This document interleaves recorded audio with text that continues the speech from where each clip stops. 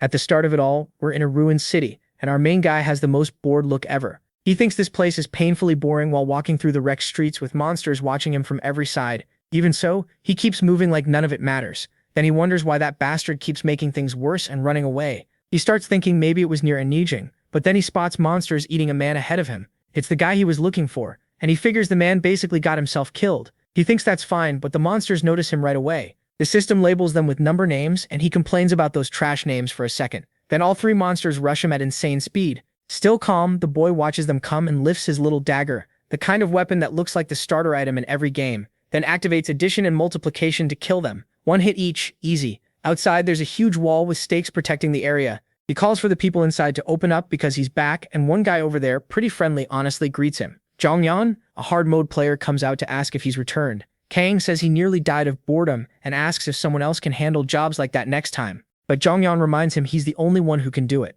Then asks if the bastard he chased got away. He says the man is dead and already being eaten by monsters. Zhongyan is shocked. A hard mode player died that easily? The protagonist explains that 3 ranker level monsters were feeding on him, and that surprises Zhongyan even more, since hard mode players are strong. A ranker monster is on the level of a hard mode player, so 3 of them together would be a nightmare. He asks where those monsters are, and the boy just says he killed them. Zhongyan takes that pretty calmly. Kang says he's going to get something to eat, but the other boy tells him not to lie. As a so-called easy mode player, he shouldn't be able to do any of this, and our main character is MC Taesan, who really is playing on easy mode. He asks if he's lost his mind. Plenty of people went through the labyrinth with him, so Junghyun can ask them. But the boy says every other easy mode player is dead now, and any new ones die within 2 days. The protagonist barely cares and just questions if that's really true. The boy says it is. He can't understand how an easy mode player survives there when even normal mode players are still struggling, and that's why Kang seems so weird. He wonders how MC is this strong. He's a hard mode player himself,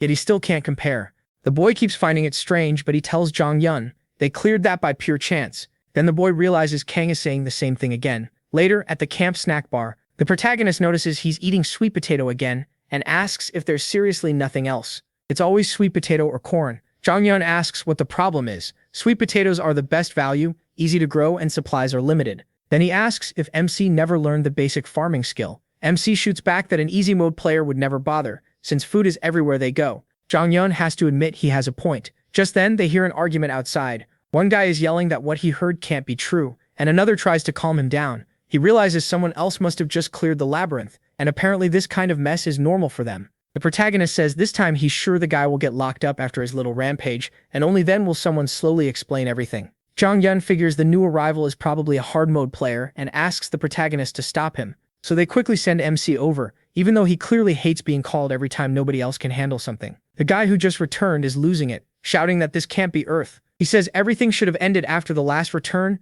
and people around him start getting hurt from his rage. He yells that this has to be some TV prank and tells everyone to stop because it isn't funny. Kang asks where Lee Taeyang is, and they tell him he's out on a scouting mission. Then an older man approaches and says it really is Earth. While he was trapped in the labyrinth, the world went through a huge disaster, and he needs to calm down. But the kid completely snaps, tells the old man to shut up, and smacks him hard. He sees he's gone too far. Zhonghyun looks ready to step in, but he warns that if he comes back and his sweet potato is gone, somebody's getting buried today. The kid, who was all excited for the chance, starts backing off, scared of what might happen. The protagonist walks up and tells the guy that sadly this really is Earth, and humanity is now close to extinction. The guy keeps calling it a joke, so the protagonist asks if that's the only thing he knows how to say. The guy insists this can't be Earth. With so many players out there, how could they fail to stop a few monsters from destroying everything? He keeps telling MC to quit messing around, and MC is already sick of this because it's happening again. He remembers that most players who leave the labyrinth and return to Earth go crazy because they can't accept what the world became. It happens a lot, and it's not easy to accept. Realizing words won't work, he decides there's only one old-fashioned way to settle this. Kang says he'll have to beat some sense into him so he'll finally accept reality, then asks the boy's name. A battle request is sent. The boy introduces himself and asks who he is, but his name appears right there. He sees it's the protagonist Tyson and says that's the loudmouth from the community forum. Just an easy mode player? Then he laughs, saying it's funny for an easy mode player to challenge a hard mode one. The gap between their difficulties is like heaven and hell, yet MC is acting way too confident. Kang cuts him off and tells him to shut up and fight. If he wins, he'll show him the world he wants to see. That only makes the boy more annoyed, but he accepts and warns him not to regret it. He doesn't care if he kills him or just cripples him. He starts by activating enhancement, adding half of his basic attack to his current power. Then focus boosts his hit chance, and firepower kicks in, giving his next attack a huge damage boost. Everyone is shocked by how strong that combo looks. Then he charges straight at Kang, his strike flashing toward the boy's face in an instant. The blow kicks up dust and fills the area with wild effects, but the protagonist Taesan uses complete nullification of the first attack, so the damage dealt to him is 0. The boy is stunned when his attack does absolutely nothing. MC is holding his sword with just 2 fingers and asks, "That's it? If you like overpowered leads who show their strength without hiding it, this is your kind of story." Kang is fully flexing here. The boy can't process what happened. He asks what the hell complete nullification of the first attack even is. He's never heard of a skill like that. Meanwhile, he keeps holding the sword in place. The boy tries to pull it back but starts shaking because he doesn't have the strength to move it. The protagonist asks if it's his turn, then gathers mana in his hand and drives a punch straight into the boy's stomach. The hit lands, Shang-Chun's endurance activates, and the damage gets cut in half. But Kang Taesun's supreme judgment ignores the enemy's defensive skill anyway, so the boy still takes 49 damage. That scares him for a second, but then he realizes it was only 49. He says that proves it. An easy mode player can't overcome the stat gap against a hard mode player. He starts feeling more confident again, but Kang notices his HP is over 10. With more and more power stacking up, his attack keeps rising, doubling, then going even higher while also ignoring the target's defense. MC pulls back another punch, calm like it's nothing. The boy tells him to wait. He answers that he'll only throw 1 punch. Then, he lightly taps the kid's head and crushes him and the ground around him with a ridiculously strong hit. That single blow slams him with 9,604 damage. Kang asks if he gets it now, saying this is what Earth is really like. The boy still can't believe it and finally stops messing around, asking why the world ended up like this. If things got this bad, maybe it would have been better if he'd never cleared the labyrinth. Then the story is explained. Back when the world was still peaceful, something happened, and one day the seal cracked,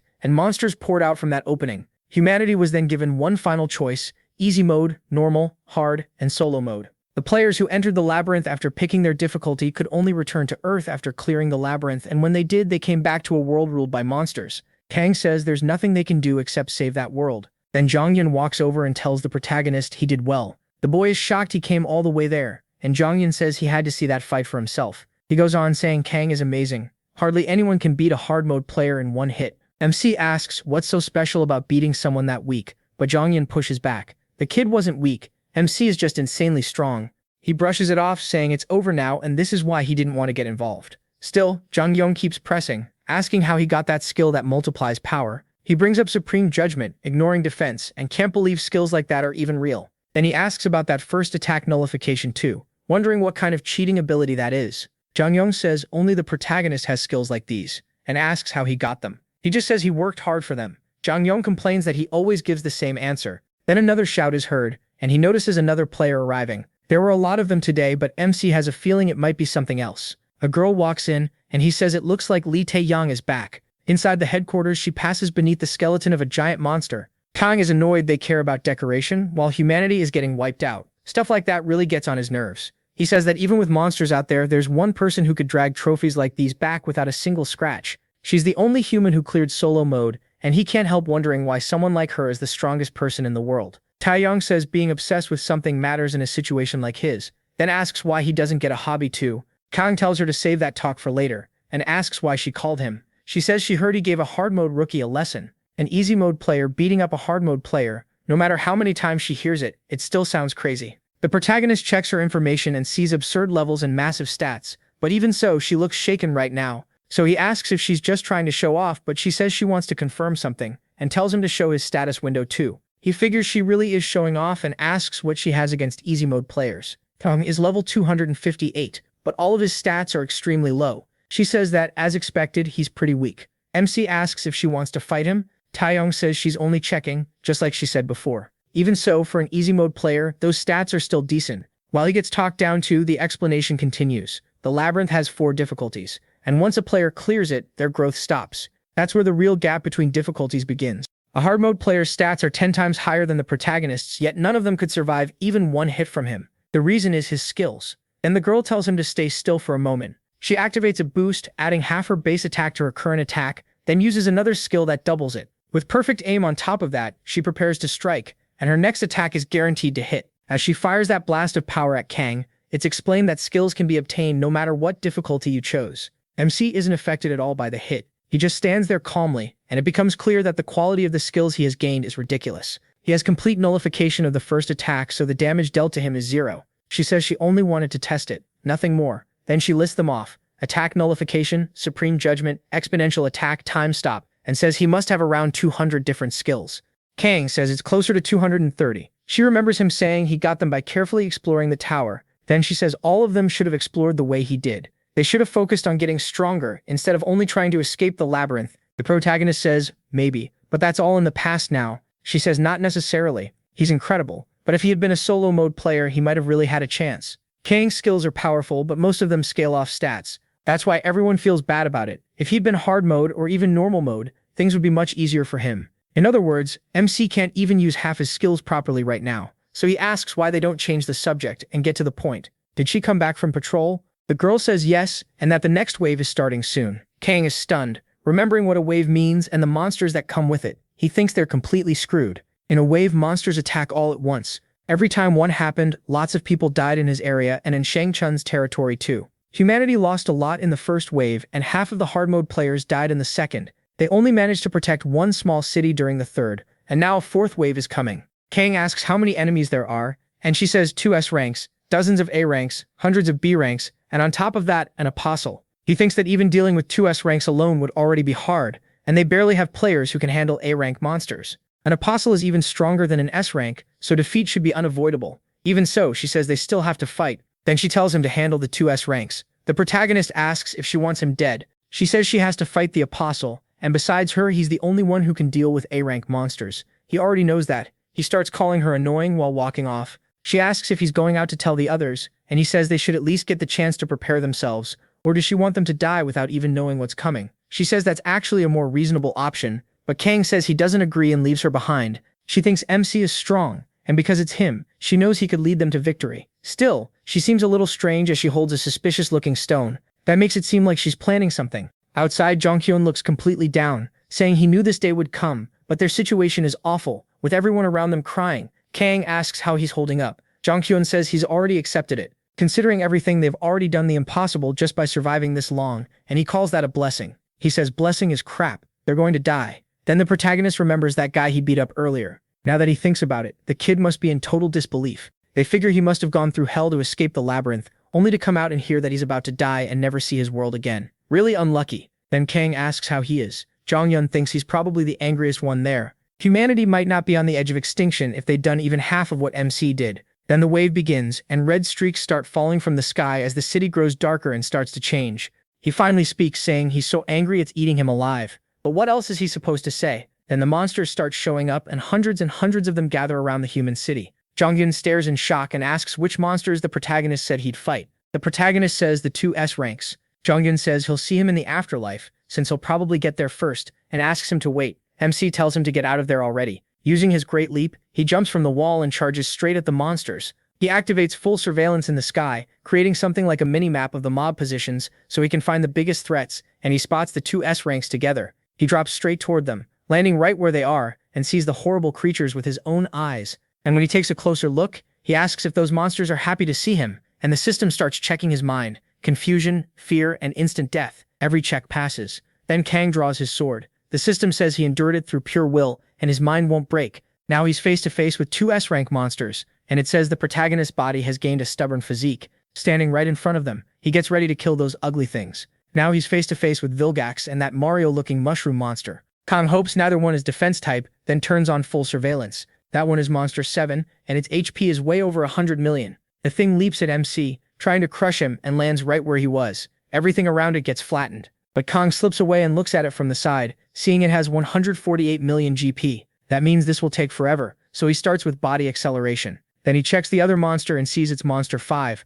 a long-range attacker. It has 1.2 million GP, which feels almost fair to him. Vilgax charges him, but he brushes it off and goes straight for Lulamolos instead. He cuts off several of its tentacles, but the HP only drops a little. Each hit does just a few dozen damage, and Kang realizes attacks on the tentacles get reduced, so he figures out he has to hit the monster's head. But it attacks again, gathering energy in its tentacles and firing a beam right at Kang. His first attack nullification kicks in, and he takes 0 damage. He notices the attack goes exactly where the tentacles point, with no delay at all, almost impossible to dodge. After getting knocked back, the protagonist gets ready to rush in again, but first he realizes the best he can do is predict the path of those laser beams as they pass by him. If he focuses hard enough, he can dodge, but the longer he takes to figure this out, the worse things get. so he activates acceleration again, dives straight at Vilgax and tells himself he can't let this fight drag on. He attacks head-on, but still deals pathetic damage to that octopus. Then it blasts him again with electricity, but Kang uses another skill, second attack nullification.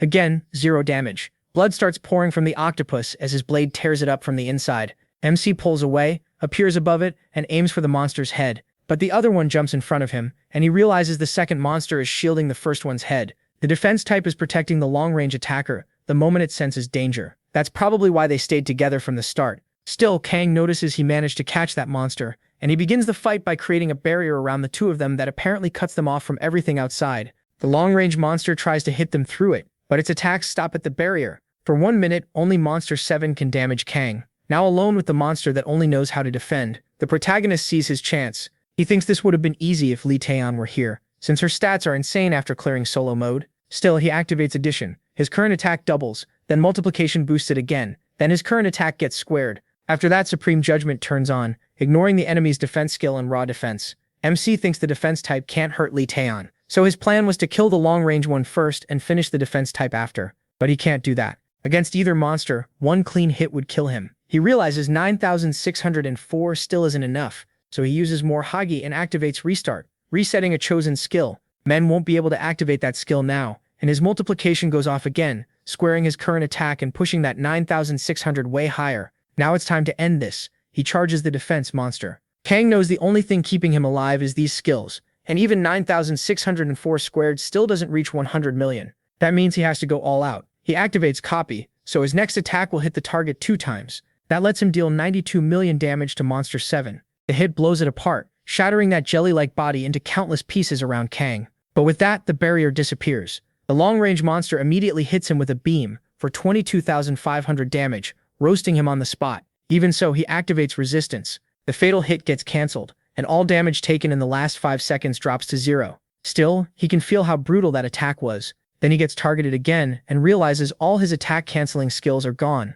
Only resistance is left. He rushes the monster again, but does just 48 damage. From here on out, it's simple. Dodge, attack, repeat. The problem is, his mana is almost gone. He has no skills left, and there's no way he can deal 1.2 million damage with basic attacks alone. That means he'd need to hit this thing 25,000 times, and he starts thinking he's going to lose. Then, after a very long time, the monster's HP is finally getting close to half, with Kang still chipping away at it. So there are still 125,000 left, and the monster is nearly dead. He keeps attacking without stopping. The system says he's entered total concentration. His body and mind have become one. A miraculous power sinks into his soul, and he gains the soul skill, Interception Boost. But because he escaped the labyrinth, he isn't supposed to get Interception Boost, so the skill is sealed. Kang refuses to accept that. No way he's giving it up now. The monster is almost dead on the ground, but the protagonist keeps hitting it any way he can. At last, he finally kills Monster 5 after hours and hours of painfully slow damage. The system says gods across every dimension can't hide their shock at what he's done. Kang wonders how long that took. It feels like more than a month, and he bitterly thinks his trash stats were no help at all. Finally, he leaves. It's time to go back now that the monster is dead. But on the way back, he uses his map skill and sees one monster is still alive. All around him, people are dead. He walks through the bodies, staring at the field of corpses. They used to brag that they were the last players alive in that world. So why is he, a player from the easy world, the only one still alive? He keeps asking himself why he came back carrying victory, while they came back with defeat. Then he sees Jong-il dead on the ground. He made it to the afterlife, just like he said he would, but in the end, he left Kang behind. MC remembers when he still had a friend to share his days with, and it hurts. Then he looks to the side and sees Lee Taeyeon dead too, with that stone fallen onto her thigh. Even the one person who cleared solo mode, the strongest in that world, was killed. And the one who did it is the thing now rising in front of him. It's the Apostle. Now he has to fight this thing at the very end. The Apostle steps in front of Kang and tells him he'll be dead soon, but he tells it to shut up. The system says he resists once again, and the Apostle actually looks a little scared. The protagonist charges in, activates True Aim, and barely does any damage to the Apostle. Even so, he keeps pulling the monster toward him. After some time, Kang is at his limit. In the middle of all that chaos, he faces the monster again, and something mixed with blood spills out as the creature's body drops to the ground. Then the creature's attack launches MC upward.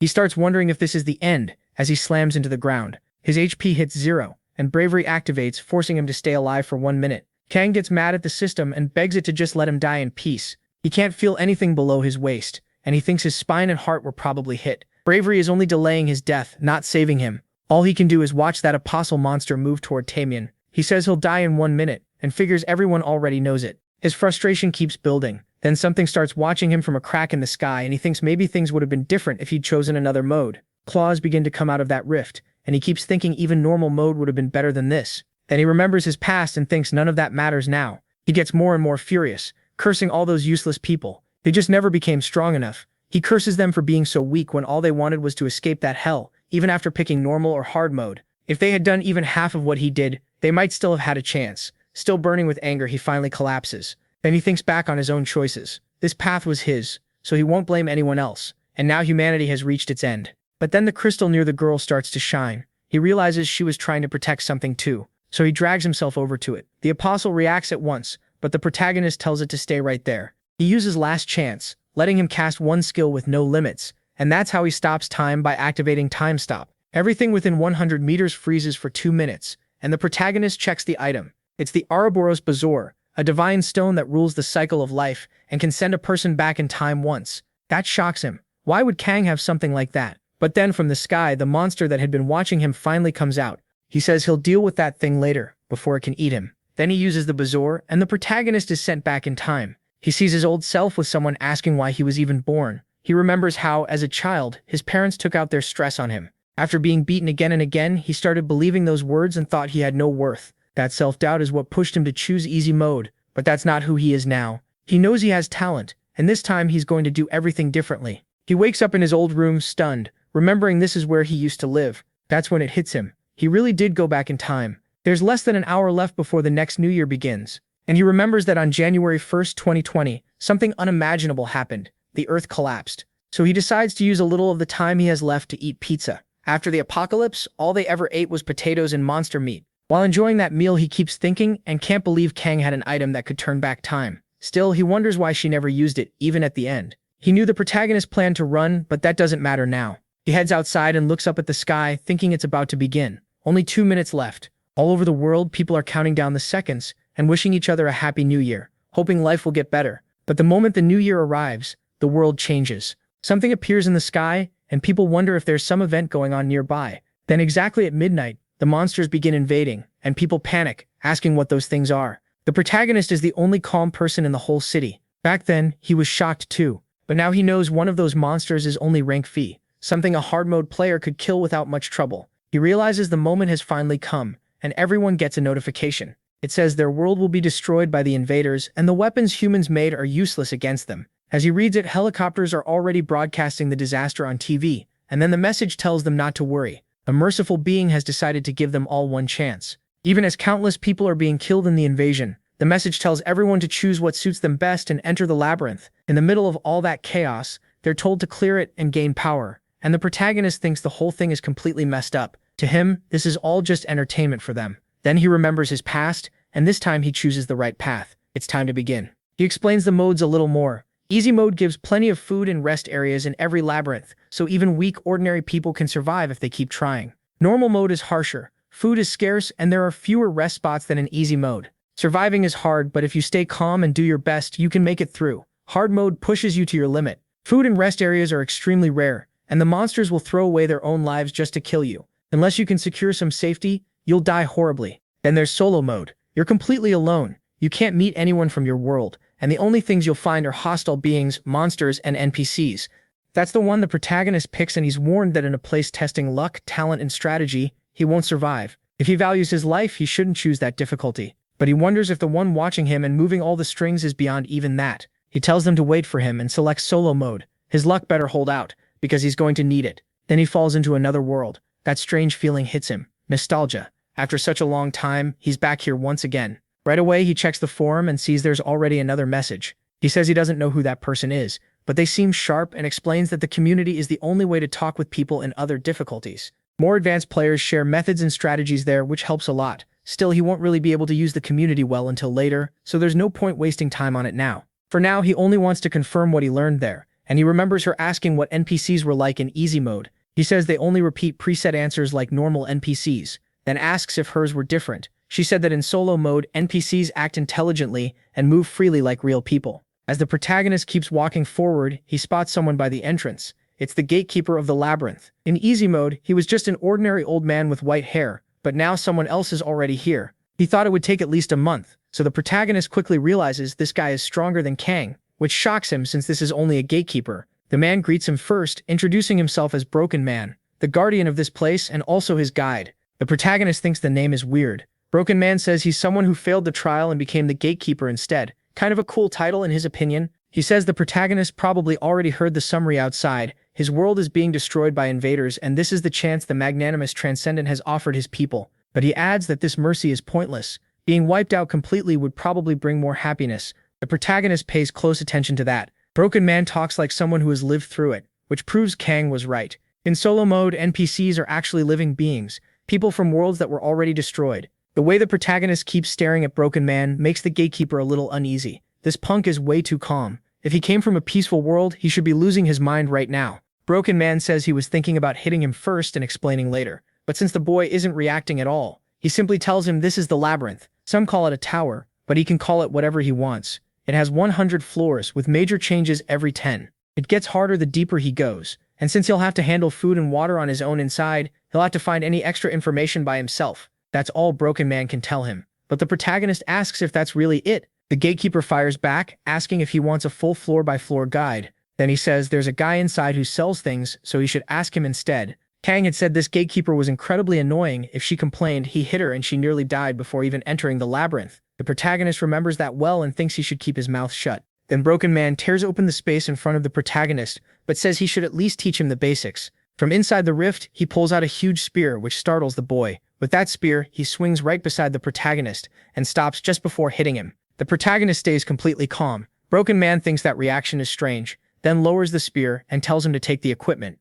He hands over worn leather armor with +1 defense that can barely block small scratches, along with a rusty sword with +1 attack that looks ready to break at any moment. The protagonist notices it's copper grade. Broken Man asks what's wrong, didn't he like it? The protagonist says he really didn't. That only makes Broken Man more confused. The protagonist asks why, but Broken Man brushes it off like it's nothing. Then he gives Kang one more item, a worn wrist guard. It has +1 defense. It's lost most of its value after long use, but it should at least block one beast bite. Macy asks what that is, since she doesn't remember being taught about getting something like that. Broken Man says he's receiving a few extra skills and items, and he can check the rest himself. Then he tells the boy to get moving, and he just thanks him and heads out. Broken Man wishes him luck. As he watches him go, he notices that the guy was smiling like he was excited to enter the labyrinth. Broken Man says he has met many challengers, called geniuses, as a gatekeeper, but none of them ever cleared the labyrinth. This one, though, is definitely different. It's not just talent or skill, it's something deeper, like the instinct to survive. He hopes the boy makes it.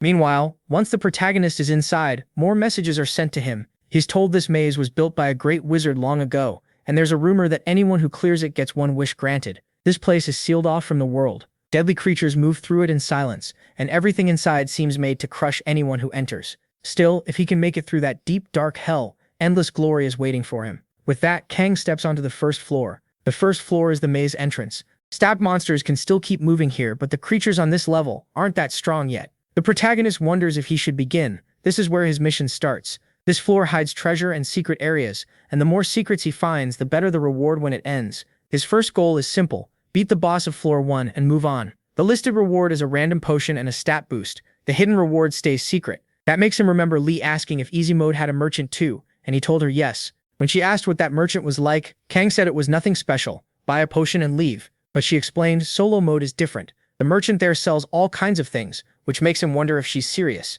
To prove it, she showed him a pure black bracelet, an insanely strong item that cuts damage taken by 50%. MC is shocked that a shop here would sell something like that. She also said there was even more, but she didn't have enough gold to buy any of it. That catches him off guard. If he could buy everything in that shop, he might end up even stronger than she was. Before, he barely cared about the merchant. Now that's changed. So he heads over to the merchant, the Lost King. Kang gives him a simple greeting. The old merchant looks him over and seems to notice the boy is sharp. He asks his name, but he skips that and asks if he's the merchant. The dwarf shoots back, asking what he'll do if he is. The protagonist glances around the place. Then he bluntly says there's nothing in this shop. That makes the dwarf grin. He calls Kang spoiled and says if he tried to show everything he owned, one whole floor still wouldn't be enough. And he has no plan to show his precious items to some brat. MC finds that weird, a seller who won't sell. So he asks why the man is even here. The Lost King says he stays because he wants to. He lost his kingdom to madness and now suffers here for no reason. Even so, he repeats that he won't show his treasures to a spoiled kid who knows nothing. Kang stays calm. Then the dwarf points to a corridor behind him and says that if he can prove himself, things might change. When the protagonist looks that way, the Lost King tells him to go and come back alive. Only then will he show him his babies. MC figures out the condition to buy from him is simple: survive. So he asks if that's all he has to do. The question makes the merchant pause. He thinks this kid is seriously strange, while Kang thinks the old man is the strange one. He asks if he has to clear the whole maze just to see the shop. The Lost King says no, and he casually says he'll go, then turns away. As the protagonist leaves, the dwarf is thrown off. Most people freeze in fear, but this boy walks in with total confidence. Meanwhile, MC thinks it's not like he feels fear in the first place. Outside, the Lost King keeps wondering what kind of person Kang is, then shrugs it off. It shouldn't matter if the boy won't come back alive. But some time later, he is already deep inside the floor. The layout matches easy mode, hallway, then room. At first glance, it doesn't seem dangerous. Then he hears something ahead and realizes he was wrong. A moment later, a horrifying rat appears. It has a human-like head, and here it's huge. The monster suddenly charges at him with crazy speed. Kang realizes this thing, which was only a 5th floor boss in easy mode, is just a normal enemy here. The rat lunges in and bites his shin. He takes 10 damage right away, but barely reacts. The protagonist quickly judges it. Big body, low defense. But its speed is so high it's hard to even track. Back then, it took a long time for a whole team to bring one down. So if this is only a random first-floor monster, the gap between modes is obvious. MC admits it's as fast as he expected, swings and misses. The rat hops back and waits for his next move. In easy mode, players had to work together and chase it around until it got tired. Now he's alone and his stats are lower than before. Logically, this should be an impossible fight. He starts thinking about how sad it is that Lita and An said he ran at the start, because solo players who cleared the first floor never fought a giant rat this early. If they did, they would have been killed and eaten. That makes him remember what the Lost King was really after. Kang understands exactly what he wants. The reward rules in labyrinths are simple. Do what others couldn't or pull off something everyone would respect, and the reward rises to match it. So even while the rat keeps hitting him, Kang keeps landing blows too. His goal is clear: become stronger than anyone else here. He swings again and barely misses. The rat squeals and jumps away. He realizes that if he can't match its speed, he can at least predict its path. The way he keeps fighting starts to scare the rat. The protagonist reminds himself that it's still a living thing. Whatever it is, its movements aren't instant. Its legs tense, its chest swells, and he knows it's about to run. The giant rat grows more intimidated and its thinking starts to fall apart. Kang figures its tiny brain has already given up on attacking his guarded ankles, so it goes for an easier target. Since it can't jump that high, it aims for his arm and snaps at it. But its teeth hit the wrist guard he put on. The bite fails, and Kang says the rat is already dead. He grabs it, lifts it up, and finishes it off. With the giant rat pinned down, MC keeps striking. Since it's immobilized, it takes extra damage. 4 at first, then 5, then more until he finally heads back to the Lost King, who's stunned to see him again. He didn't just survive, he came back carrying giant rat meat. At that point, someone in the chat starts complaining that merchants are a pain, asking why sellers always need the last word while pushing their stuff. Tamian agrees, saying a merchant should just act like a merchant. He keeps asking why the guy has to act like that and says he seriously wanted to stab him with his sword, but couldn't because he'd definitely get beaten up. That only makes him more annoyed. Back there, the Lost King stares at Kang and asks if he really survived. The protagonist asks if the old man wanted him dead, and the merchant quickly says no. Then MC shows him the giant rat meat, quality 96, good enough to eat if needed, and the giant rat hide, quality 95, which looks pretty warm. He asks if the shop buys items too and how much he can get for the two. The Lost King is shocked, not just because he killed one, but because he didn't run. He doesn't get the surprise, he killed it, so he killed it. The merchant says it's real, and that quality this high means Kang hunted it cleanly and with precision. That's unbelievable for a beginner who just entered the labyrinth. The protagonist just watches him. The Lost King finally says MC met his requirements, so the shop is open to him now. MC asks what he sells and the answer is simple: anything. Just name it. He asks if he has a tower shield. The merchant checks if he means one of those huge shields. The protagonist says yes, one big enough to use with both hands. The Lost King asks why he wants a shield over everything else. MC says he was thinking of just crushing them. That answer leaves the Lost King amazed. He calls it the right answer, and opens a golden door behind him. Kang stares at it in surprise. The merchant points out a heavy tower shield, attack +1, defense +5. It's extremely sturdy and looks like it can block a lot of hits. He thinks that's more than enough. In easy mode, he wouldn't get something like this until around the 7th floor. The price is 500 gold, but the protagonist only has 243. He needs about twice that, so it looks like he'll have to come back later. He figures about 7 more rats should do it. When the merchant asks where he's going, Kang says he needs more gold to buy the shield. But the Lost King tells him not to worry about that. He'll give it to him for free. MC receives the toy robust shield, completely confused. The king says he has about 250 gold, and with that much, there are still a few things he can buy. He tells him to wait, then brings out a pile of potions. The protagonist has no idea what's going on. Getting all this stuff from the king out of nowhere is nothing like what Li Taoshan told him. The king asks why MC is backing away and tells him to just take it. He wonders why the kid is making such a big deal out of this when he's only trying to help, and says he can think of it as a small investment. He still doesn't get what he means. The old man won't explain. He just tells the protagonist to take the items, since these are what he can afford right now. MC notices most of them are potions, including magic ones that restore up to 50% of his HP. Some boost attack for a while, and others raise speed. They're important for clearing the labyrinth. Even so, Kang says they aren't what he needs right now. He's heard potions are very hard to get in solo mode and people mainly use them on higher floors, not the early ones, so there's no reason to buy them yet. In a way, these potions are a trap. Right now, he needs something more important. His eyes land on a crude bow with plus 20 accuracy, and then on some crude arrows with plus 1 attack. What he really needs is a ranged weapon. With a bow, annoying fights would get way easier. So he asks how much the rat hide is worth, and the king says that quality should sell for around 70 gold. Kang decides to sell it and buy the bow and arrows. The king looks weirdly happy about that choice. He hands them over with a big smile, and he starts wondering again what the hell is going on here. He's sure something changed. Then the king asks if he knows that health doesn't recover inside the labyrinth, and the protagonist says yes. He explains there's a place on the first floor called the Spring of Life, where you can restore your health as many times as you want, as long as you stay on that floor. Then he says he'll show Kang where it is. He's even going to mark it on the map. There's supposed to be a crazy old man there, but that shouldn't matter. MC remembers Li Taoshan talking about that. She said the king told her to pay attention to the Spring of Life's location, but while doing it he kept insulting her, telling her to get lost and just die of hunger. So he wonders what changed his attitude. Honestly, the protagonist is following the same path Li Taoshan once took, almost like he's becoming that guy's disciple. So why is he being treated so much better? He starts wondering if the difference is in how they acted. Li Taoshan couldn't kill the giant rat, she only ran away.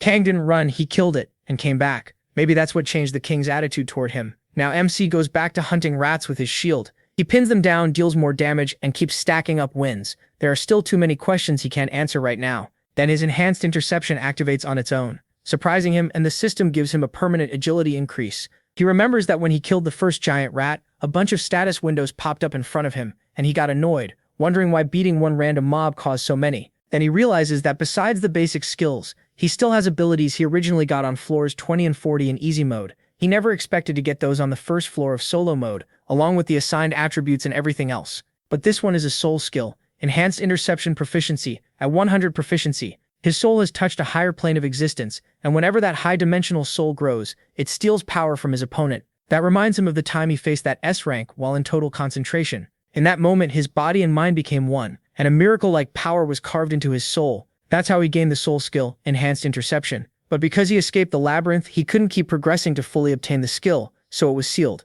Kang remembers that happened during his fight with the S rank. A system screen opened after he took 1.2 million IPV, but he was too exhausted to read it properly. Now that he's back in the labyrinth, the skill has finally been released, and it's one of the abilities he kept even after time rewound. So he pushes those questions aside because right now he has to keep moving toward his goal, becoming stronger than everyone else. He says the Spring of Life should be just past that corridor. They really made the path longer than it needed to be. Then another giant rat appears in front of him. That surprises him, since running into a monster in the hallway is supposed to be normal. But then more rats start showing up. Kang quickly ends up in trouble as they surround him. He looks around, taking in the whole bad situation. Rats are everywhere. 3 of them have already boxed in 1 human, and even with their tiny brains they can tell they have the advantage. Kang starts running checks for confusion and fear and notices one of them is more scared than the others. He rushes that one first. Using super focus, he tries to land a hit no matter what, but the rat barely dodges. He knows he can't even blink here. He's seen too many players die after getting carried away. Then he gains unshakable mind and all his stats start rising.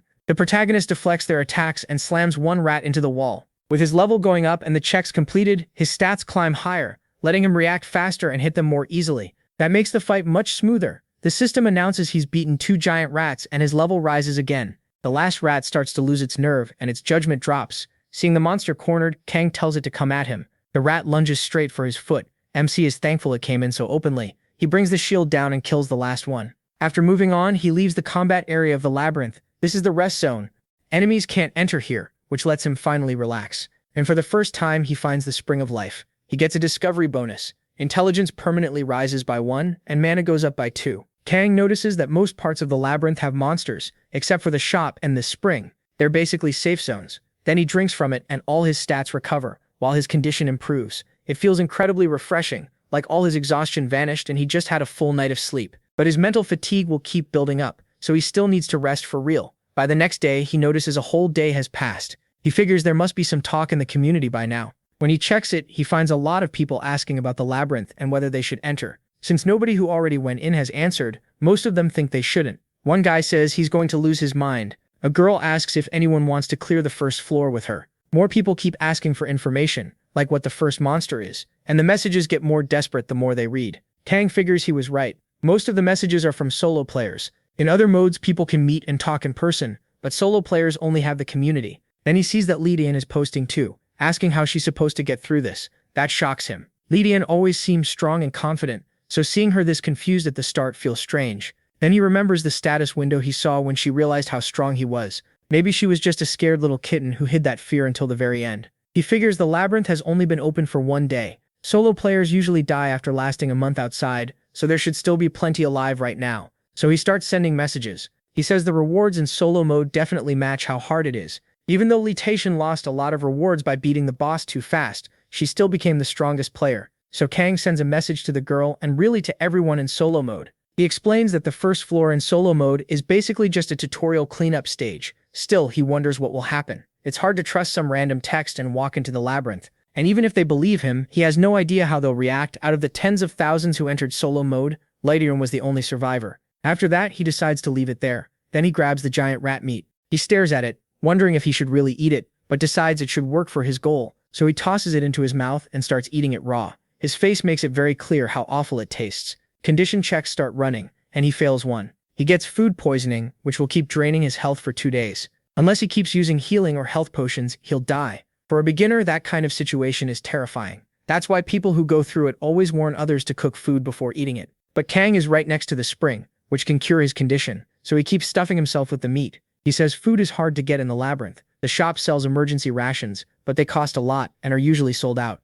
So he keeps eating that thing. Sooner or later, he'll have to live off labyrinth monsters anyway, even if each bite keeps giving him food poisoning again and again. Since inventory space is limited, there will be times he has no choice but to eat raw meat. In a situation like that, food poisoning is the worst possible problem, so he keeps curing himself and pushing through. Eventually, the system catches on and sends him a message saying he's gone through repeated illnesses and built up resistance. He gains the conditional passive skill Disease Resistance, and Kang realizes he got the result he wanted. With resistance at proficiency level 1, it already changes things. Right now, it helps him resist disease in general, including sickness caused by food. He figures that if he keeps raising the skill, he should eventually become immune to food poisoning. It's the kind of ability most people would almost never get, since you'd need to suffer through all kinds of sickness first. That makes him wonder what skill he should chase next. Then he steps into the water, already thinking he hates this. Even so, he goes all the way under and holds his breath until he can't breathe anymore. It hurts, but he knows he has to endure it. He remembers hearing that drowning is one of the most painful ways to die, but he keeps doing it anyway.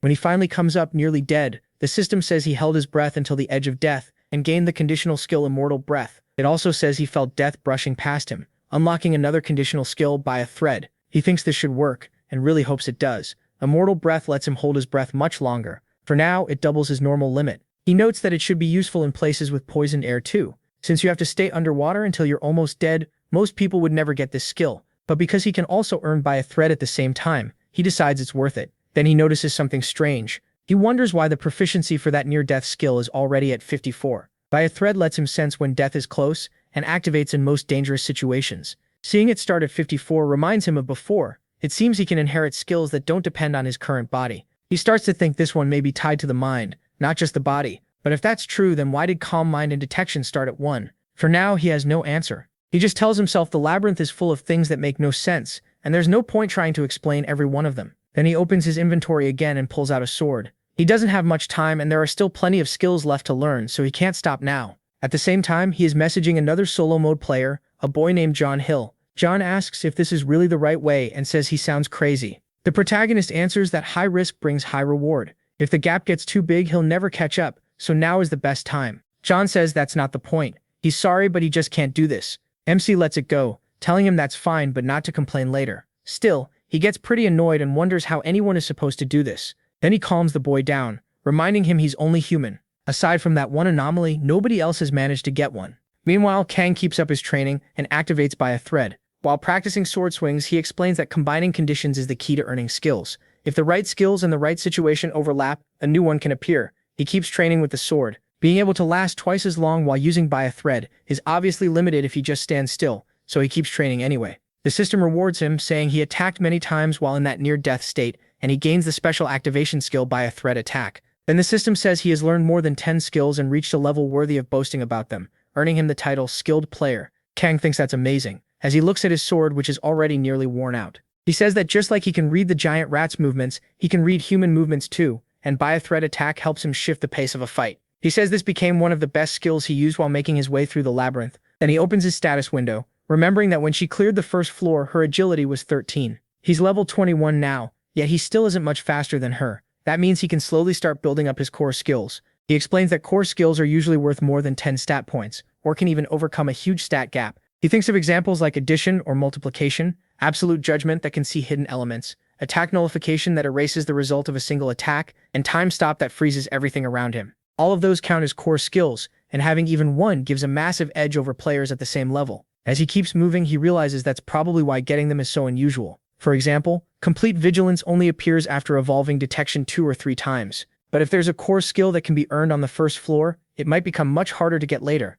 Then another giant rat appears behind him. Kang decides he has to get that skill now. He lets the rat bite his leg and takes 4 damage. Then 3 more right after that. The rat stays latched on, biting into him hard. Kang doesn't fight back because he needs to take more damage. The damage keeps stacking, and with all those hits landing, he reaches the edge of death. He tells himself he needs just a little more. At the last possible moment, he attacks and knocks the rat away. That pushes the proficiency of by a thread up by 3 again. Calm mind starts rising too. The rat lunges back at him, this time aiming for his other foot. But now that he's already at death's door, Kang won't let it hit. He brings up his shield instead. The rat crashes into it and gets stunned. The system says he completely blocked the enemy's attack. He gains the special activation skill, Block. He notes that it's a solid skill. It cancels attacks below a certain damage threshold, but it's not the one he was after. So when the rat attacks again, he stops it once more with the shield. The skill he really wants is Endure, because it cancels damage that would kill him once, and also cuts off all damage he takes for a short time. As far as he knows, nobody but him ever got that skill. He remembers the past.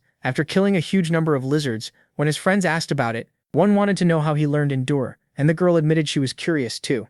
They wondered why he was the only one getting these broken skills, and Kang explained that learning skills in the labyrinth is actually pretty simple. You can gain a skill from someone else, or if you accomplish something others can't, the system rewards you with an equivalent skill. And finally, you can try to recreate an effect similar to an existing skill. He got by a thread by holding his breath, and because he swung his sword while in that state, he earned by a thread attack too. Now, with the monster in full berserk mode rushing him, he says that if he wants to learn Endure, the skill that fully cancels a killing blow, then he has to figure out exactly what action creates it. With the rat right in front of him, he decides the answer is simple. Block repeated attacks that would have killed him. So he stops the rat again, and the system announces that he blocked multiple fatal attacks and gained the conditional passive skill, Endure. The boy starts laughing at that, and Kang finally finishes the rat off. He says this is the kind of skill that can save your life, so being too scared to chase it is just stupid. Back then, when he said the same thing to those two, they both thought the protagonist was seriously a complete weirdo, even if they felt awkward saying it out loud. He just says that sooner or later, anyone who hears this will react the same way.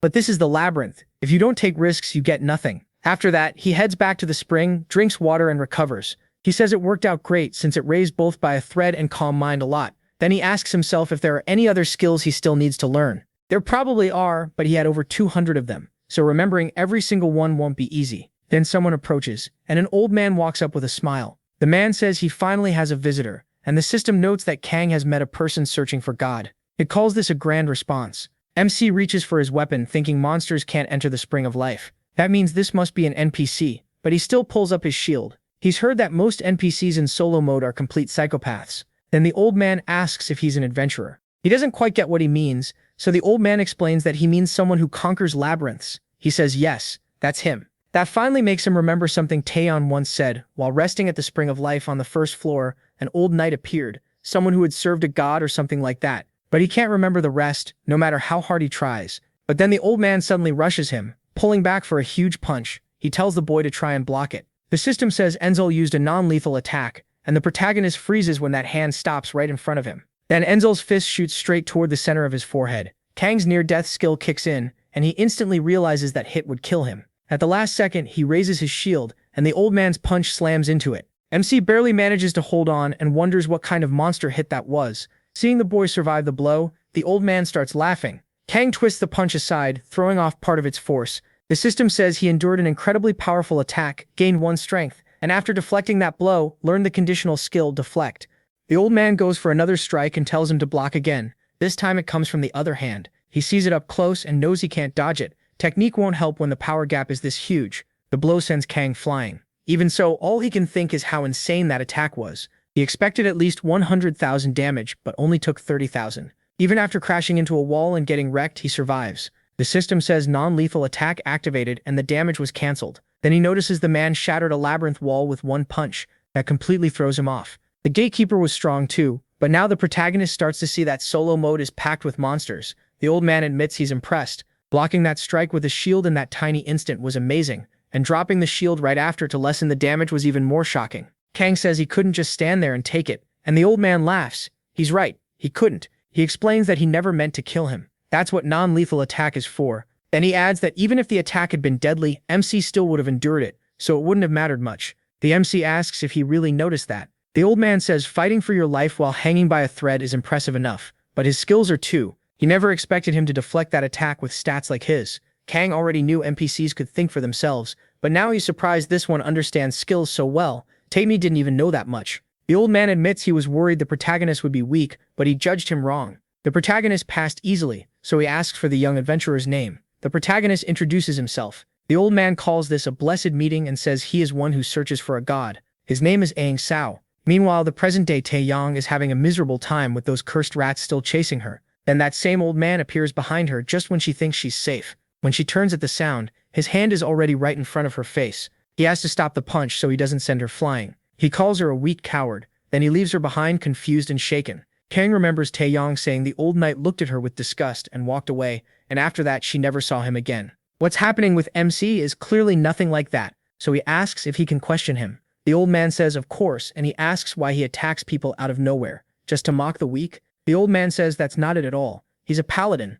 so why would a paladin bully the weak? He explains that he only does this to judge the visitors. Kang asks what kind of judgment that is. The old man says he wants to see whether someone has what it takes to survive there, and whether they deserve his respect. What annoys him most is a person who doesn't even understand themselves. The protagonist passed that test with room to spare. He thanks him and says he gets it now. The man judges people by their worth. At least that means he has no reason to be an enemy. MC checks the name Enzo again, and the old man says his glorious father chose it. Then he asks if he was looking for a god's name and just didn't know which one. The protagonist explains that the labyrinth has many gods. They test players and give rewards. Most players barely know anything about them though, because they only show up in solo mode. But thanks to what Lydian told him, he learned a lot about them. Enzo nods and says, of course, the more people know about her, the better. He serves a goddess named Levineth. In his world, everyone worshipped her and called her name from morning to night. She was a wonderful goddess who connected with those who loved, and no other goddess was adored more. Sadly, that world was destroyed, so now he's the only one who still remembers her. Kang asks if that's why he came to the labyrinth looking for her, and Enzo says exactly, but he found nothing. MC thinks about Levineth and realizes he knows that goddess. Because of Lydian, he even knows what floor she's on. The problem is that she's dead. Lydian said the goddess had been brutally torn apart when she found her. After that, she talked about it in the chat with everyone, asking why the goddess was even there and saying she felt sick. If even Lydian, after everything she'd gone through, reacted like that, Kang isn't sure whether he should tell Enzal the truth. But Verotislaw asks the boy something first. He wants to know if he is in a hurry to leave the labyrinth. He says no, his goal isn't just to clear it,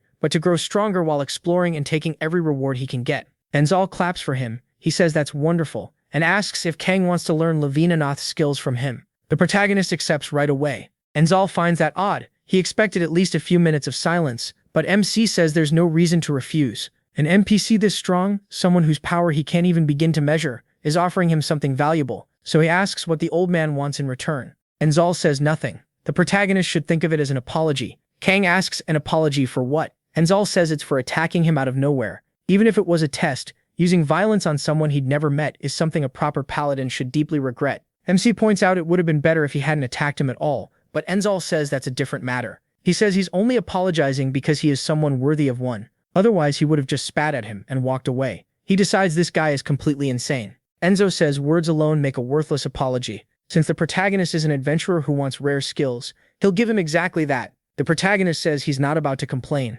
Kang also thinks this is way easier than risking his life to learn non-lethal attack. Enzo says that's a relief. He almost dishonored the gods with what he did. Then he says, enough talk. it's time to start teaching. First, he tells MC to try hitting him with that pathetic shield. He ignores the insult and explains that the labyrinth has many skills. The ones you can learn from a single action are basic skills. Swing a sword and you get swordsmanship. Use a shield and you get shield arts. Use a spear and you gain spear proficiency. The moment you use a weapon, you gain the skill, and as its proficiency rises, your knowledge and effectiveness with that weapon rise too. So basically every player has those skills. That means a skill that combines all the basic ones, even if it doesn't look flashy, is obviously useful. It's called weapon art haki. Even the gods praised it, and that's the skill Enzo wants to teach him. Kang doesn't look very excited. Enzo asks if he thinks it's useless, and the protagonist says combining basic skills doesn't really change much. He adds that if they were major skills, maybe it would matter. But no matter how many basic ones you stack together, the system's limits still make it weak. Enzo cuts in and asks how much attack power MC has right now. He says only 1. Enzo calls that a cute number and figures his base damage should be 4. He says that's right for a basic attack. Enzo says that should be the shield's normal damage, and now he wants Kang to attack like he said. He activates lock on target, so every hit will deal fixed damage. The protagonist notices the skill being used. Since the old man wants it, he rushes in and smacks him in the head with the shield. Sure enough, it deals 4 damage. Enzo asks if he really had to hit his head, and MC just apologizes. Then Enzo tells him to attack with his fists. He gets the feeling the old man might actually get mad if he hits his head again. So this time he throws a punch right into Enzo's chest, and it only deals 2 damage. Enzo asks if he understands now, and Kang guesses he's showing how damage changes depending on the weapon used. The protagonist guesses Enzo is showing that damage changes based on the weapon you use. Enzo says that's right, and points out how fast the protagonist learns. That's why adventurers stick to one weapon, like wearing +50 gauntlets and a +20 sword. If he attacks with the sword, only the sword's 20 attack is counted. And if he uses the gauntlets, only their 50 attack applies. The damage never adds up to 70. Kang says that seems obvious. If 2 weapons could stack, every player would carry around piles of gear. Enzo agrees that's why people focus on one weapon and raise skill with that one. But then he asks if that isn't a bad system, since using only one type of weapon in a real fight is pretty inefficient. In a life or death battle, you use your whole body, not just what's in your hand. You can strike with your arms or slam in with your shoulder too. MC asks if because of the damage system, only the weakest hit counts. Enzo says yes, and that's exactly what the followers of the goddess Levinuth hated. To them, your body is a weapon, and your weapon is part of your body, so there shouldn't be any difference. After years of research, he created the skill Weapon Arts haki. In the labyrinth, it combines all basic weapon skills, and its base damage adds together all the gear you're wearing. He is shocked to hear that all the damage stacks. Enzo says he's got it. If Kang has a +20 sword and +50 gauntlets, then no matter what he attacks with, his damage becomes 70. The protagonist quickly asks if that works with everything. Enzo says it does not just weapons, but every part of his body too. Even a slap or a shoulder charge or a kick would all deal 70 damage. Kang realizes that means his whole body becomes a weapon. With Weapon Arts haki, he can even use gear people normally call useless. He remembers how others mocked attack gear like rings or belts because you can't hit anyone with them. Right now it may not seem huge, but deeper in the labyrinth, once he gets higher class gear, this skill will be completely broken. So he starts thinking this skill is amazing, and finally sees that it's worthy of being called a main skill. Enzo says, maybe it doesn't sound as shocking to someone like MC, who already has resist, but for normal adventurers, this is a skill they could never learn, even after a lifetime of effort. Then he asks if MC wants it, and MC answers right away. He wants to learn it now. When Kang looks at him, Enzo says he likes that he didn't hesitate.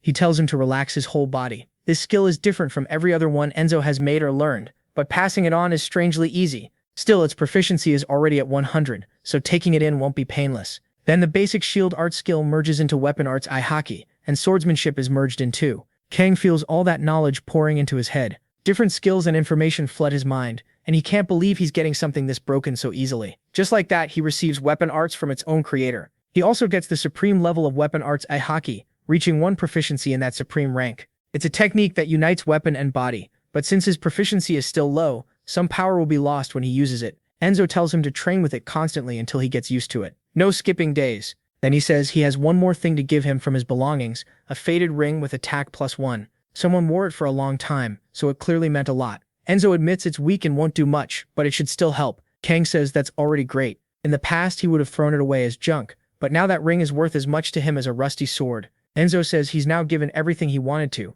though it's a little embarrassing since he can't teach any deeper than this right now. Then he asks what the protagonist thinks about practicing with him. Better to test the skill before relying on it in a real fight. MC knows he's right. There's no reason to refuse, so he picks up his shield. Then Enzo rushes at him again at full speed, and Kang charges in too with his shield. The labyrinth judges you by everything you do, so they keep up this friendly PvP. Enzo explains that no matter how worthless a room seems, if you search it carefully and find something, your detection skill goes up. And if you keep blocking an enemy's attacks, your shield art proficiency rises too. On top of that, fighting someone this strong is worth an unbelievable amount. After a long time, Kang ends up on the ground, completely wrecked. They trained for 2 full days, and he never expected he'd gain this skill. His battle persistence proficiency rises to 3. It lets him stay in combat for a long time without getting tired as easily. He says that with this, he could fight S-rank monsters for days. He thought he could only get it by battling other players, so in solo mode he never expected to have it, but now it's his. Enzo walks over and says he has senses and talent that are hard to believe for an adventurer from the first floor.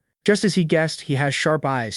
Then he asks what Kang thinks. Was it enough? The protagonist smiles and says yes. Enzo tells him to promise 2 things, and MC asks him to go on.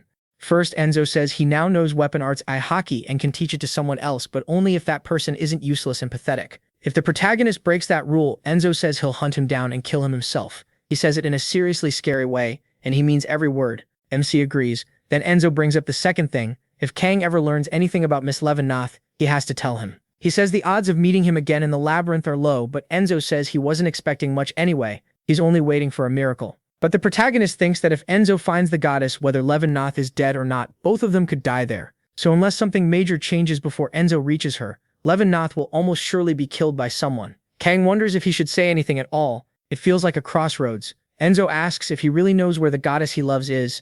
MC says yes. Finding her is Enzo's final goal, isn't it? Then he speaks up saying he knows where she is. Enzo's eyes go wide in a way that's almost frightening. But even after hearing the protagonist say he knows where his goddess is, Enzo warns him not to joke about something this serious. He says he's been in this labyrinth for ages and still never found her. So how could someone who just arrived know where she is? Kang can tell Enzo doesn't believe him, and honestly, he can't blame him. Still, he already knows what he has to do. He asks Enzo to trust him and explains that in his world, there's an item connected to the labyrinth. Enzo calls that a lie, saying the labyrinth has no map.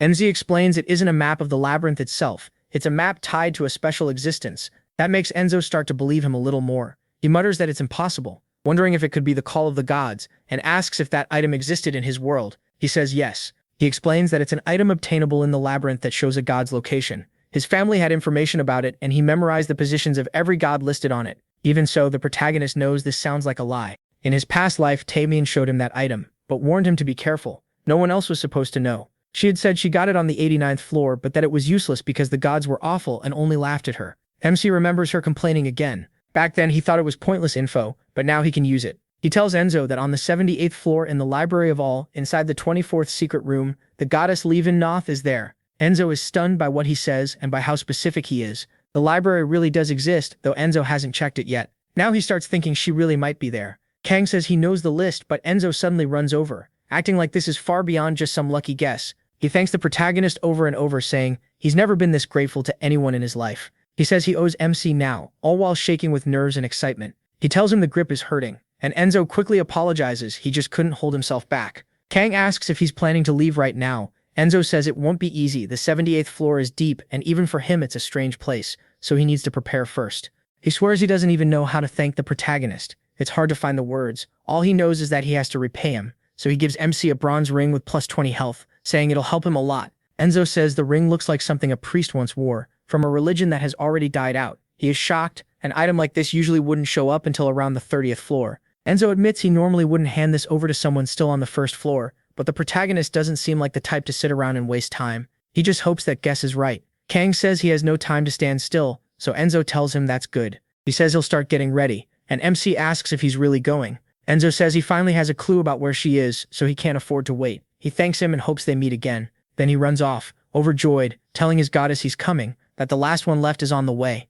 Laughing the whole time he leaves. Kang wonders if Enzo will really find the goddess, and if he does, whether she'll still be alive or already dead, leaving the old man crushed. Either way, the protagonist figures he won't be seeing him again anytime soon, so he goes back to exploring the labyrinth. After spending a while on the first floor, his dexterity has reached 25, which makes catching a giant rat easy. He uses soul quality, but the gap between him and the target is too big, and that surprises him. He can't take anything from it. That's when Kang realizes the skill stops working. Once the difference gets too large, it's disappointing, but he expected that might happen. He decides he's already gotten about all he can from the first floor, so it's time to head to the second. First though, there's somewhere he needs to go. The labyrinth has hidden rooms, and he heads to a sealed one. Every floor has one, and the first person to find it gets a huge reward. Magic staves, levitation rings, permanent stat potions, and other items that give adventurers a massive edge. Only one person can enter each secret room, so in easy mode, the race to find them was brutal. Because of that, Kang missed many of them before. That's also why so many people survive the labyrinth through luck instead of skill. But this is solo mode,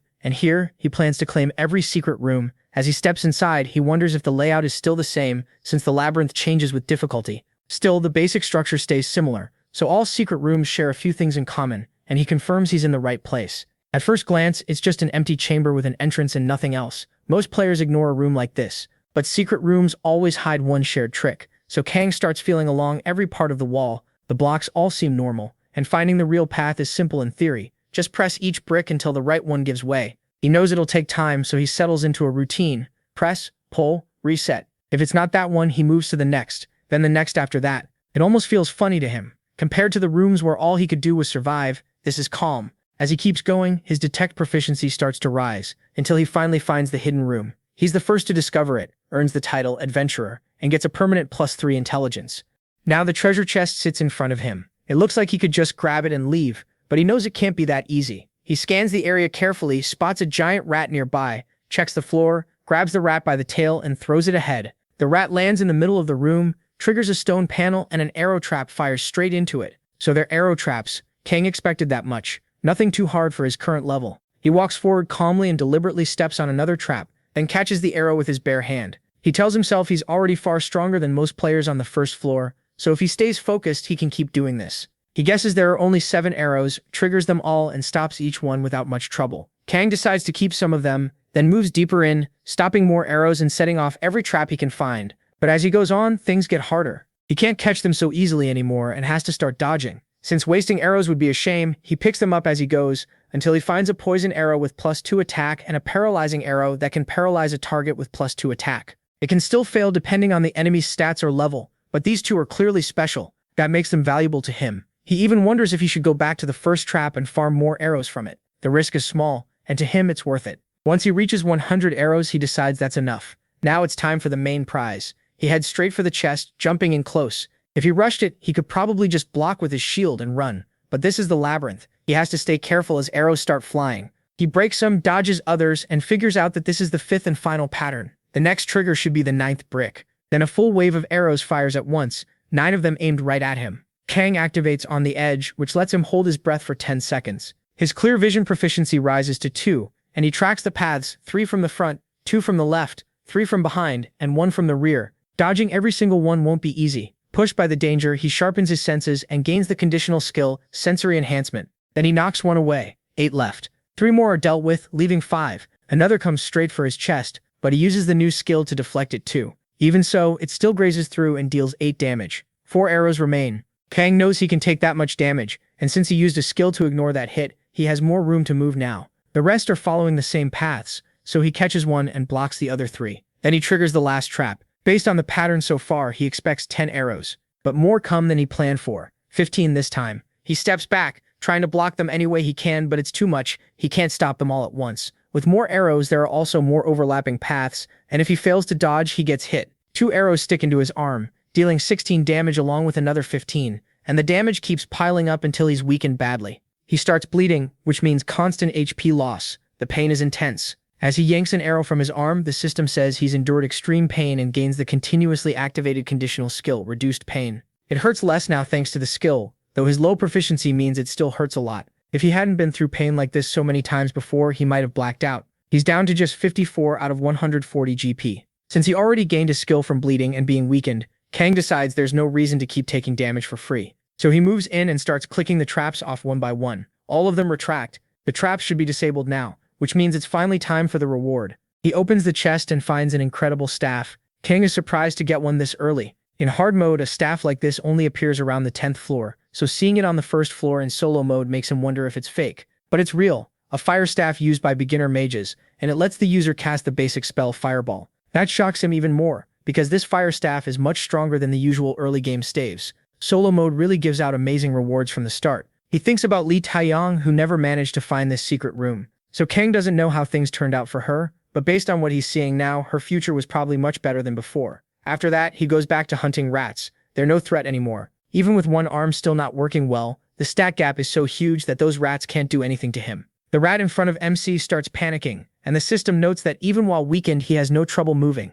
He gains the skill Unbreakable Will, and he thinks that's amazing. He kills another rat and then takes down a giant rat too. When he returns to the safe area, he drinks some water, recovers, and returns to normal condition. Then he checks the skills he just earned. Reduced pain makes him immune to pain itself, though not to the effect on his senses. Sensory enhancement sharpens his awareness, and sometimes it can even let him feel killing intent. Kang thinks both skills are great, even if they aren't too useful right now. Once their proficiency rises, they'll get much stronger. He also gets Unbreakable Will. No matter how badly he's hurt, his fighting spirit won't break, and for 10 seconds in battle he can ignore all injuries. It hurt like crazy, but to him it was worth it. He also earns the title Magic Apprentice, unlocking Fireball and 3 mana use with proficiency at 1. Just like he thought, that staff is his biggest reward. It can launch a fireball that hits hard against enemies with no resistance, and it can also check whether burn gets applied. He figures he's gotten everything possible from the first floor, so it's time to head to the second. He says the maze itself is simple, and the stairs to the next floor are guarded by a boss. Players have to beat it to move on.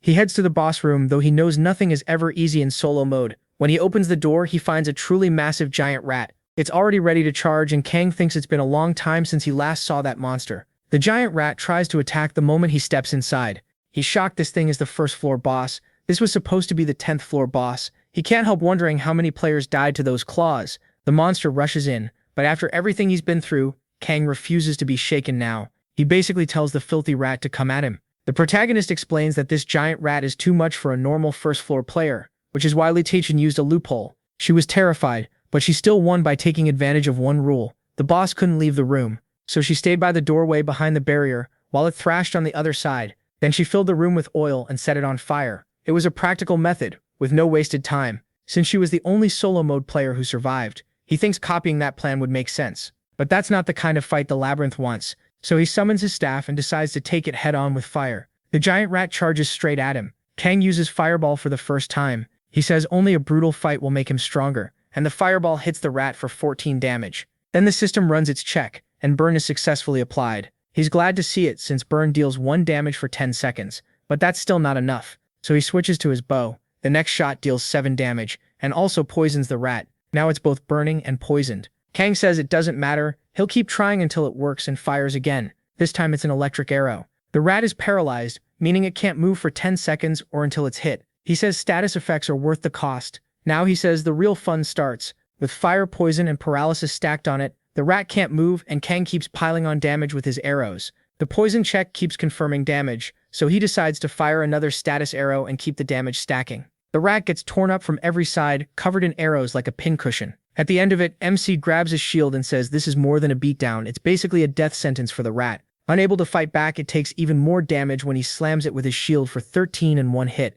But then the rat completely loses it and enters berserk mode. Even so, Kang says there's a limit to what it's doing. He notices the rat's health is almost gone and wonders if this is the moment. Then the rat grabs one of the nearby corpses and starts rising up in front of him. He remembers that once its health drops to 20, it goes berserk. Everyone who had been with him back then noticed the paralysis no longer worked and started begging to be saved. But the rat kept eating people. His past self was horrified. They wouldn't be able to escape. The rat had gotten faster, and they were going to be ripped apart. That was when the monster showed why it was the boss. But now, even with berserk mode active, Kang stays calm. As far as he's concerned, phase 2 is where the real fight begins. The rat lunges again, even faster this time, throwing everything it has at him, but he blocks it with his shield and only takes 8 damage. Still, he admits that's a lot for his current strength. The rat attacks again, and Kang points out that his strength stat is only 2 right now, so he'll rely on his best stat, dexterity, to finish it. He strikes the rat once more, hitting one of its legs hard. The damage is so strong the rat looks stunned,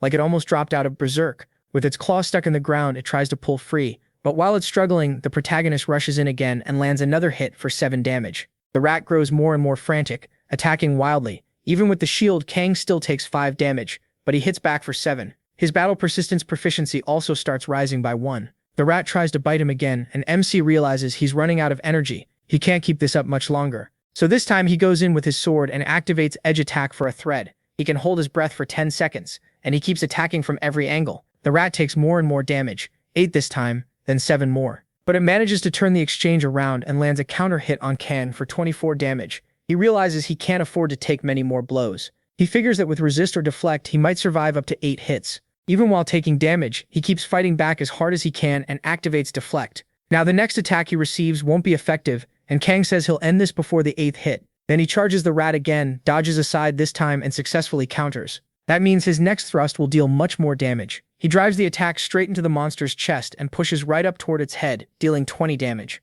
The rat lets out a scream, but it has no health left and collapses behind him. Kang defeats the giant rat. He thinks it was easier than he expected, which is a ridiculous thing to say when he was almost dead. Then he wonders where his reward is, and the system dumps it all onto him, because he beat a powerful enemy alone. His dexterity permanently rises by 2, his mana goes up by 3, he activates the soul skill soul quality increase. His strength permanently rises by 2, his dexterity goes up by another 3, and he levels up, fully recovering. He says he expected it, but he's definitely happy. Since he successfully beat a first floor boss, he gets the standard reward, 1 random stat increase potion. And because he found the first floor's secret room, he also gets the standard reward of 2 targeted stat increase potions. He thinks rewards like this are still hard to get, even after the 50th floor. Then he uses the random stat potion and the targeted stat potion too. The random potion permanently raises his strength by 1. After that, he clearly chooses to boost strength with the targeted potion as well, raising it by 3 in an instant. That's huge for him. Now his strength is 17, intelligence is 16, and his dexterity has reached 30. Those are his stats on the first floor, after doing everything he could to raise them in easy mode. Then he notices he got another skill. It's counterattack. It costs 5 mana, has proficiency 1, and deals heavy damage when the enemy attacks. He realizes he got it earlier than expected. It's just as useful as Deflect, so he says he's checked everything. Now he's wondering what happens next. He starts sending messages to the others, explaining the basic method to clear the first floor. He says he already posted the article in the community. He doesn't expect much, but maybe it'll help.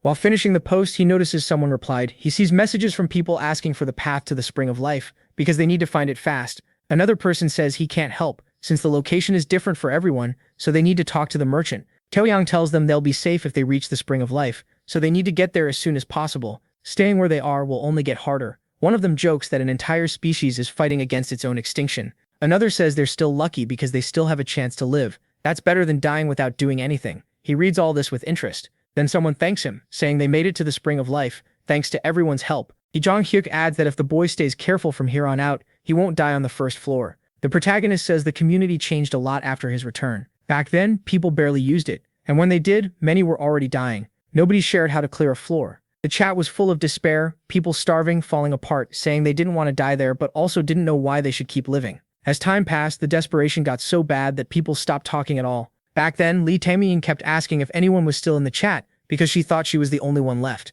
Now she's asking where Kang went, since she hasn't seen him since he posted that guide. To him, that proves things are different this time. After watching the community for a while, MC gets ready to head to the next floor. He decides it's time to move on. He equips the fighter's glove, the one that protects his hands and can also deal damage when he lands a hit. The shop's merchant king is shocked. He wants to buy it, then realizes the old man taught him AHawk weapon skills. When he asks if he knows that guy, the merchant says of course, there are only a few of them rotting away down there. Then he asks if the protagonist plans to sell the meat, saying that if he beat the boss, he probably got hide and even its teeth too. The protagonist refuses. He says he'll need those later. The merchant gets it and asks if MC plans to use them with the blacksmith. That does seem to be his plan. He thinks about the labyrinth blacksmith, Harfang, and remembers Leader saying she never would have reached the deeper floors without him. She also said they'd meet him farther ahead, so the protagonist knows he has to hurry. That place is a bit far from the labyrinth's entrance, and it's known as a place where what was killed can come back. At least the creatures there aren't that strong. Soon he arrives on the second floor, where he has to defeat the floor boss to keep advancing.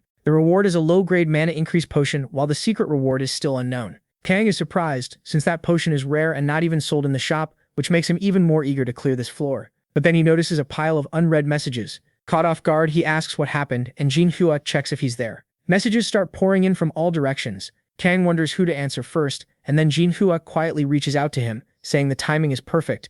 The boy sounds shocked that MC was right and says they really can't talk openly there. MC asks what's going on. The boy says it's nothing serious. He just wanted to see what his so-called savior was like. He asks why he isn't worrying about himself first. To be honest, the protagonist never expected people being pushed to their limit in that strange world to contact him just because of one post. Even so, he asks if the boy actually read the guide and followed it right away. The boy says yes. Everyone was at their limit, and he just wanted to hold on to even the smallest bit of hope. He says remembering it still gives him chills, and he sincerely thanks MC for posting that guide. MC brushes it off like it was nothing. The boy explains that you can't get food without entering the labyrinth, but nobody there had mentioned that. He was getting hungrier and hungrier to the point he started wondering why people in extreme situations don't just eat their own limbs. He also had no one to talk to, so he was close to losing it. He even went back to the gatekeeper and begged for food, asking him not to ignore him. He says he was about to run into the labyrinth just to find anything he could eat when Kang's message appeared. In that moment, he was shocked to learn there was actually a way to clear the first floor. Even if he didn't realize it then, the guide helped a lot.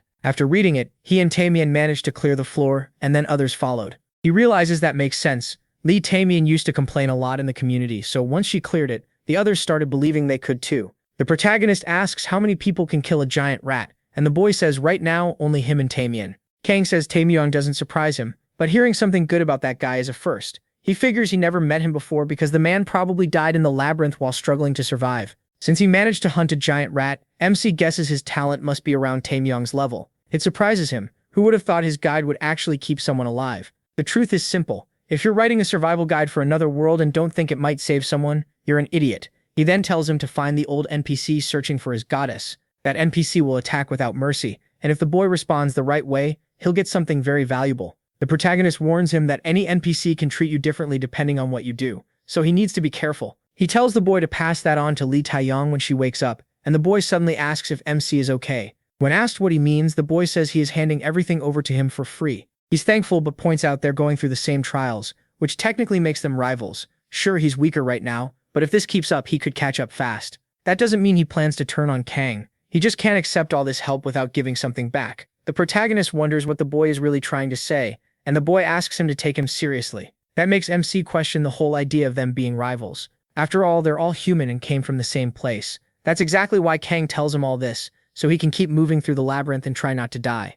He warns that plenty of people died even after reading his steps for clearing the first floor. Knowing something means nothing if you don't know how to use it, so he asks if the boy really thinks he can survive just from a few tips. The boy admits he still hasn't even cleared the first floor, so maybe he got ahead of himself. The protagonist says good, at least he knows that. Now he needs to give it everything he has. While MC moves forward, the boy is still stuck behind. That makes him think back on the past and wonder if he did well back then. He asks how the community is doing now, and the boy says it's normal, but people from the other modes are talking about them. Worse, they're trying to start fights. He's been ignoring them so far, but he doesn't know how long that will last. Kang realizes the people who don't know their place are starting to show up. All he says is that he understands, then wishes the boy good luck. The boy wishes the protagonist good luck too. MC steps into the solo mode's second floor and says the first floor was basically just a tutorial. The real labyrinth starts on the second floor. He enters a room full of goblins. Kicking the door open without hesitation, he draws out a goblin archer, a swordsman, and a shield bearer. They rush right in front of him, yelling. Kang calls them on and immediately grabs his bow.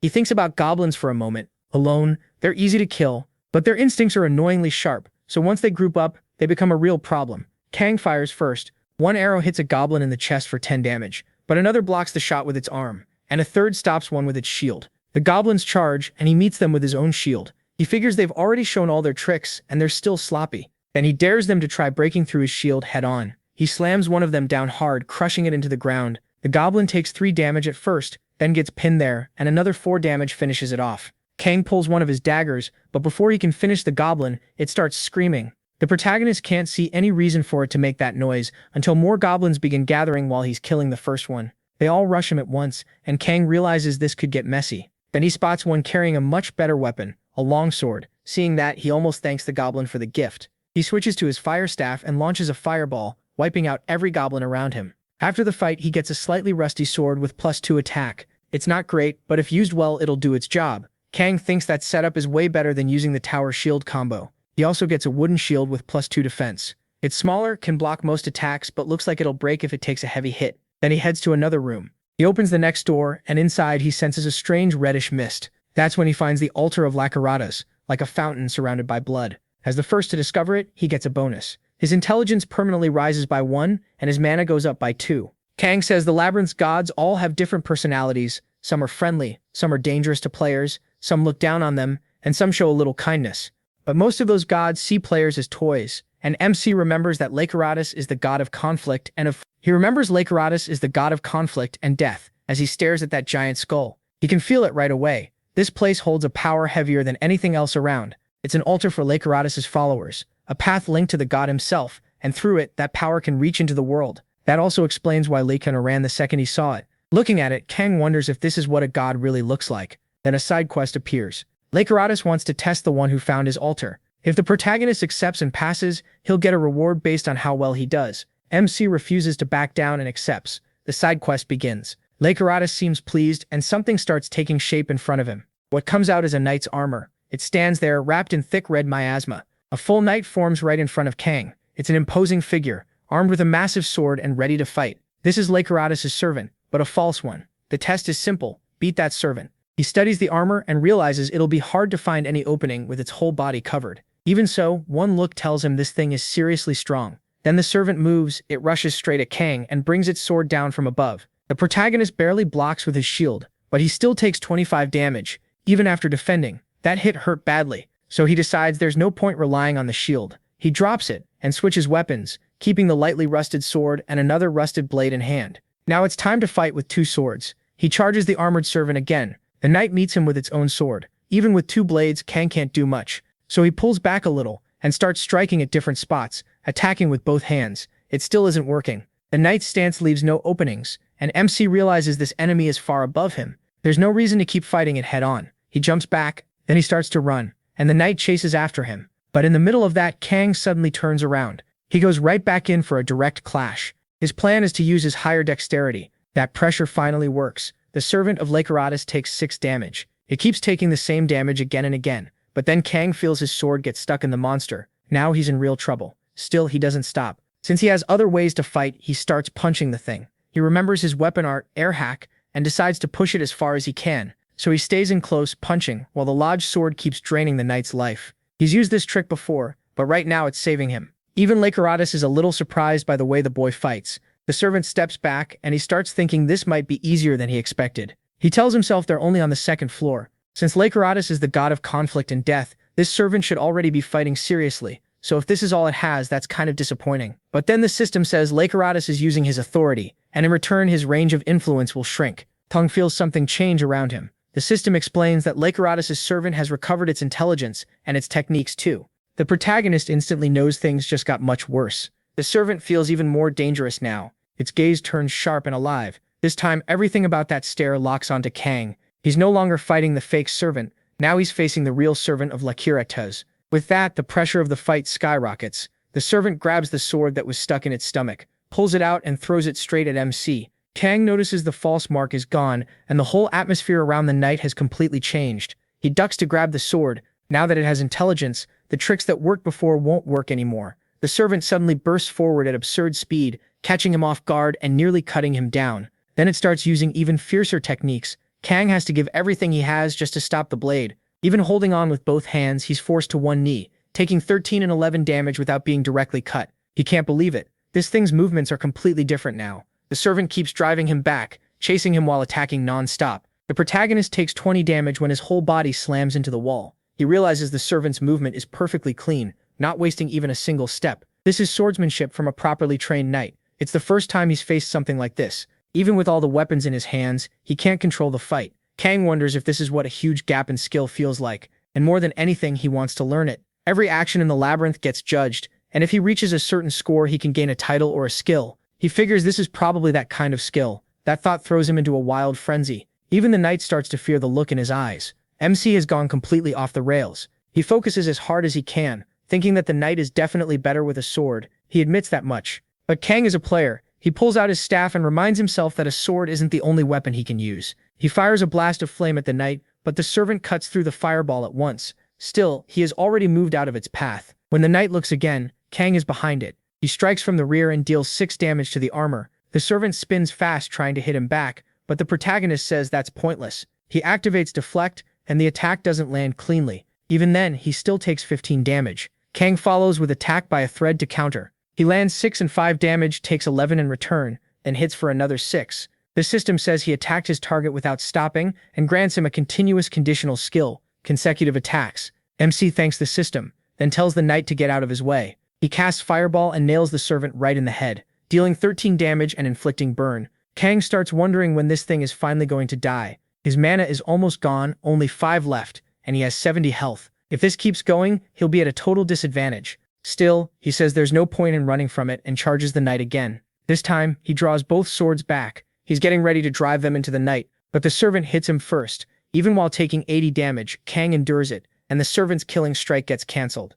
He uses that moment to launch one more attack. The system says all incoming damage will drop to 0 for 1 second, and he drives his sword right through the middle of the knight's neck. With that, he finally cuts off the knight's head, leaving it completely helpless. As the head flies off, Kang collapses from the damage he took. Then the severed head reveals there was someone inside the armor, and that voice praises him for a fine fight, calling him a brave player. Just like that, the protagonist defeats Regressor servant. The system says Regressor himself is pleased with the result. Kang drops to the ground exhausted and curses him out. He asks how Regressor had the nerve to change the mission conditions halfway through, and wonders if the god is messing with him. After the victory, he gets a huge amount of XP, levels up, and fully recovers. Since he beat a powerful enemy alone, he also activates soul quality increase. MC wonders how much stronger he got, and opens his status window. Every stat jumps a lot. He gets a total increase of 17, plus 30 more health and mana. Even he thinks that's insane. Then he asks if he got any item too, because it'd be rough if he didn't. Since he passed Regressor test, he'll receive a reward based on the god's judgment. And because Regressor is very pleased with his fight, he decides to give a high-level reward. He tells him to stop dragging it out and hand it over already. He almost died for this. The system says Reggressor's range of influence decreases, and Kang receives an item, the ceremonial sword of Regressor. The sword gives plus 5 attack and restores 5 health when he kills an enemy. It's almost on the level of Song's daggers. The system explains that all followers of Regressor use this sword, and its red color stands for the blood of their enemies. The protagonist wonders if he read that wrong. Can Regressor really give him something like this? He can't believe an item this good exists on the 2nd floor. Because he passed the powered-up test, he also gets an extra reward. MC realizes the god is rewarding him for how much he suffered, and he gains a continuous conditional skill, Proof of Combat. The skill says he has proven his courage. From now on, each victory in battle will make him stronger. Its proficiency starts at 1. Kang sees it's a buff-type skill, and figures that if a god gave it to him, it has to be good. But then the whole place starts falling apart. He looks around and asks, "It's still not over? What is this now?" He looks ahead and sees that Regressor is offering him an apostle contract.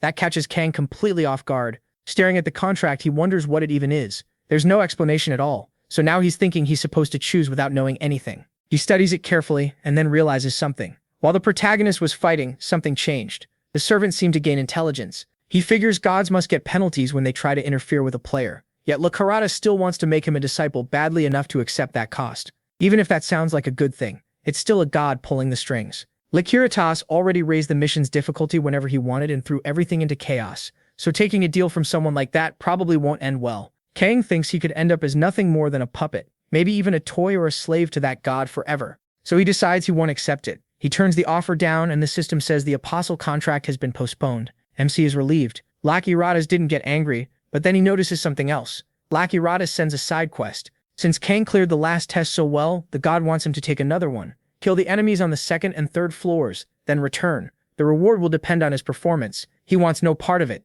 He says he can't trust someone who already tricked him once, so he refuses the mission. But Regressor sends it again. The message repeats that the reward will be based on how well he does. That just annoys the protagonist more. He figures this is probably the kind of mission he can't really refuse, so he accepts it. Regressor smiles, and the system says the god is pleased with his choice. After that, Kang heads back to the Merchant King. The old man is surprised to see him back so soon, and MC says he needs to buy a few things. The merchant asks if he means potions. Then he wonders why he wants them this early, before deciding the kid probably has a reason. The protagonist says he didn't plan to buy any on the early floors, but after a test like that, he'd rather be ready in case something similar happens again. While the boy is thinking, the old man lifts the sword at Kang's waist. He recognizes it right away. It's Regressor sword. The merchant asks if that idiot gave it to him, then says it looks like the god is showing off by using MC. He asks if he knows Regressor. The old man snorts and says, of course. Plenty of people have died because of that angry god, and he still does whatever he wants while carving out his own territory. That tells the protagonist Regressor has been at this for a long time. So he asks another question. What exactly is an apostle contract? The merchant is shocked that Regressor offered one at all. Kang explains that he did, but he refused because there was no info with it. The old man says that was the right move. Something like that isn't a choice you make without thinking. He starts talking about that man's contract and how long it's been, then suddenly stops. After apologizing, he changes the subject. He says the only thing he can be here is a merchant, and he can't go beyond what his own contract allows him to say. Kang asks about that contract, and the old man says that's exactly why he's stuck here. Then he gets irritated, and tells the boy that if he's done buying, he should get moving. Before MC leaves, the old man adds that if they meet again, it'll be on another floor. As he heads back into the maze, he thinks it's time for the meeting. He opens the chat and contacts young Tamian. The other boy shows up too, and the protagonist asks if they found the paladin. The boy says yes, but he wasn't anything like the way MC described. MC frowns and asks what he means. Turns out the kid got sent flying by the old man. The paladin just hit him once and walked off. Kang asks if he didn't block it. The boy says how could he? That attack was on a whole different level. Even if he wanted to react, his body couldn't keep up. He was completely overwhelmed. Tamian says the same thing happened to her. She saw him too, but couldn't do anything. He asks what they did after that. Did they follow him? The boy says of course they did, but the paladin only told them to get out of his way and said they weren't worth anything. The protagonist realizes the paladin only seems to notice people who can answer his attacks. Thinking about it, that's kind of how the dwarves and lacaradas were too. Then he asks where the two of them are now. The boy says they're hunting giant rats, and Tamian says she wants to level up before moving on. Kang hears the boy is still fighting with his shield and is pretty scared. Then he asks about the others. They say some players have started hunting giant rats too, but they'll probably need a while to bring even one down. MC can tell everyone is still trying to adjust to this world, so he decides he should at least share some info about the second floor later. He tells them both to listen closely. Before they can reach the second floor, there's a boss monster, a giant rat, basically a bigger version of the big rats they're already fighting. It has over 200 health, and even if they block its attacks, they'll still take damage. They need to be careful. Both of them panic and ask how they're supposed to kill something like that. He tells them to think it through. He says he can tell them everything, but if they take time and really think, they'll come up with a way. He also tells them to warn the other players so nobody dies. The two thank him a lot and wish him luck. Kang says that's everything he wanted to tell them, so now it's time to start the mission. He accepts Lacaradas' request and heads to the next floor. There, he bangs his shield against his sword to draw the goblins' attention. They crawl out of their hiding spots and get ready to jump him, closing in from every side. Kang says it's time to test his new skills. He activates Proof of Combat, rushes through them, and cuts them down with ease, one after another. The protagonist notices his mind feels empty, and that lowers his mental strain. On top of that, the skill boosts his stats and even heals him. From what he can tell, there's no real limit or restriction. If the conditions stay active, he might be able to keep fighting forever. He likes that idea, since this could end up becoming his main skill, depending on the situation. So he starts tearing through that whole goblin area, even killing one of the bigger, tougher ones. Then he notices something strange. He doesn't remember there being a door like that in the labyrinth. Inside, he finds something he never expected. A grave, like some warrior's tomb. Kang is stunned to find it there, and gets a first discovery bonus, 1 intelligence and 2 mana. Then he reaches out and touches the grave, and a burst of flashy effects goes off right over him. A tiny spirit appears and cheerfully greets the adventurer.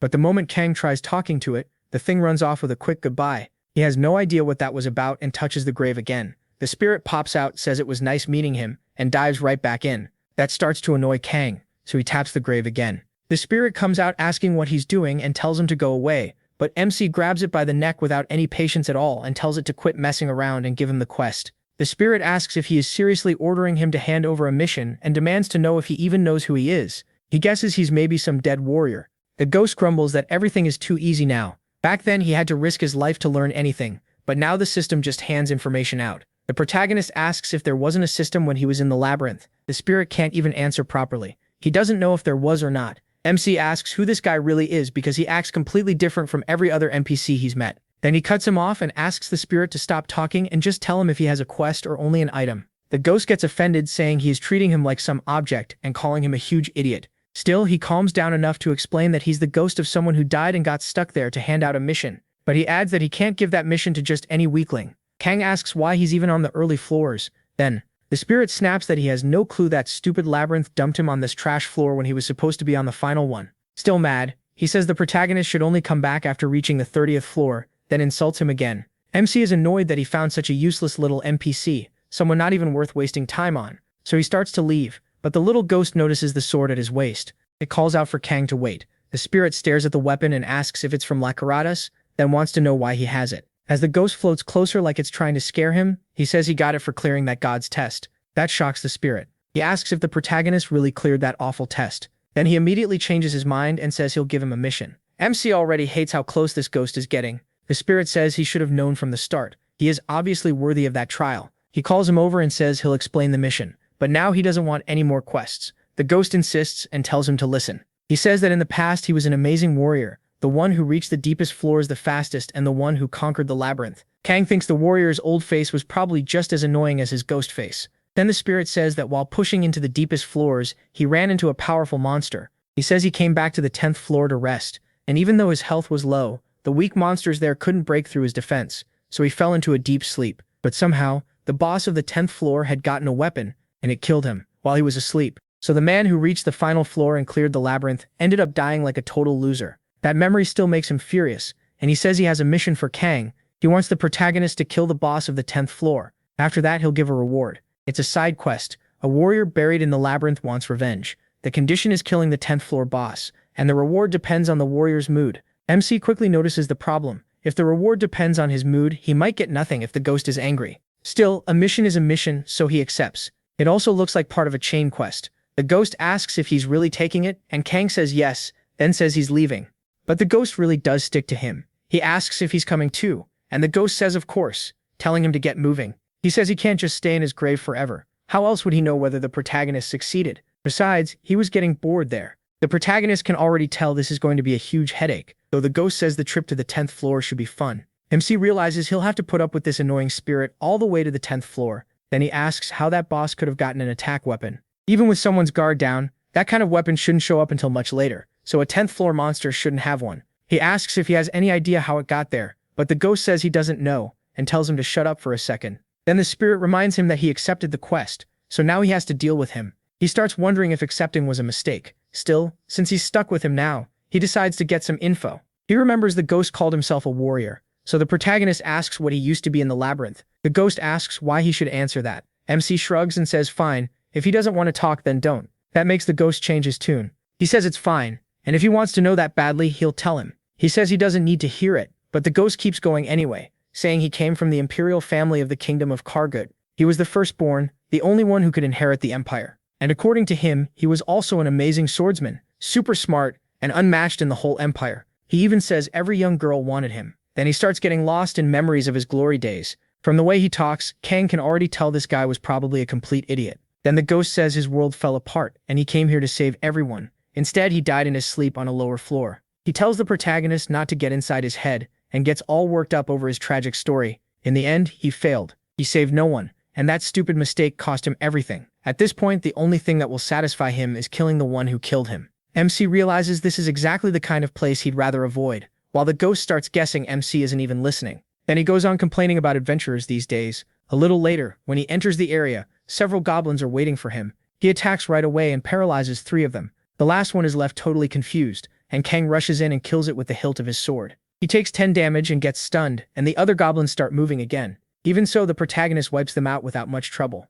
The ghost watches and asks what he's doing. MC keeps using paralyzing flashes and just beating them down. The ghost asks if he's really using the same method again without changing tactics, always targeting the same goblins, and even wonders if he has some personal grudge against them. MC decides he'll do it one more time. The ghost then asks if he's trying to earn a skill, and he notices he actually knows about that. The spirit says it's sad not to know enough, but tells him to stop because he won't get any skill that way. The protagonist ignores him and says he will get one, and a good one at that. He stays focused, and after a while, the ghost asks how many floors MC thinks he cleared, bragging that he passed 85 floors and knows everything about this place. So he proposes a bet. If he doesn't get a skill, he'll become the ghost's toy and do whatever he's told, even kill himself if ordered. But if he wins, the ghost has to answer all his questions honestly. The spirit is shocked that a kid who just entered the labyrinth wants to challenge his knowledge. Still, he accepts. He says he's putting the name of the great crown prince Arklitz of the Ikarvuts Empire on the line, and if the protagonist wins, he'll answer everything. But if the protagonist loses, he'll become his slave. MC agrees and says there's no backing out now. The ghost starts laughing, fully sure he'll win. He tells him to be ready to call him master from now on and not forget the honorific either. He only follows those orders in his imagination, while the ghost wonders what else he can make him do. He seems excited by the idea of being entertained until he dies. Then he tells the protagonist not to drag this out because stalling is pointless. The protagonist asks if he knows the skill battle. The ghost says of course he does. It's a basic skill. When 2 people agree to a duel, no other player can interfere with their fight. That's what it does, and MC says he might be able to get something similar here. The ghost calls that a lie, but he keeps doing exactly what he was doing, and then the message appears. By fighting a large group of enemies while continuously dueling only one target at a time, he acquired the skill Conditional Activation Forced Battle. As soon as he gets it, the ghost is completely stunned. Kang remembers the skill he used before against the S rank. It costs 10 mana and locks him into battle with one fixed target. For 10 seconds, no enemy except that target can damage him. Continuous damage, stack damage, poison, confusion, intimidation, all of it gets blocked by this one skill. The ghost says that makes no sense. Depending on how it's used, even if the protagonist were trapped in lava or thrown into space, this skill could help him survive. He can't believe you can get something that insane just by doing that. MC says that must be why the ghost never had it. The spirit admits that, honestly, this is one of the easier skills to unlock, then asks what MC had to do to get his other skills. Kang reminds him about their bet. Even though he hates it, the ghost accepts. He says, fine, let's say he won. Since he is different from the others, there aren't really any restrictions on him, and yes, he is that type of player, but the ghost warns him not to forget that skills aren't everything, so he shouldn't think he'll get something amazing just by doing random stuff. The protagonist asks what he's even talking about, and reminds him the only rule was that he couldn't lie when answering questions. That only makes the ghost more annoyed. He says, forced battle is good, but there are plenty of other skills in the labyrinth too. Then he asks if MC knows jump. MC says yes, so the ghost asks if he's never heard of Great Jump. The reaction gives it away at once. Kang can tell the ghost has never heard of it.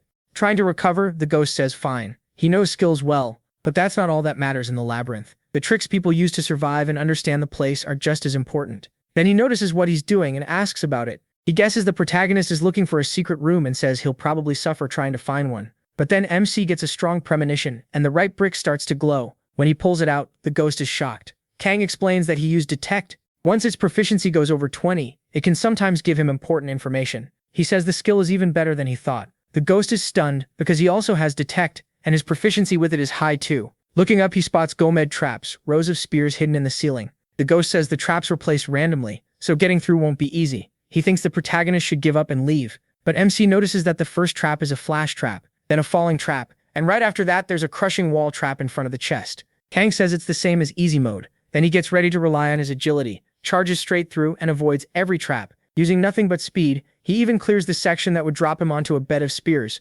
basically doing parkour through it. At the final part, the ghost is stunned again as Kang avoids getting crushed. Then he throws a punch into the wall ahead and breaks it. The ghost's eyes go wide, unable to believe how skilled the boy is. Kang explains that wall didn't seem like part of the labyrinth. It was something goblins built, so its durability was low and easy to break. He realizes it's exactly the same as easy mode. At that point, the ghost decides to stay quiet so he doesn't help by mistake. He then asks what the reward is. He gets a spring-infused ring with +5 mana. It supposedly fell into some deep spring of life, and it gives off a faint scent. The protagonist thinks the timing is perfect. He really needed the mana. The ghost stares at him and blurts out, asking what the hell he even is. Kang wonders if the ghost would understand him if he mentioned a second chance. Then he drops the idea. If the ghost wouldn't get it, there's no point, and that means the only way to earn the Bishor Ouroboros is by getting past floor 85. That thought sticks with him. Then MC realizes about 10 days have probably passed since he entered the labyrinth, so he goes to talk to the people in the chat. Everyone is wondering how they're supposed to hunt a giant rat.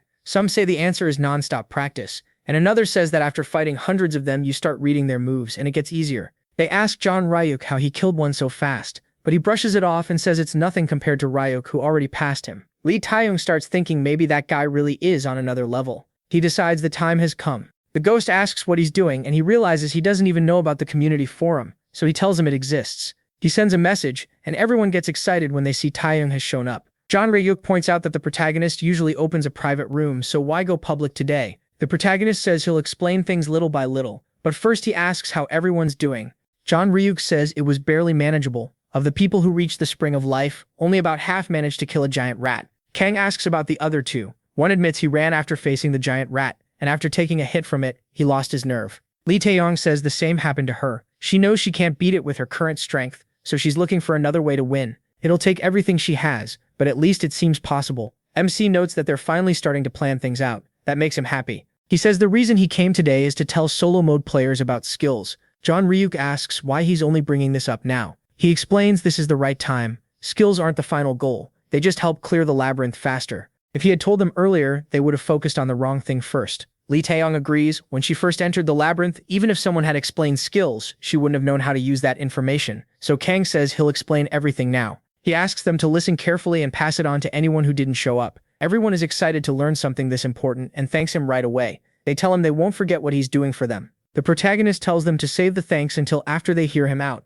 He starts with the easiest skill to get and says he'll teach them reduced pain. Everyone lights up. Then he tells them to grab a weapon and stab through their own arms. At that point, everyone starts thinking he might be insane. He asks if they at least have swords because if they do, they need to pierce right above the bone. It only works if they hit bone directly. Kang tells them not to give up on the skill just because they're scared, and everyone freaks out. They ask if he's seriously telling them to hurt themselves. He says yes. After all, they have the Spring of Life to heal. So what's the problem? That shuts everyone up. Then he explains that fighting a giant rat can give them a skill called Unbreakable Will. which lets them keep fighting no matter how badly they're hurt, so they shouldn't avoid those fights. The others can't believe it. They ask if he's seriously telling them to nearly kill themselves, and whether there's any skill that doesn't require something this crazy. Kang says no, then tells them to pay attention. The next skill is on the brink. To get it, they need to jump into the Spring of Life lake and hold their breath until they're almost dead. If they keep swinging their sword to the limit while doing that, they can earn attack on the brink. That makes everyone even more terrified. He goes on to the next one, Endure. It can block the damage from an attack that should kill them. They only need 1 dexterity, and taking 30 hits from a giant rat is a good way to get it. The mood drops hard as he says this. People ask if they really have to do all this insane stuff just to gain skills. They say they can't do that and question how he can calmly suggest something so extreme. One even says that no matter how badly he wants a skill, he could never go through with it, and another agrees. MC makes it clear he's not forcing anyone. He has no reason to. They can choose for themselves. He also understands why they feel that way. They're people raised in the modern world. To them, war belongs in history books, and hunger is something that happens in faraway countries. They've never had to risk their lives to save a whole nation, so entering the labyrinth wouldn't suddenly change how they think about survival. Lee Tams asks if there's any other way. Cam says sadly, no. The two who trust him the most say that means they have no choice but to try. Lee Tams admits she never thought she'd do something like this in her life. Everyone else is stunned and asks if they've lost their minds. Then someone warns them he could be lying. But Lee Tams asks why the protagonist would do that. She points out that someone like him has no reason to lie, especially after all the strategies he's shared so far have worked. That leaves everyone embarrassed by what they just said. So they back down and say they'll start with the least dangerous one, on the brink, asking if it really isn't that risky. Kang says it should be fine as long as they have an easy way to get out of the water, the moment the system gives a warning. Still, he warns them it won't be easy to fight their survival instincts. They keep wondering if they're really about to do this. MC tells them to do their best. Later, he'll come back and teach them how to get more skills. Everyone says goodbye. The ghost appears again and says he'd been wondering what he was up to, but it looks like he just wasted his time. No matter how much he talks or warns people, the labyrinth is still a place where people die sooner or later. Kams answers that even so, some of them might survive. The ghost gets annoyed and tells him that if he's done, they should move already, because they're close to the end. They arrive at the boss room and the protagonist says it's time to beat the boss down. He wonders if this is already the end of the second floor. The ghost says yes, then asks if MC doesn't want to know what the second floor boss is like or use the bet they made earlier. He says there's no need. He has other things he wants to ask instead. Now he's ready to start the battle. A goblin mage appears along with a goblin guardian. The mage immediately raises that creepy staff full of eyes and mouths to cast magic. At the same time, the goblin guardian charges straight at the protagonist, attacking while the protagonist blocks with his shield. The ghost tells him to calm down and says he shouldn't do this, but MC slams the guardian back with his shield. The ghost starts wondering if he is actually aiming for him. Then the mage begins charging another spell. The ghost says it looks like the protagonist knows the skill, but not the plan they're using. He tells him to take out that bastard first. Can't he tell that one is the real problem here? The protagonist tells him to relax because he knows what he's doing. In his view, this is the best way. The mage fires and the spell completely surrounds MC, but he doesn't seem to get hit. Then when he opens his eyes after pretending, he finds himself in another place, surrounded by death and bodies everywhere. Those corpses say all of this happened because they chose easy mode, and everyone died because of him. They ask how he dares to be the only survivor. Everything is his fault, and apparently these are people from his old world. They keep blaming Kang, asking why he was even born, and saying everything is because of him. They try to break his mind, telling him he's nothing but trash. Even Lee Tuan appears there. She asks why he never came, then asks why he left her to die alone, crying as she reaches out to him. While that wave of dead people rushes him, he gets dragged down, and while they grab at him, Kang tells them sorry, but this won't work on him. Then he orders the mage to cut that crap out. Outside the illusion, the ghost watches him caught inside the spell, and says he thought it might finally work this time. Why does no one ever listen to him? The mage keeps pressing the attack on him, while the ghost wonders if his revenge failed again. But when the mage attacks once more, Kang suddenly opens his eyes and repeats that he said to stop that crap. He slices through the attacks and activates Unbreakable Will. The ghost is stunned and asks if he really pulled it off. The mage is terrified too as the protagonist rushes straight at him, and the mage tries using madness on him again, but it said he resisted it because of Unbreakable Will, and he repeats that this kind of trick won't work on him. That only makes the mage panic even more. In fear, the mage uses a curse next, but that fails too. His soul skills had never missed before, yet Kang takes no penalty at all. The mage falls flat on his back. MC grabs him by the collar and lifts him up. By now he's dealt with mental magic many times before. Because of that, he gained conditional skills like strong spirit and magic resistance. He raises his dagger at the mage and says he already got what he wanted, so now he kills him without hesitation. The ghost realizes Kang endured mind control with nothing but his normal spiritual resistance. Even he couldn't do that. Once he finishes him off, he keeps evolving, and the ghost thinks he planned to just give him enemy info and let him act on his own. But this guy is even crazier than he expected. He can't help wondering who the protagonist really is. Seriously, this protagonist is insane. He's not becoming broken out of nowhere, but he's smart and ruthless. After that, MC gets a low-grade mana potion that permanently raises his mana by 10. He also gets a shabby thief's tool that helps with traps. He jokes that he never thought something this nice would be hidden in a secret room like that. Thanks to it, he should get a trap-related skill soon. The ghost says the protagonist really searched every part of the second floor, and the protagonist asks why that bothers him so much. The ghost snaps that he's undead. Why would he be happy watching someone do this? Well, still, since complaining won't change anything, he drops it. Then the third floor mission begins. Beat the boss of the third floor to move on. MC is glad he finally made it here. The reward is a low-grade stamina potion, while the secret reward stays hidden. Then the king notices he's back, but the ghost immediately starts pestering the king, surprised he's still alive. The king gets annoyed and says he accepted that pester's mission. He tells Kang he's just a loser and warns him not to be influenced by the ghost. The ghost fires back that he's way too old to be lying like that and says it's ugly. The old man asks if the ghost really thinks the protagonist matters that much to him, and the two start bickering. The protagonist tries to cut in, while the ghost asks if he should hit the old man just to watch him lose it. The king shoots back, asking how trash like him could even touch the protagonist. The ghost answers that he's already dead anyway, so what does the king think he can do? The arguing keeps going, and MC gets sick of it, so he tosses the pile of weapons at the old man. He tells them both to stop fighting and pay attention, because he wants to sell everything, then asks the king to show him something useful. The king is shocked by how much he brought back and asks how many monsters he killed. Kang buys metal-infused gloves that give him +2 attack. He also gets a bronze shield with +1 attack and +5 defense. He's pretty happy with that. On top of that, he has metal and piercing rings worth +3 attack total, plus a strong pendant that gives +2 more. He says he's finally sold enough good loot, and now he should be able to kill a goblin in just 2 hits. The ghost starts cursing him out and asks if he's using hacks, while the king says his weapon arts are already basically cheating. Both of them stay mad as Kang asks if they can stop the childish fighting because he's leaving. Then he asks why they hate each other so much, and the ghost says who could ever like a grumpy old man like that. He warns the protagonist to be careful because that bastard only looks out for himself. What he really means is that the king could switch sides at any moment, so the protagonist shouldn't trust him. He's just a filthy little slave and an enemy to people like them. The ghost tells MC never to forget that. Kang asks if he's speaking from experience. He decides to keep that in mind, but then something suddenly scares him, a really nasty-looking shadow. It turns out to be just a few goblins stacked on top of each other. And when he sees that, he quickly kills one of them with ease, hits another, and the last one runs off crying. Kang notices it hasn't even been 10 minutes, and he's already making this floor feel boring. He keeps tearing through everything in his path. The ghost says this place used to be much harder. Back then, those groups usually had goblin mages too, and he nearly died here many times. The protagonist, though, clears it all in just 2 or 3 minutes. The ghost tells him to stop cheating, but the protagonist says the third floor feels easier than the second. At that pace, the ghost asks if it's even worth fighting enemies one at a time. At MC's level, he doubts the XP gain matters, so why not rush to the next floor? MC admits he has a point, but he still has a mission. The ghost asks what mission he means, wondering if he accepted another one. He says it's from Lacriatus. The task is to wipe out every monster on the second and third floors, so that's exactly what he's doing. He keeps checking the mission as he goes. The ghost realizes Lacriatus gave him an extra quest. He says the protagonist already cleared his test, and this is the first time he's heard of something like this. The protagonist says that's right, and while they're at it, he wants to ask about Lacriatus. He asks how much the ghost knows about the apostle contract. The ghost turns away and says he can't believe Kang knows about that too. It sounds like that bastard offered him one, and now he wonders where to even start. MC asks if he's trying to decide what to say.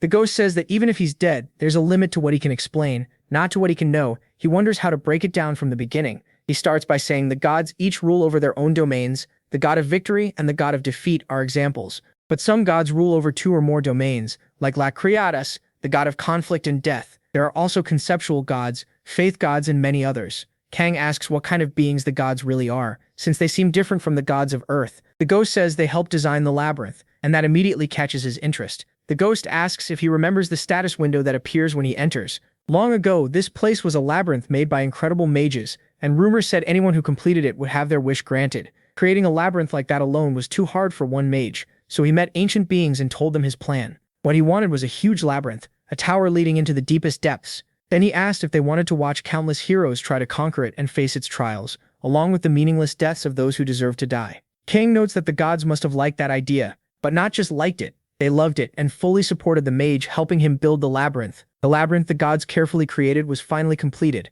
and the deepest place in it is the foundation. Anyone who enters the labyrinth must face countless tests to prove their worth. The gods offer contracts to the people they like most, and those are called apostle contracts. Kang asks if that's supposed to be a good thing or a bad thing. The ghost says becoming a god's apostle brings tons of benefits. If a god favors you, you gain many abilities, a lot of support, and better rewards than normal people ever get. The protagonist asks what the downside is, and the ghost says your spirit starts to belong to that god. On top of that, the other gods won't like you. There are many gods in the labyrinth, all with different wants and beliefs, especially Lucreatus, who has a lot of enemies. Plenty of gods hate him because he enjoys humiliating the others. The ghost says he's sure things will only get worse the deeper MC goes. As an apostle, he explains that it's true. He would receive divine revelations in return for the power that God gave him. Even if he doesn't want to, even if it makes no sense, he won't be able to refuse. He realizes there's a lot wrong with that deal. He says he may need to drop his plan to accept an apostle contract. He also remembers the ghost saying that anyone who conquers the labyrinth can have a wish granted,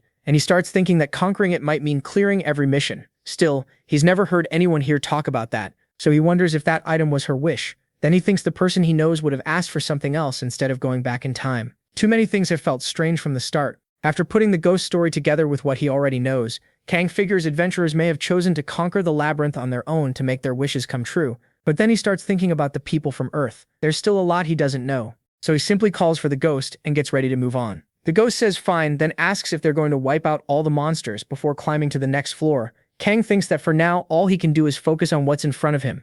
With that, the protagonist moves on. MC keeps exploring until he uses the key to disable a trap for real, and even he's surprised it worked. He unlocks a special active skill, Trap Remover. It costs 1 mana, starts at proficiency 1, and lets him disarm traps decently. Not great, but not bad either. The ghost is stunned. He thought it would take over 100 tries, but he pulled it off in around 10. So the protagonist uses Trap Remover again. He starts checking the traps along the wall. One of them suddenly goes off, and he almost loses part of his blade. That attempt fails, but MC keeps going. The ghost starts freaking out, saying he could learn everything about the room just by using Detect, so why waste time on this? He keeps asking what MC is even doing. He insists nothing will change if he uses the other skill and that he could move on like before. He admits he has a point, but there are still things he doesn't understand, and to figure them out, he needs extra options ready for whatever comes later. He has no idea when he'll need them, so he plans to learn everything he can here. That's how you get stronger. As he keeps at it, his Trap Remover proficiency goes up by 1 more. The ghost starts feeling like Kang is doing something amazing. The protagonist knows he's right.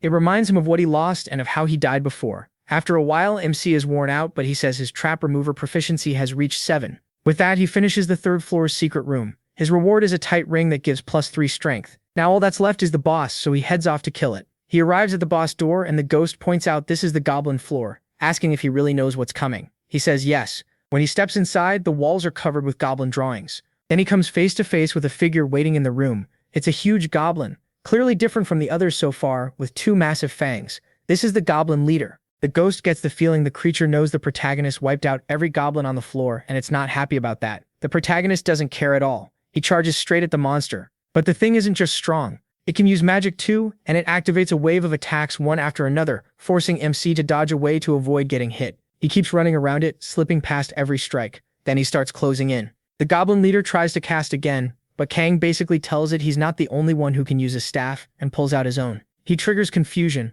leaving the goblin dazed. Its head tilts, it stumbles, and the protagonist lands a dagger hit for 21 damage. Still, the dizziness effect doesn't stick, and the goblin just gets even angrier. It locks onto Kang again. This time it looks ready to use the staff like a club to smash him, but MC stops and reads the attack. He figures that because the goblin is so big, it's also pretty slow, so he barely but cleanly slips past the blow. As the strike passes, Kang vanishes from in front of the staff and jumps into the air above the goblin, bringing his attack down from above and carving into it hard. Watching this, the ghost starts looking almost bored. He says it's way too predictable. The goblin leader is no match for him. It used to seem strong, but now the whole fight feels weak.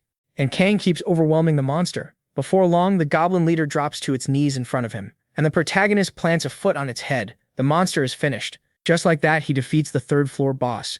A flood of notifications appears, and one reward is a low-grade strength boost potion. Kang quickly uncaps it, ready to drink. He also gets an old wooden staff. It's the first time he's seen one like this, and it gives +3 magic. It even holds a faint magical power inside. The ghost gets excited that MC pulled such a good item and calls him lucky. He asks why, and the ghost explains that staff lets him use magic. It can boost the magical power he already has. Kang is surprised and asks if that means he can actually cast spells with it. The ghost doesn't get why he's so shocked when his magic stat is already high. The protagonist thinks to himself that all this time he only knew a staff could channel your own magic. Not even Lion managed to use magic herself, so he asks how he's supposed to learn. The ghost says there are only two ways: learn on his own or learn from someone else. MC immediately thinks the first option is basically impossible for him, so the second is better. He starts wondering if there's an NPC in the labyrinth who can teach magic. Then he remembers the good NPCs only show up in solo mode. If the magic-using NPC was hidden somewhere Alita never found, that would explain why no one learned magic. There was nobody to teach them.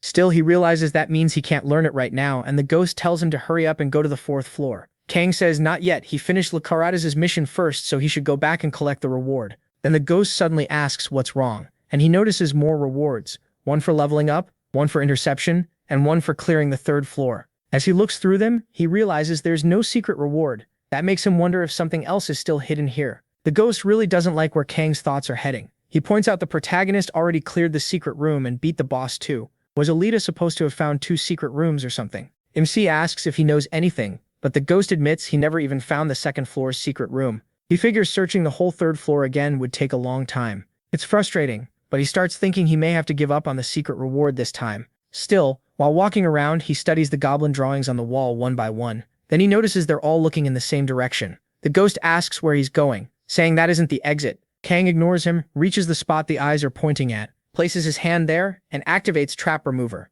A second secret room opens. The ghost asks how he figured it out. The protagonist says that wall was made of the same material as the hidden trap wall in the first secret room. So he took a guess and it worked. Now he wonders what's inside. At the far end stands what looks like a very old goblin, Lord Goblin Hag Hawa. Kang realizes it's the first monster he's seen with an actual name. The ghost is alarmed, saying this feels bad already. Why is a Lord-class monster in there? He starts getting scared and MC asks if he knows something.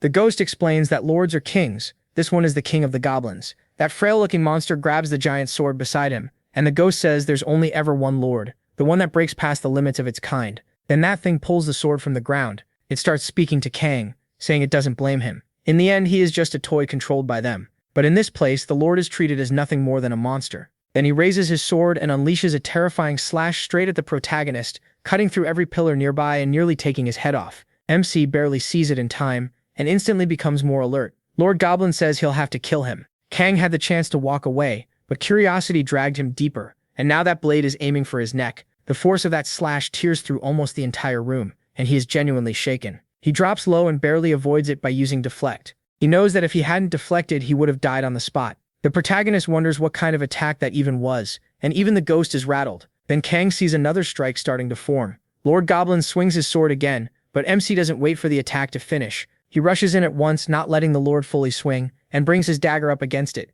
Even then, he can't help thinking, what kind of strength does this goblin have? Because the force from that sword sends him flying back. After taking it head-on, Kang notes his strength stat is already 37. In easy mode, that would be enough to get past the 50th floor, yet here on the 3rd floor he can barely endure this guy. That alone tells him how dangerous this fight is. The Goblin Lord raises its sword again and comes after him one more time, forcing him to think fast. The Lord is using a long sword, which means it has the edge in reach and movement. With the Lord's sword still raised, Kang closes the gap and gets right in his face, ready to strike. The Lord admits he's pretty good, then asks if the protagonist really thought he was the first one to try that. Then he changes his grip on the sword. Instead of swinging the blade, he goes for a strike with the hilt, and MC quickly uses deflect again. But Rhaegar's attack power kicks in and shatters his deflect, sending the sword hilt straight at his face. The protagonist has no time to dodge, so he just takes it head on. The hit lands cleanly. The system says he can't attack and will be stunned for 10 seconds. He's completely shaken up. Even so, he forces himself to endure. Running isn't an option now. He just has to last 10 seconds.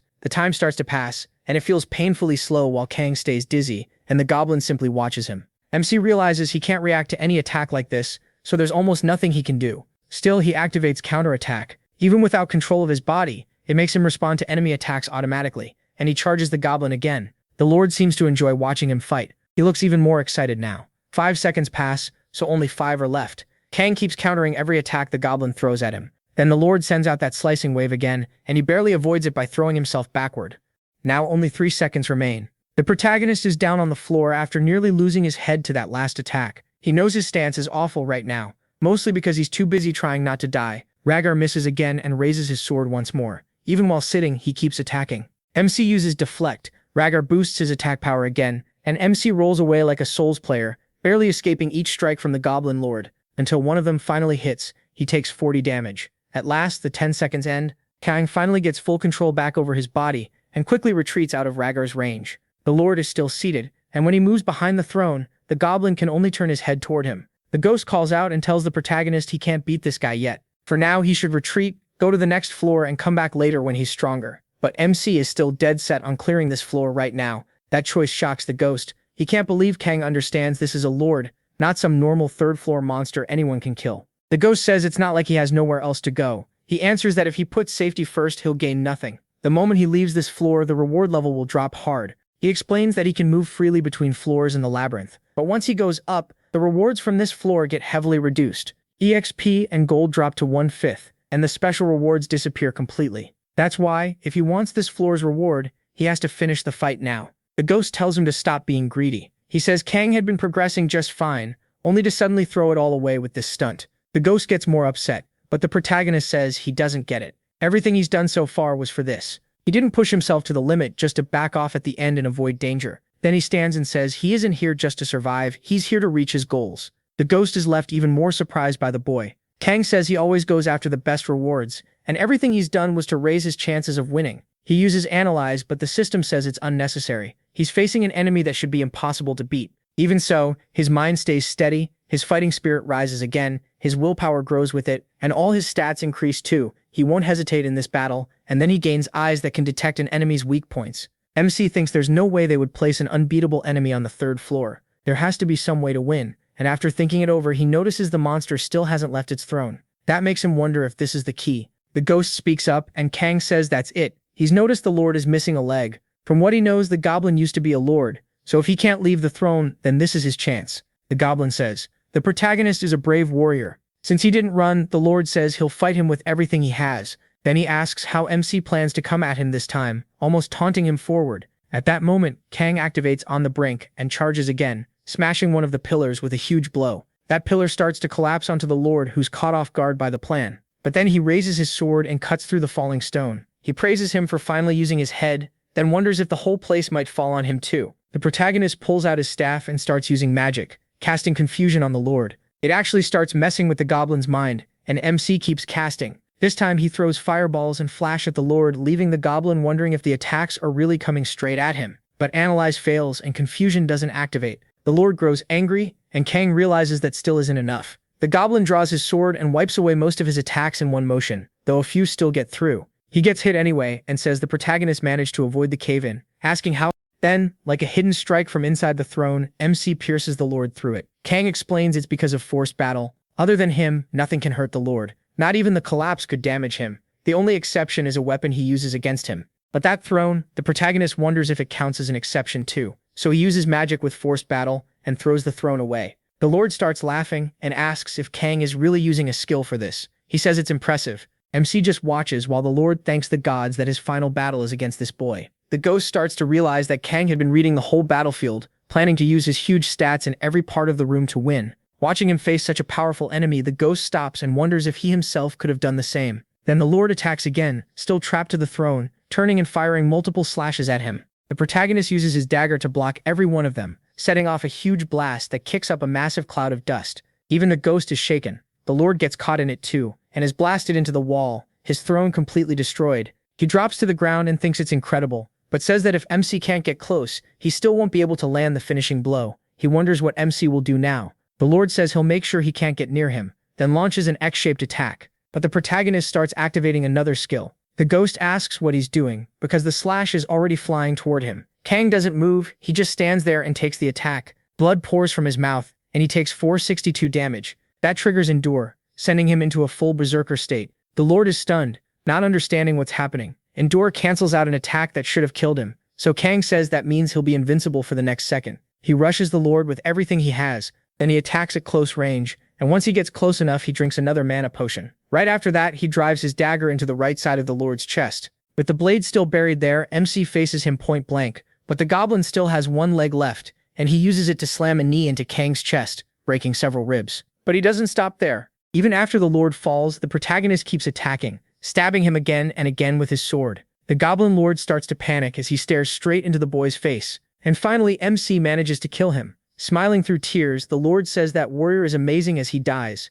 Then the system announces that Kang has defeated the former Goblin Lord, Regressor. As the corpse bleeds out in front of him, he thinks he finally beat that wreck of a monster. He says the high difficulty gave him some great skills, and he also leveled up twice. Then while checking the system notifications, he notices something else. He activates soul quality increase and also gets a conditional activation skill called Powerful Attack. Kang realizes soul quality increase let him gain one of the Lord's skills, and he wonders what this new one does. Powerful Attack uses an undefined amount of mana. Its proficiency starts at 1 and his next strike becomes stronger. The protagonist realizes it boosts damage based on how much mana he spends, and says he didn't expect to get a skill like this so early. He thinks back to his past life, when he could barely learn skills like this because he was always just trying to stay alive. That's why fighting the Lord feels like such a huge turning point. He wonders what kind of hidden reward he'd get, but he never expected a proficiency potion. That makes him happy. Now he won't have to train himself to death for a few days. For now, he decides to save it and use it at the right time. He also gets the Master's Necklace, which gives +3 attack, +3 defense, +3 strength, +3 agility, and +3 intelligence.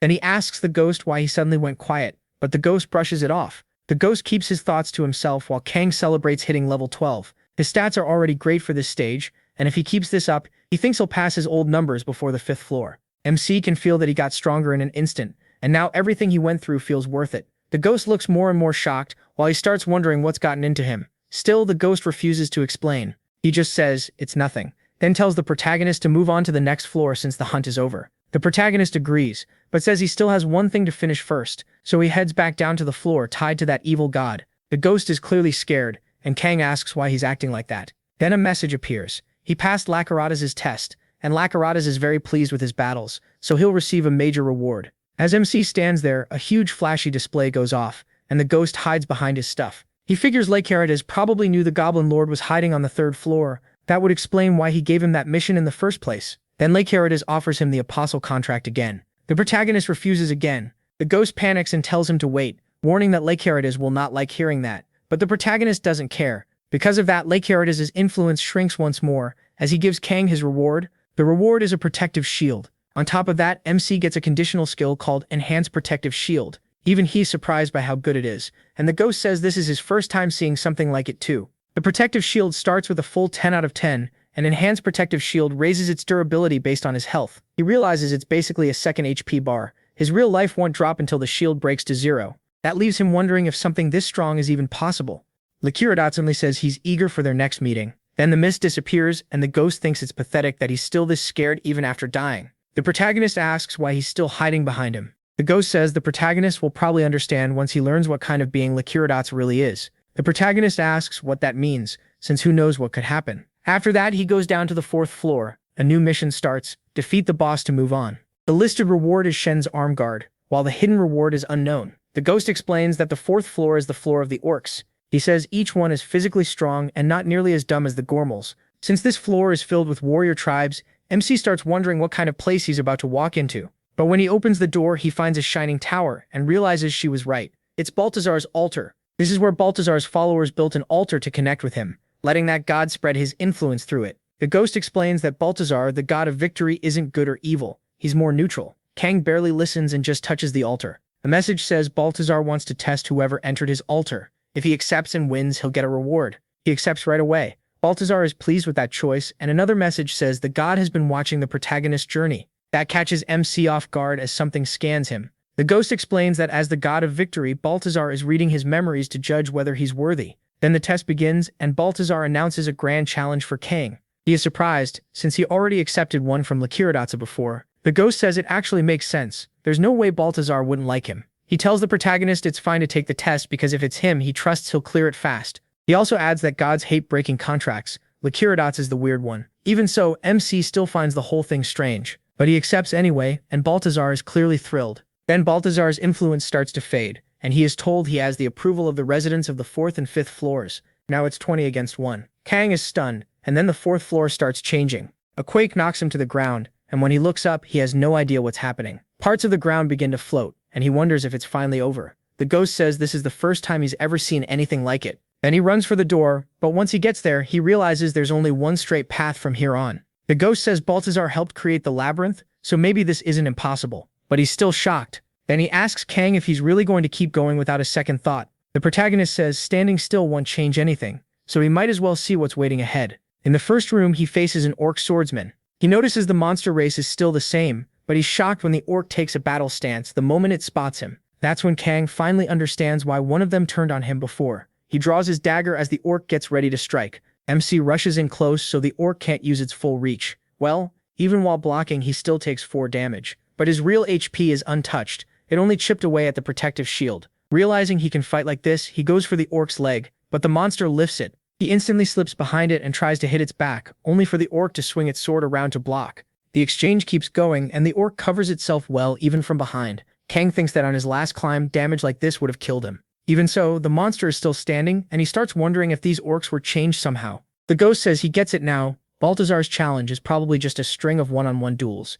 a trial about beating every opponent in the end. He also realizes Baltazar clearly buffed the monsters. In response, the protagonist activates power attack. He slams the hit straight into the orc's chest, and the orc finally dies, satisfied after an honorable fight. Kang wins the duel with the orc swordsman. He thinks it wasn't that hard, but the ghost says that's only because of his current stats. He also guesses the orcs will keep getting stronger from here. That gets MC excited. There are still 9 rooms left. He thinks that's good, though he decides to take a short break first. After some time, he defeats another orc swordsman and levels up again. Now only 5 rooms remain. Compared to what he expected at the start, Kang feels like he worried for nothing. He notes that when his level went up, his protective shield grew too. He wonders if it scales from 1 to 10 based on his HP, and thinks the answer will become clear soon enough. Then in the 6th room, he fights again. This time the orc is using a spear. Kang activates counterattack, letting his body start returning the enemy's blows on its own. He had thought his stats would be way above the orcs, but he still can't kill them in one hit. That makes him wonder if he can really beat them easily without relying on his skills. He also notices these monsters aren't just swinging wildly. They fight with patterns, so he starts copying every move they use. Still, he realizes copying alone isn't enough. He wonders if someone has to teach it properly before it can become a skill. The ghost then asks if he's trying to learn metagrima. Kang says he is, but asks why the ghost brought that up all of a sudden. The ghost acts like he's crazy and tells him to forget that for now and move on to the next room. In the 7th room, an orc is waiting with a double-headed axe. The 8th room has one that fights only with its fists. And in the 9th room, Kang finally realizes this is the boss chamber. He thinks he cleared the others a little too fast, then starts wondering how he's supposed to find this floor's secret room.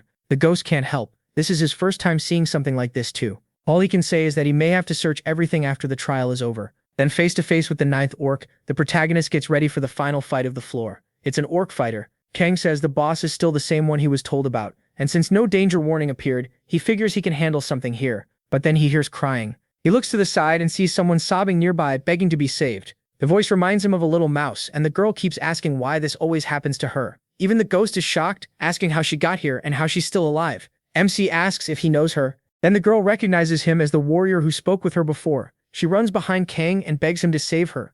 She says the labyrinth suddenly changed, and when she woke up, she found herself dropped near that orc. The ghost bursts out laughing, while he is not happy about this at all. The ghost figures it out. She's crying because she ended up next to someone with terrible luck, and he says this is all the protagonist's fault. That shocks her, and she blurts out that he only just entered the labyrinth, so how did this happen? MC realizes the secret room reward is probably an NPC, the same girl making a scene. He tells her to stay put while he deals with the orc. She stares at the ghost in shock, saying the only adventurer here is really going to fight an orc fighter. The ghost tells her not to worry, and just wait. The orc had been standing there quietly while they talked, but now it turns to him with full confidence. He can tell right away the monster isn't interested in the girl at all. The protagonist is the real target, so he sees no reason to wait and activates acceleration. The orc swings to cut him in half, but MC moves so fast he vanishes and appears behind it. Then he uses power attack and slams the orc from the side. The hit lands cleanly, but the orc enters berserk mode. Its power surges, and it roars as it charges straight at Kang. It tries to crush him, but he jumps back fast enough to avoid the blow. He triggers acceleration again, rushes around the orc, and gets ready to use power attack once more. With one heavy strike, he blasts the orc backward and wins cleanly. The fast finish leaves the other two stunned. After killing the boss, Kang levels up, and the girl can't believe it. A 4th floor adventurer just beat an orc fighter that easily, and to her that makes no sense. So she asks him what he really is. The protagonist looks confused and says he's obviously a player. Then he asks who she is. The girl gets a little shy, then introduces herself as Lilise, a magic caster. She says she came here to learn the great mysteries. Kang asks about that magic, and she quickly realizes he's from another world where magic doesn't exist. To her, that makes him pretty exotic. She explains that not everyone can learn magic because it's an inborn talent. She didn't have that talent, but she still wanted to learn magic more than anything. That's why she entered the labyrinth. She says this place lets people turn their dreams into reality. To prove it, she shows Kang a magical display like an aurora with stars. MC is amazed by it. Lalise thanks him for saving her but says she has nothing to give him, so she can't repay him and apologizes. He says there is one thing she can do, and she quickly says she's broke and has nothing on her. The protagonist says he wants the power she has, magic. He asks her to teach him. Lalise lowers her head and apologizes again after thinking it over. She says it took her whole life to learn what she knows. She's truly grateful he saved her, but she doesn't know if what he asked is even possible. Kang takes that as a refusal, which is what he expected, so he starts thinking of another plan. But the ghost cuts in and asks why she can't teach him. Lalise finds that strange, and the ghost points out that she already said MC knows nothing about magic. Knowing magic is amazing, but knowledge alone won't help much in this world. He adds that teaching him would at least be the least she could do after being saved. She admits he has a point, so the ghost asks how many floors she's cleared so far. Embarrassed, she says she only made it to the 9th floor. The ghost says that's what he expected. With her abilities, going deeper alone will be very hard. Then he says Kang will keep advancing through the labyrinth, and not only that, he's someone the gods have recognized. The reason the labyrinth changed is because of him. Lalise realizes that means he can keep moving forward and protect the people with him. The ghost agrees and says this would also give her a chance to use magic in ways she never imagined. That makes her happy. The ghost says the deal would help both of them and asks if she's changed her mind. After thinking it over, Lalise says it actually is a great idea, and quickly agrees. She says the labyrinth is going to be way more fun now, but since she got thrown somewhere different from where she was before, she can't teach him right away. The 5th floor is also an orc floor, so the layout should be similar. Because of that, she says she'll leave now, head to the secret room on the 6th floor, and wait for him there. Kang says that's fine, and then the girl vanishes with an invisibility cloak, telling him she'll see him on the 6th floor. The ghost says he had been wondering how she even got through the 5th floor, but her magic really is impressive. Kang says he can't sense anything from her at all. She can hide her presence completely. Now that's real magic. Then he turns to the ghost and asks why he suddenly decided to help. The ghost fires back, asking why the protagonist is complaining when he just got helped. MC says he's sure the ghost changed after the Goblin Lord hunt, and he wants to know why. The ghost says he just saw potential in him, and that it also has something to do with his own redemption. He asks what that means, but the ghost tells him to drop it. From now on, he'll help instead of getting in the way. The protagonist can tell he won't get a real answer no matter how much he asks, so he says he doesn't care. The ghost tells him to hurry up and finish the trial. Kang agrees, but says he needs to eat first. While checking his messages, he sees that his 2 disciples cleared the 1st floor. They didn't get many skills, and besides those 2, no one else passed it. As MC eats the awful monster meat, the ghost asks if it actually tastes good. After that, he sorts through the loot he got, including a gray bracer with +5 defense. He also has an engraving scroll that adds a special effect to equipment. Kang is glad Lalise told him about the secret discovery because the reward was as good as he hoped. Then he uses the engraving scroll on Lakerada's sword, giving it +5 attack. On top of that, it restores 5 GP whenever it kills an enemy, and there's also a high chance it will knock targets back, even though the effect was random. The protagonist says he got one of the good ones. Then he keeps going with the ghost and heads to the 5th floor. The mission is to defeat the boss, and the reward is a brilliant heart sword plus the secret reward. He visits the king again, and the king is surprised he's already back. He says the floor seemed chaotic, and asks if there was another trial. When MC confirms it, the king asks what he wants to buy this time. MC says he'll sell a few things first, and he also wants more inventory space and one more item. Then something catches his eye, and he realizes the thing he wanted is already there. He asks if he can see that golden bottle. It's blessing powder, dust shaken loose from fairy wings. Rumors say it can give the user powerful blessings. The king sounds disappointed in him and says people claim it gives a great blessing, but nobody knows if that's true. Some said bathing in it raised their luck, but that turned out to be nonsense. Others put it on their weapons, and the only result was that the blade looks shinier. He asks the ghost if he knows anything about it, but the ghost says no. He never bought it before. He says that's all anyone knows. In his past life, lots of people saw this in shops and bought it right away, but after finding out it seemed useless, they stopped. Still, the protagonist knows something nobody else does. He asks how many the king has, and the answer is 3. MC immediately says he'll buy them all.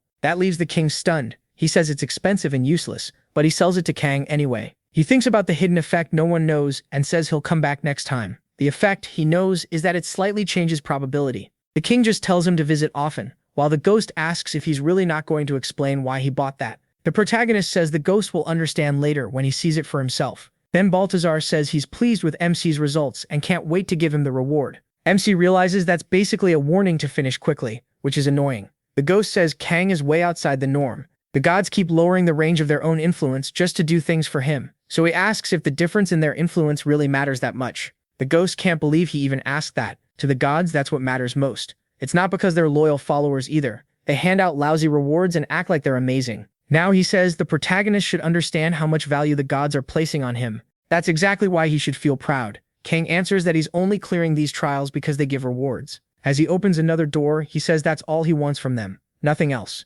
This is the first room on the 5th floor, and an orc fighter appears with a spear. MC thinks the 4th floor boss was only the beginning, which is disappointing because he wanted something stronger. Wanting a tougher fight, Kang rushes the orc. With his upgraded sword, he throws the orc off balance and finds an opening. Right after that, he uses his power attack and chains more hits together. He goes for the finishing blow, but the orc drops low at the last second. That lets it get its spear in front of his dagger and knock the attack away. Kang can't help thinking this monster is crazy. Lucky. Even so, he fires off another power attack and finally brings the orc down. After beating the fighter, the protagonist tells Gasparzinho it wasn't bad at all. The enemy was about as strong as the 4th floor boss, but the scroll let him finish it fast.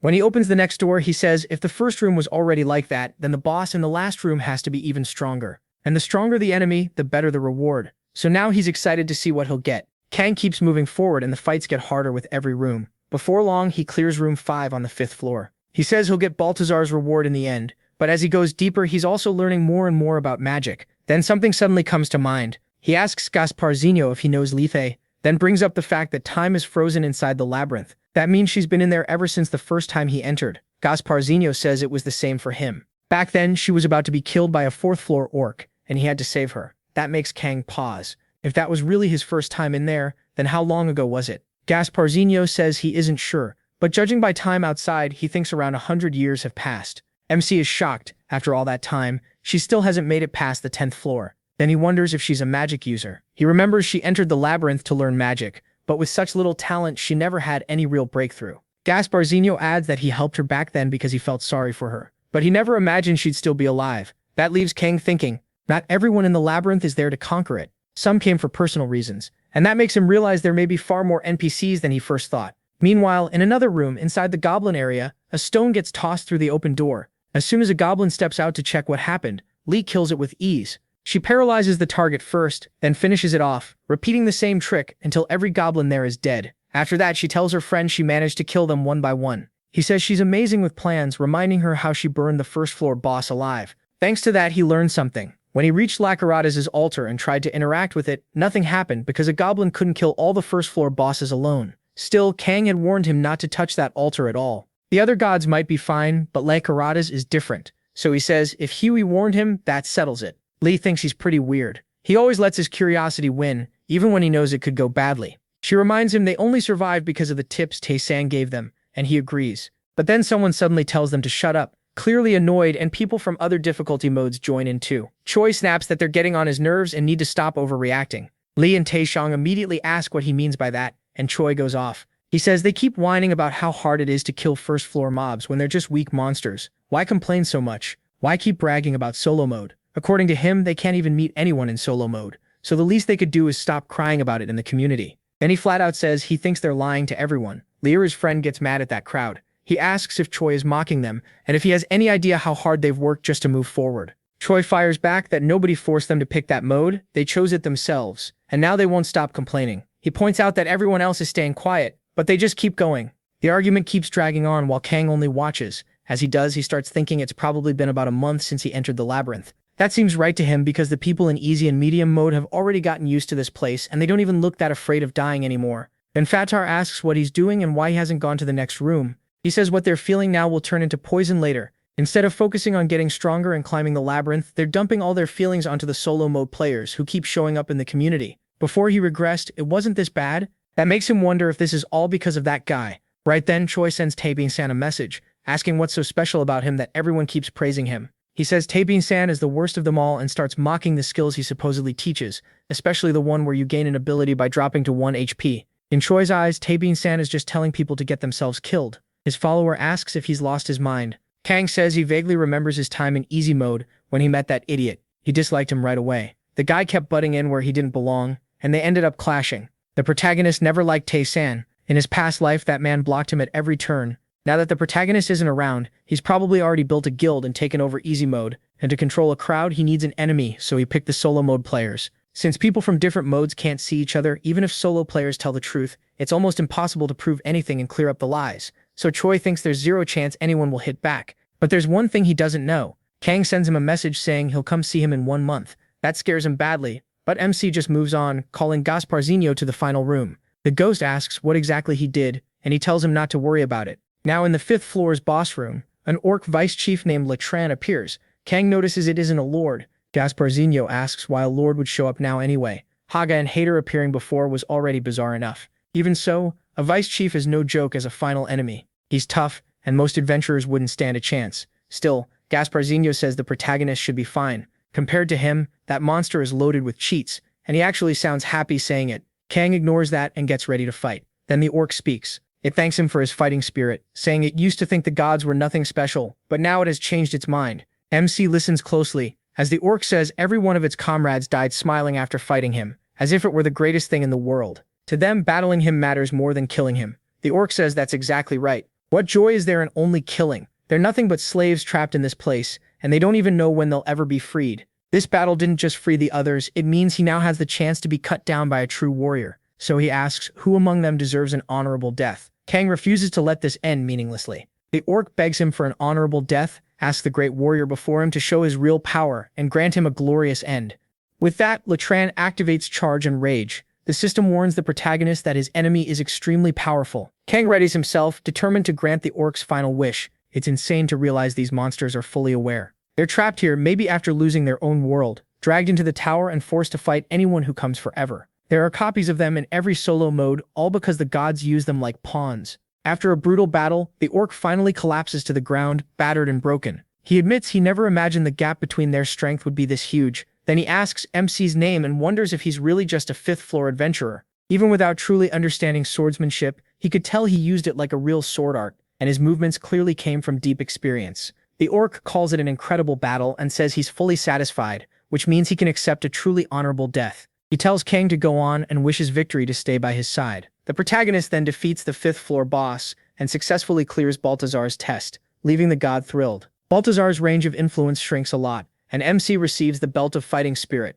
It gives +3 attack, +3 defense, and restores 5 GP every time he wins a battle. He also gains a conditional skill called Proof of Victory, which lets him choose one stat to keep increasing over time. Kang is surprised by how good it is, then chooses mana as the stat he wants boosted. Lycarados once again offers him an apostle contract, but he refuses again. Baltazar, meanwhile, is completely fascinated and already looking forward to their next meeting. The protagonist is honestly shocked. The god's rewards are almost too good. Then he notices 2 chests nearby. Gasparzinho explains that one holds a normal reward, while the other seems to be the secret room reward for this floor. Since the labyrinth's structure changed, it must have ended up here. MC notices that sword has the same damage as Lakiati's sword. He also gets the secret room reward, the self-harm dagger, which can store and drain life. Even the ghost is shocked that he got a secret room prize without doing anything special for it. So Kang tests it right away. When he cuts his own arm, the dagger steals 20 GP from him. He quickly realizes it works kind of like a potion, which could save him in an emergency. Then he receives another hidden reward, the Cloak of Darkness.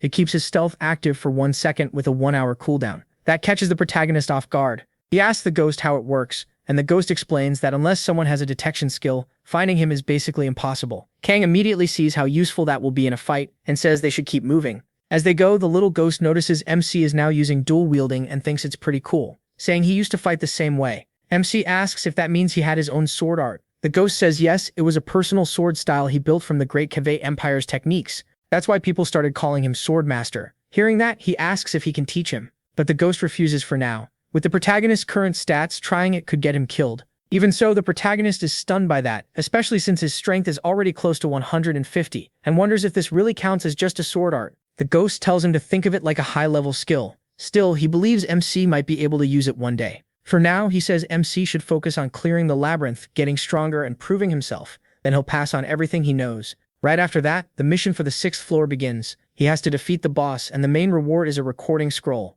The secret reward is hidden again. The moment he steps in, something like living moss rises from the ground, just like he'd been told before. The protagonist remembers hearing this floor would be hard to move through because it's a swamp, and the monsters here aren't slowed down by the terrain. Soon, several lizard men start surrounding him from a distance. Kang points out that only players are affected by the swamp's movement penalty. Then they attack. 2 of them rush him at once, but MC couldn't care less. He pulls out his staff and blasts them with fire. The flames hit hard, and some of the lizard men die from that alone. He keeps picking them off one by one, and his detection rises by 4. At one point he grabs one by the throat, slams it down, and finishes it with his sword. After killing another lizard man, his mana goes up too. The ghost is amazed that his stat keeps growing through victories and calls the skill totally broken. More than that, he wonders how the swamp itself can be alive. He doesn't know either, while another monster trembles behind him. When the protagonist turns around, the creature nearly freaks out. MC asks what it's doing and tells it to come closer. Instead, it practically dies of fear, trying to run away. Kang keeps carving a path through everything in sight.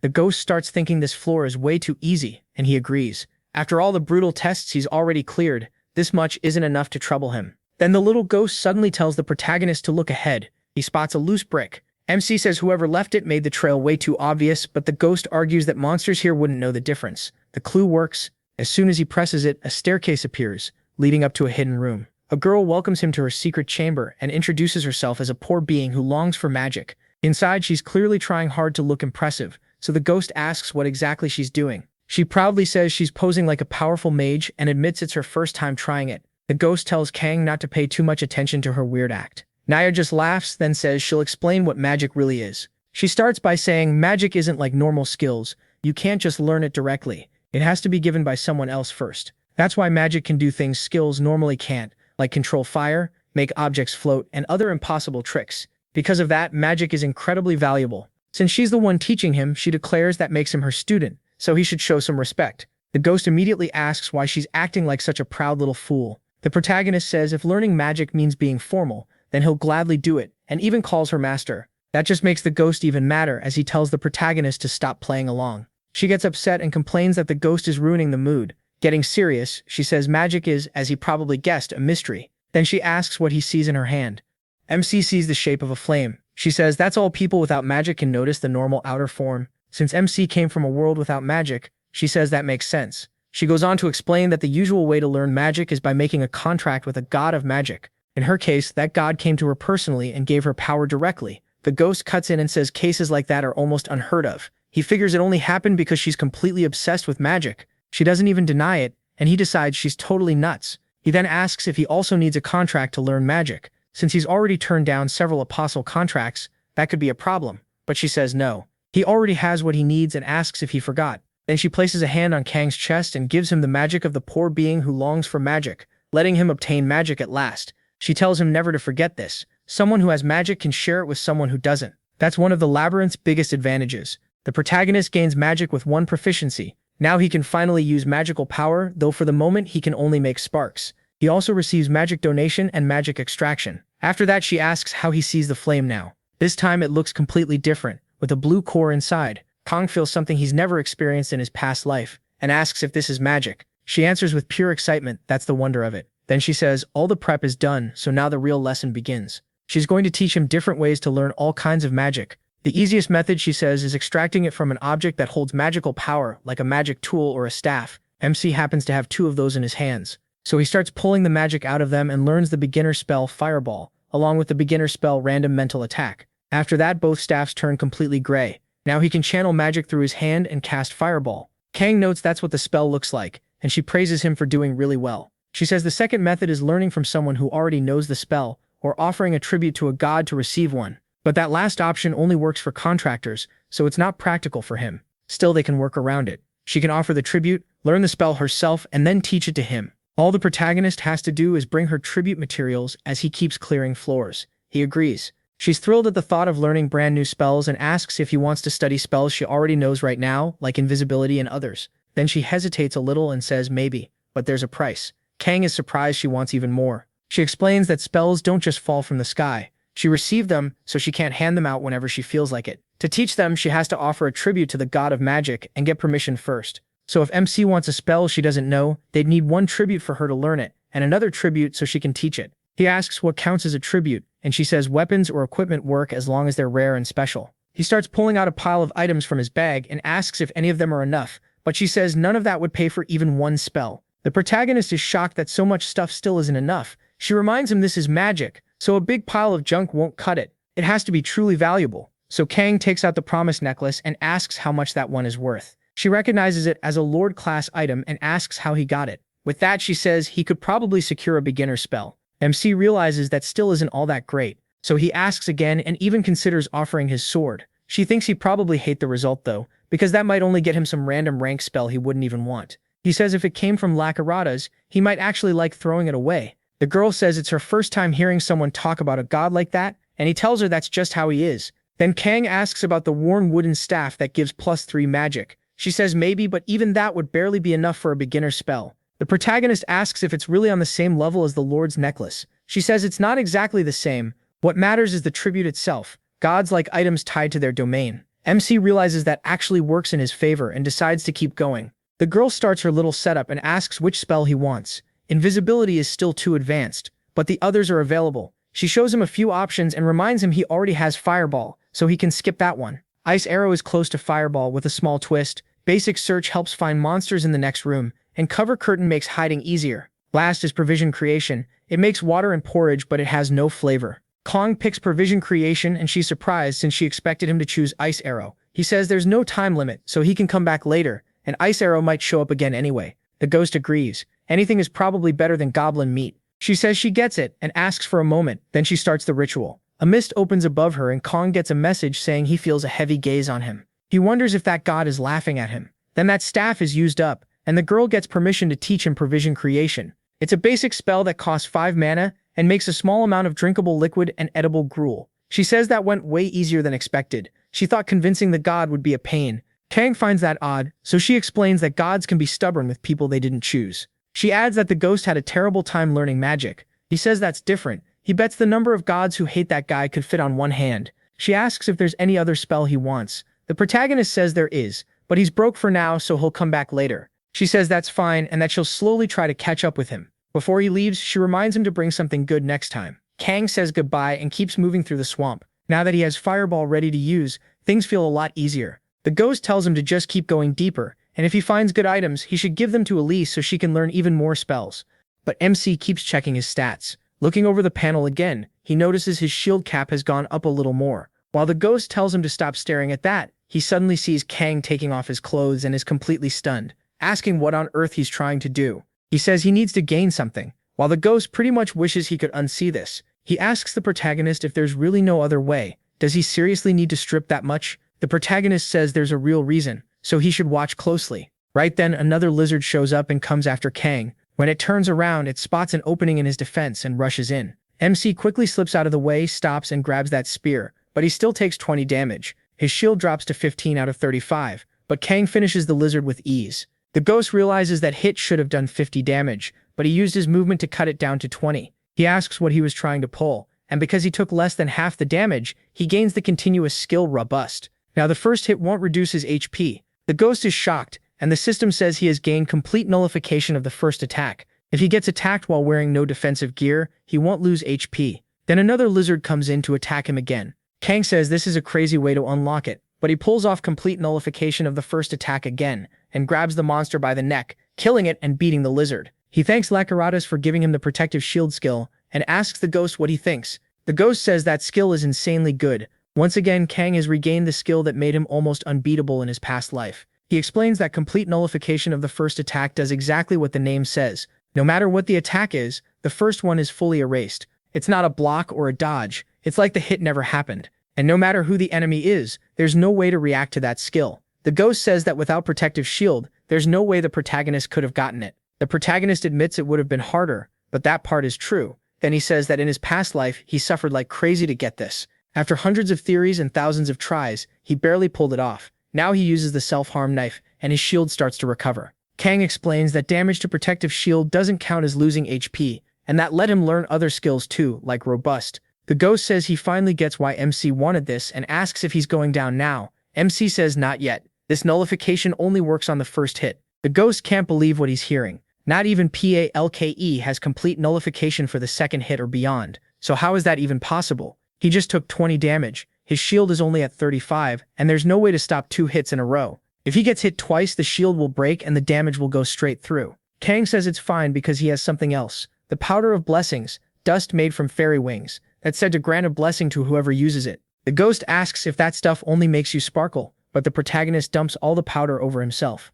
Then he heads into that room full of lizards. The ghost asks if he really thinks that dust is enough to make his current shield hold up. As the monster attacks, Kang uses complete nullification of the first attack and takes no damage at all. The ghost points out that attack doesn't count for the next skill. If MC wants complete nullification of the second attack, he has to take 2 more hits without losing HP. The monster attacks again, but the fairy dust keeps it from landing cleanly. He says that's the first one. He only took 17 damage, and his shield is now at 18 out of 35. The ghost starts to see the protagonist's plan. Kang explains that attacks go through a lot of checks: accuracy, evasion, defense, and finally luck. As the monster gets angrier and angrier, it attacks again. Mane thinks about how the system gives damage a random range of 10%, so if an attack normally deals 30, it can land anywhere from 27 to 33 at random. This time on the second hit, his shield drops exactly to 0. He figures the Powder of Blessings gives precise control over probability, and with at least 3 uses he's guaranteed to take the minimum damage, so his HP still doesn't drop from the second attack.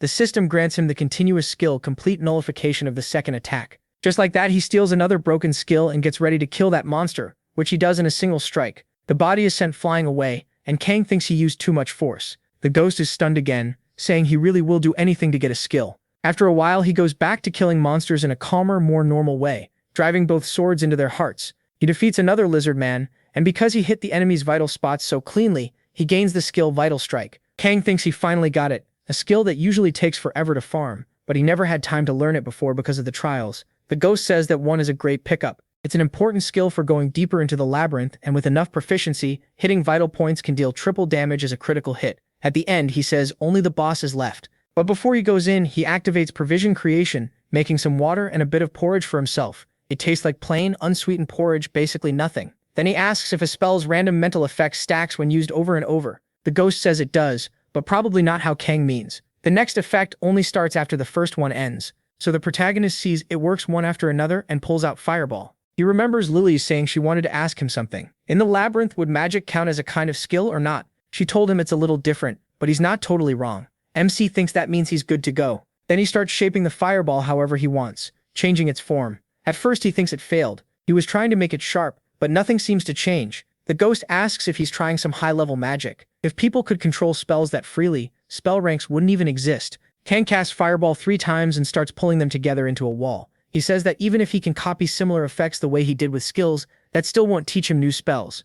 The ghost asks if he's tired, but Kang says not at all, and keeps trying. The fireballs won't merge, and until he gives them an order, they just hang there. Then another idea hits him, and he notices again that they stay in place. So he starts moving them in a circle, until he gathers them together again, thinking this is different, because a fireball acts differently when it's just hanging in the air. Kang wonders if his idea will work, and the ghost asks what he means. Instead of answering, the boy burns through all his mana for another test. First, he launches a fireball and runs beside it. He speeds up so much that he loops around and gets in front of it. Then he casts his second fireball and brings the two together that way. The ghost is shocked that the fireballs can actually merge. Kang remembers what Lilith told him, and from there he keeps stacking more fireballs, casting them one after another until he forms a bigger one, something completely new. A massive explosion goes off, and the ghost is stunned again. At last, Kang gets what he wanted. He learns Flame Explosion. Looks like the God's Bazaar won't stay open much longer if it keeps trading great rewards for lousy magic. After that, he reaches the boss of the 6th floor. It's a red-type monster, a lizard man fighter.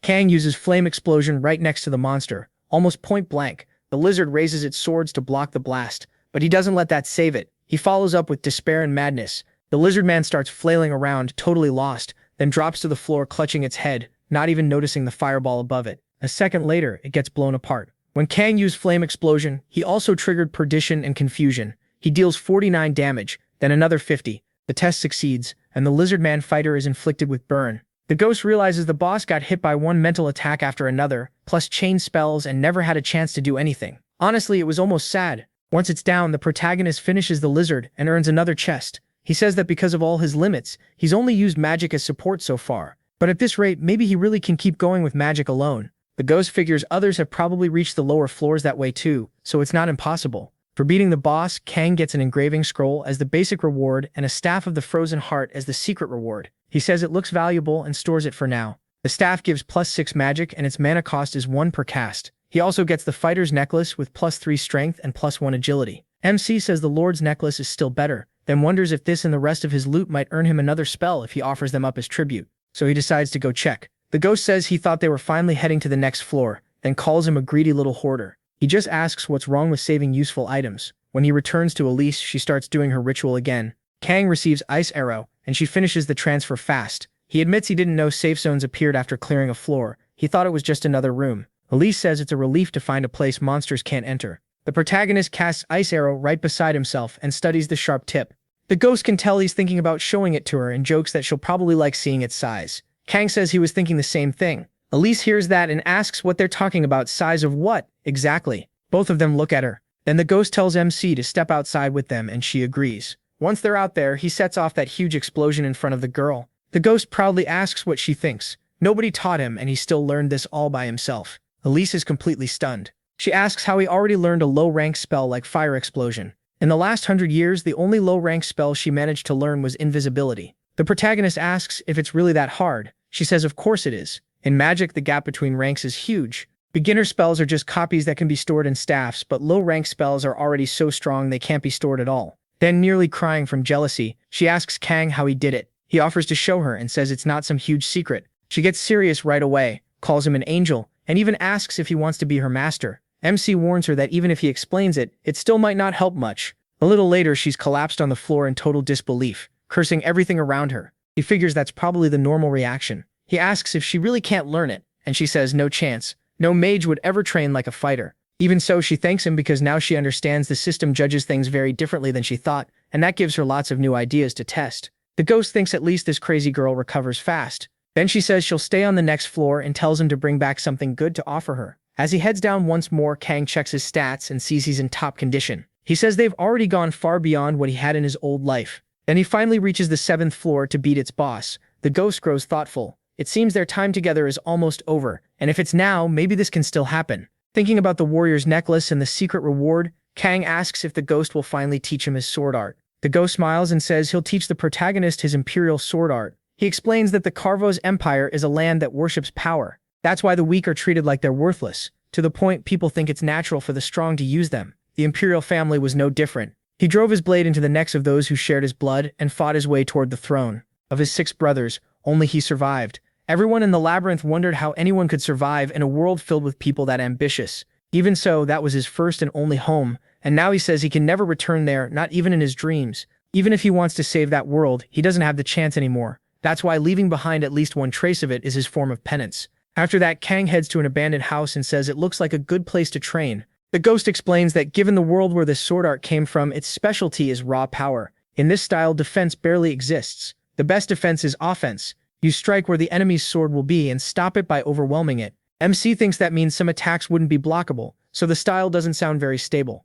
But the ghost says that also means its attack power is far greater, and he promises that's true. Then he asks what he thinks. Kang says he has no reason to refuse. The ghost moves up to him and touches him. A storm rages, and scar-like marks appear like claw wounds. He says the sword of the storm severance is all that remains of his world. For a moment, the protagonist sees the ghost's true form, his astral self standing right in front of him. MC becomes the bearer of the Sword of the Storm Severance and gains the high-rank skill, Sword of the Storm Severance. He's still thinking about the true form he just saw when the ghost tells him to go test it. The proficiency for that high-rank skill is at 0. It's a sword art brought from a ruined world, and now only one person has learned it. He notices the 0 proficiency, and the ghost says it should have started at 100, but because he's dead, he was only allowed to pass on the technique, so he will have to train the rest on his own. Still, the ghost says he'll teach everything he can, and tells the protagonist to pay very close attention. Sometime later, he explains that the goal isn't to block an attack, but to react to it. Only by keeping that idea in mind can MC use the Sword of the Storm Severance. He adds that when striking an opponent's chest, he should bend his arms and shift to the left. Then, by using the spring of his whole body, he'll be able to pull off that absurd move. Kang says he has no clue what the ghost is talking about. He asks how anyone is supposed to explain swordsmanship with words alone. He didn't expect this kind of problem, so what is he even supposed to do? The ghost says it's not because the protagonist lacks talent. Normally he would explain while showing the movements, but he can't do that now, which makes everything harder. The protagonist just doesn't have the experience yet. MC asks if proficiency could count as a kind of experience, and the ghost says that since he has to build it himself, it's basically the same thing. That makes him remember his time with the Lord, along with the potion he got, a proficiency boost potion that raises a skill's proficiency by 5. So when he drinks it, the sword art's proficiency rises, and he starts picturing all the strikes he needs to make. At last, he begins to perform the technique, and the ghost lights up with excitement, amazed to see him using the sword art of his homeland. He starts to tremble, remembering the day he mastered that art himself. Kang repeats it step by step and says it worked. The ghost turns soft with relief,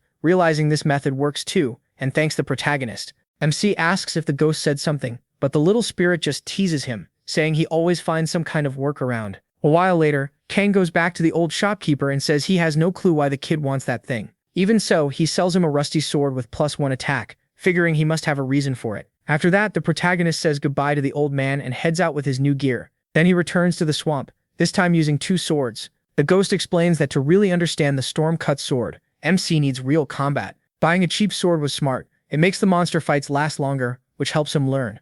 As the fight goes on, Kang runs the sword art through his head and says he can see every way to answer that attack. With that, he starts pressing harder. He keeps getting better at the sword art, and his proficiency goes up by 1%. The ghost says it wasn't bad, but it'd be better if he moved his wrist about 3 more centimeters. Kang just takes the advice. He says what should have been a long fight ended way faster with the storm-cut sword, and now he thinks he can clear the 7th floor. Sometime later, he keeps fighting like this. The ghost tells him that keeping pressure matters, but backing off has value too, and when he turns left, his left foot should be a little farther forward. After one battle, though, the ghost says he retreated too much. Even while falling back, he has to keep attacking. Then right after stepping back, he strikes with even more force, and the ghost tells him to put more weight into the blow. Later on, Kang finally lies down to sleep, and the ghost thinks it was sudden, but the guy is really strange. He fought for 12 hours straight, then spent 6 more practicing the sword technique's movements. The only time he ever settles down is when he's asleep. The ghost remembers asking why the protagonist thought the training was boring, and he said he was having a great time. To him, this is way better than repeating a dead-end future with no answers,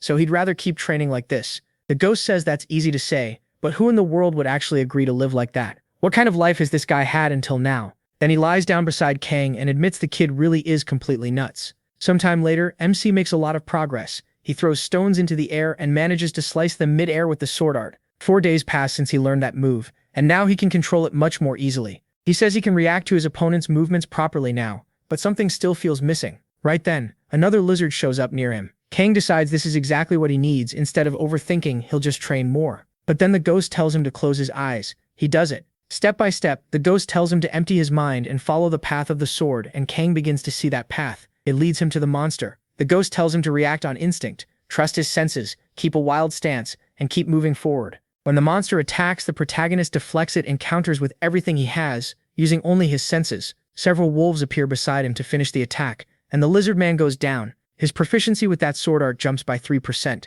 and Kang is shocked. The ghost says this is the first form of the storm-cut sword, Wolf's Fang. He says there are more forms to teach, but weak enemies like these won't help. Teaching the second form before even the 10th floor will be hard, which is a shame. Still, he tells MC he did amazingly well. Learning the first form that fast was impressive, and just like that, the skill rises to 12%. While Kang keeps growing stronger and finding tricks for everything, Lita Yante is having one of the worst moments of her life. She's forcing down bad meat and nearly getting sick, thinking it makes her want to throw up.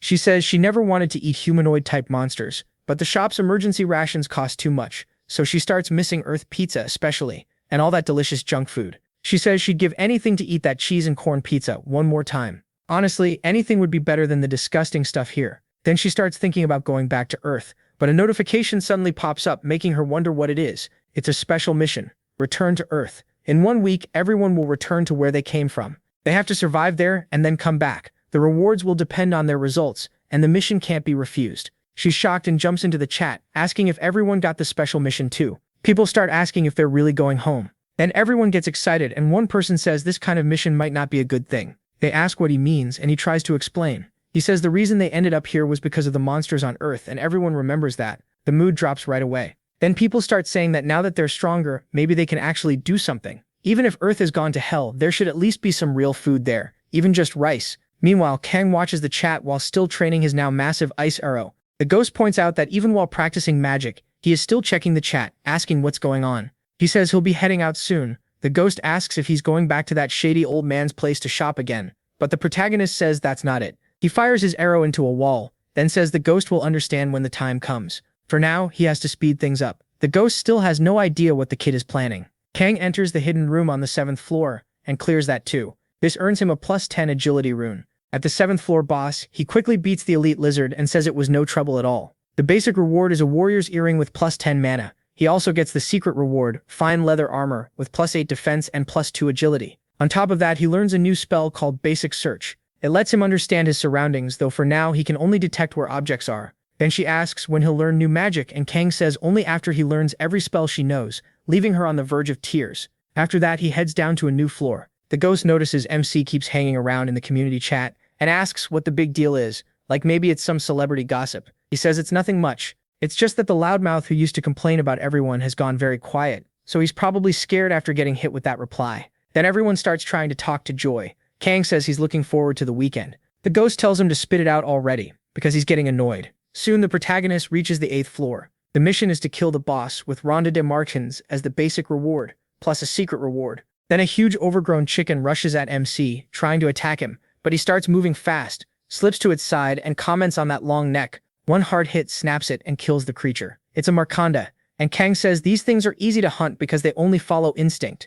Looks like swordsmanship doesn't help much against them, and the ghost says of course not. That technique was made to fight humans. He says that's actually good, since he planned to steamroll these floors anyway. It'll be perfect for training other things like his fire and ice magic. So he moves through the floor with ease until he comes face to face with Oman's altar. The ghost explains that Oman is a god of trials. He likes adventurers and enjoys watching them realize their own abilities. Right now, he's the perfect god for Kang. Oman wants to test whoever reached his altar, and the reward will depend on what the protagonist shows him. That gets MC even more fired up, and he tells the trial to bring it on. A side mission begins. Oman prepares the test, and he sees water pouring from the container in front of him. The water spreads through the whole area, and the ghost is surprised by the wall of water sealing everything off. Then the water around the altar starts changing, and something like oil rises out of it, forming into a humanoid shape in front of Kang. His test is to prove his skill against that figure. The protagonist jumps back at once and says he'll retreat for now and see what it does, but then he notices the thing is unbelievably slow and wonders why, so he walks up and cuts its head off. The first test is cleared, and his reward is +1 agility. Then another one forms nearby, and Kang asks if they just keep coming back. This time it's faster than before, but still way too slow, so MC kills it easily. He says he gets the idea now. The test is split into levels. After clearing the second one, his strength goes up. The ghost says exactly. Those first two had the average power of adventurers from the first and second floors. Now Kang can start seeing how far his current strength really goes. The third one is even stronger, and he says this is perfect, because he was dying to measure his power. He beats the third one too, and his intelligence goes up by 1. The rewards keep climbing, and now his agility goes up by 2. Then his strength also rises to 2. After that, the shadow starts using powers too. It triggers a strong attack, and Kang realizes it's copying skills now. It even summons an ice spear, but he kills it with that alone. Even when the monster tries to stop it, it can't stop the protagonist's attack. The thing gets frozen, and the 6th test ends with his mana going up by 2. Kang finds something weird. His mana restores after every test, so he won't need to hold back. Another monster appears, and now he decides to try a few things. This time he kills it with fire, and his strength goes up by 3. He figures the next shadow should be around his level, and that's when he realizes things might get ugly, so he activates confusion. Then he uses Ice Arrow too and kills the 8th shadow. His mana rises by 4, and he says he wants to see the next one, but nothing shows up, so he walks over to the altar. The ghost suddenly gets it, and starts laughing. He explains that Oman can only test up to the level the adventurer has already reached. To go past that, the god has to give something up, but doing that means wasting his own influence just to keep the trial going. MC notices the other gods don't seem to think spending influence is a waste. The ghost says Oman is different, and because ascendants vary so much, MC would be hard to judge. Oman wants to see the boy's full potential, but not enough to pay the price, so he gets released, and he complains this is taking too long. By now, he says he could have cleared the whole floor already, but then the test keeps going. Oman's influence shrinks, and he offers a stronger trial. The ghost cracks up. The protagonist baited him. The protagonist just stares at that crazy turn. Oman gets cornered and continues the test, telling MC to prove himself. He gets ready again and thinks the shadows from here on will have the power of floors he hasn't even reached yet. Then he calls them on. The next shadow that forms actually gives him trouble. Still, Kang starts using both magic and dagger strikes, and he clears the 9th test. His strength goes up by 4. Parry activates, his deflect proficiency rises by 3, and his agility starts increasing too. He admits the reward is great, but he still asks what the hell these shadows really are. They don't look like any one person. The ghost says some are adventurers who failed the test, some made contracts with gods, and some sold their souls after being defeated. So they're just shadows of different adventurers, lost throughout the labyrinth's long history. Then he's attacked again. Kang sets off flame explosion near the shadow, but it still doesn't hit, so he goes for something wild. He fires Ice Arrow from 2 angles, finishes the 10th test, and his strength increases by 5. The protagonist says those fighters weren't just toys for the gods, each one had their own style and technique, and that's really good to know, especially when the 13th shadow appears. He says they're slowly showing more and more abilities. The shadow from the 14th floor is stronger too, but Kang notices that even with lots of skills, it depends on them too much and doesn't move well. That actually makes it easier than the last one. Even so, the shadows keep piling on more pressure. By the 15th floor shadow, MC realizes the enemies from here on have stats equal to his, or maybe even better. Still, he says it won't matter, and then he uses Flame Explosion to blast the shadow away. Right after that, he triggers Acceleration and follows with a powerful strike, cutting the shadow in half. Kang starts thinking he's got tricks. These things would never see coming. That clears the 15th test. His strength rises by 6, agility by 6, mana by 4, and his parry proficiency keeps going up. He says not only are the rewards insane, but the stat gains and proficiency boosts are so broken it's ridiculous. Even with a low estimate, he's already gained around 60 points, and that's a huge profit for him. The ghost says only he could have made it this far. A normal person would have gone down long ago, and when he leaves here he'll be a monster. Then the shadow from the 18th floor appears, and Kang still manages to handle it. But this shadow is a little stronger. It rushes him even after taking a hit, and manages to land one of its own. The protagonist answers by activating nullification on the first attack. The ghost asks if that thing really tried to blow him up and take him with it. Bad luck for the shadow, it attacked a guy loaded with broken skills. With that, MC finishes the 18th shadow. The ghost says again how unfair that nullification is. The system warning only shows up after he gets attacked, so unless the enemy already knows about it, they can never land a proper hit. Then the 19th shadow arrives with a huge axe and slams Kang into the ground with one blow. The message says his opponent is impossible to defeat, and the protagonist says now they'll start adjusting to it. Then he adds that he's fine. He uses the needless check, showing he wasn't shaken by an unbeatable enemy. Force Duel activates, then Desire for Battle, then Contempt for the Strong. He keeps stacking buff after buff, and says that after all these trials, he's got plenty ready for strong opponents. Then he charges that monster. Even so, the shadow starts using Wild Attack. Kang explains that the skill lets the user swing from angles up to 270 degrees, but it has a weakness. Once it's used, it can't be cancelled, and the back stays open. While the monster keeps attacking forward, MC is already behind it, ready to use Acceleration. He adds Powerful Strike 2, driving both blades into the monster's back. At last, he clears the 19th test. He gets through it mostly thanks to his buffs, but he knows that probably won't be enough for what's next. Then the shadow from the 20th floor appears. This one is far stronger and activates Absolute Victory. The check is pointless now, but Kang pushes through by sheer will and says now this is finally going to be a real fight. The shadow rushes in and he meets it head on. The two trade blows getting thrown around while the protagonist keeps using Daikins and several other debuffs. Still, he takes a punch to the face that sends him flying.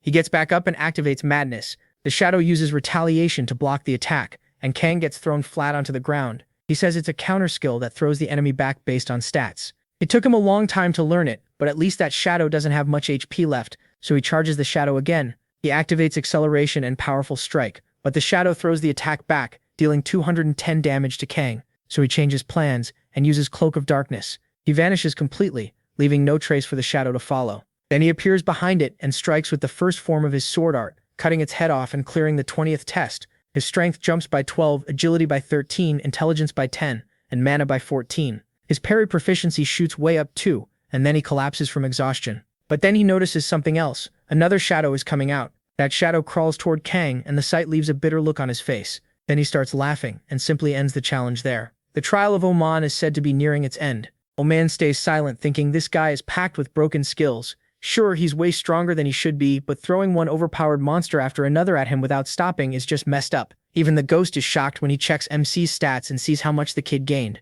He says MC's still only on the 8th floor, yet he was tearing through shadows up to the 20th. Then it's announced that Oman's influence drops and he gives out a reward, making his power fall even more. He gets the Ring of Validation, which gives +5 strength and +5 defense. Since he cleared an enhanced challenge, he also earns an extra reward, Proof of Limitations. When he faces an enemy of similar rank, all his stats increase, so he gets both the ring and a buff.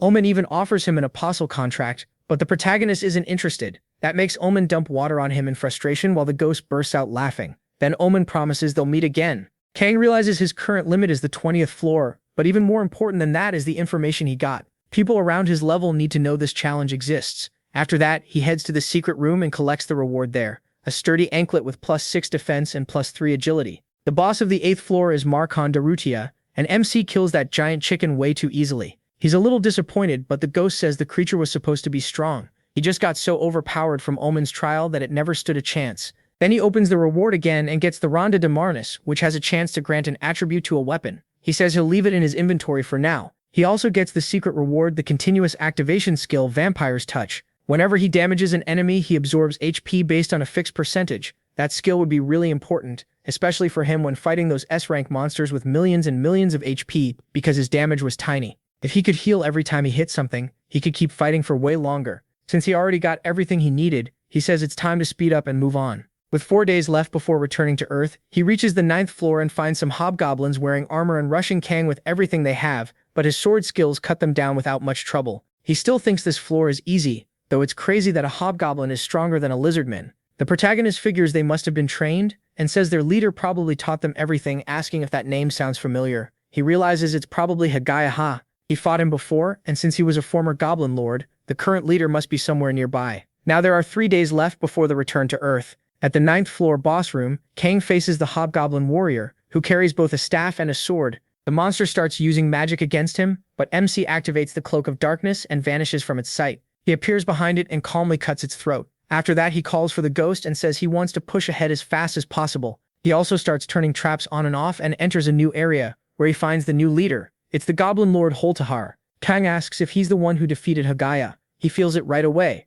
Holtus is pleased. Since the protagonist fought that monster before, he says a warrior like Hagaya must have died with a smile on his face. MC immediately stacks all his buffs on himself, while Holt thanks him for what he did. Still, Kang asks if Holt was the one who took Hagaya's throne, and why he did it. Holt says everyone dies someday, so shouldn't a person leave something behind first? And if he has to die, it's better to die as the Goblin Lord than as nobody. He sees that, in the end, it was all just greed. Holt says he knew this day would come. Even if he didn't want it, there's nothing to do now. Then he tells the protagonist to come at him and fight properly. MC charges straight at the hobgoblin, and the days left before the return to Earth keep passing. Their battle stays intense the whole time. Holt realizes he's in trouble. His skills and fighting style just aren't on Kang's level. Then he asks if that's all he's got. Holt answers no, of course not, and knocks him back. He says it doesn't matter if he has no chance. He'll fight to the end so his last moments can at least be glorious. Kang goes all out with his sword art and says he'll give everything too. In the end, the hobgoblin ends up slammed into a wall. Barely alive,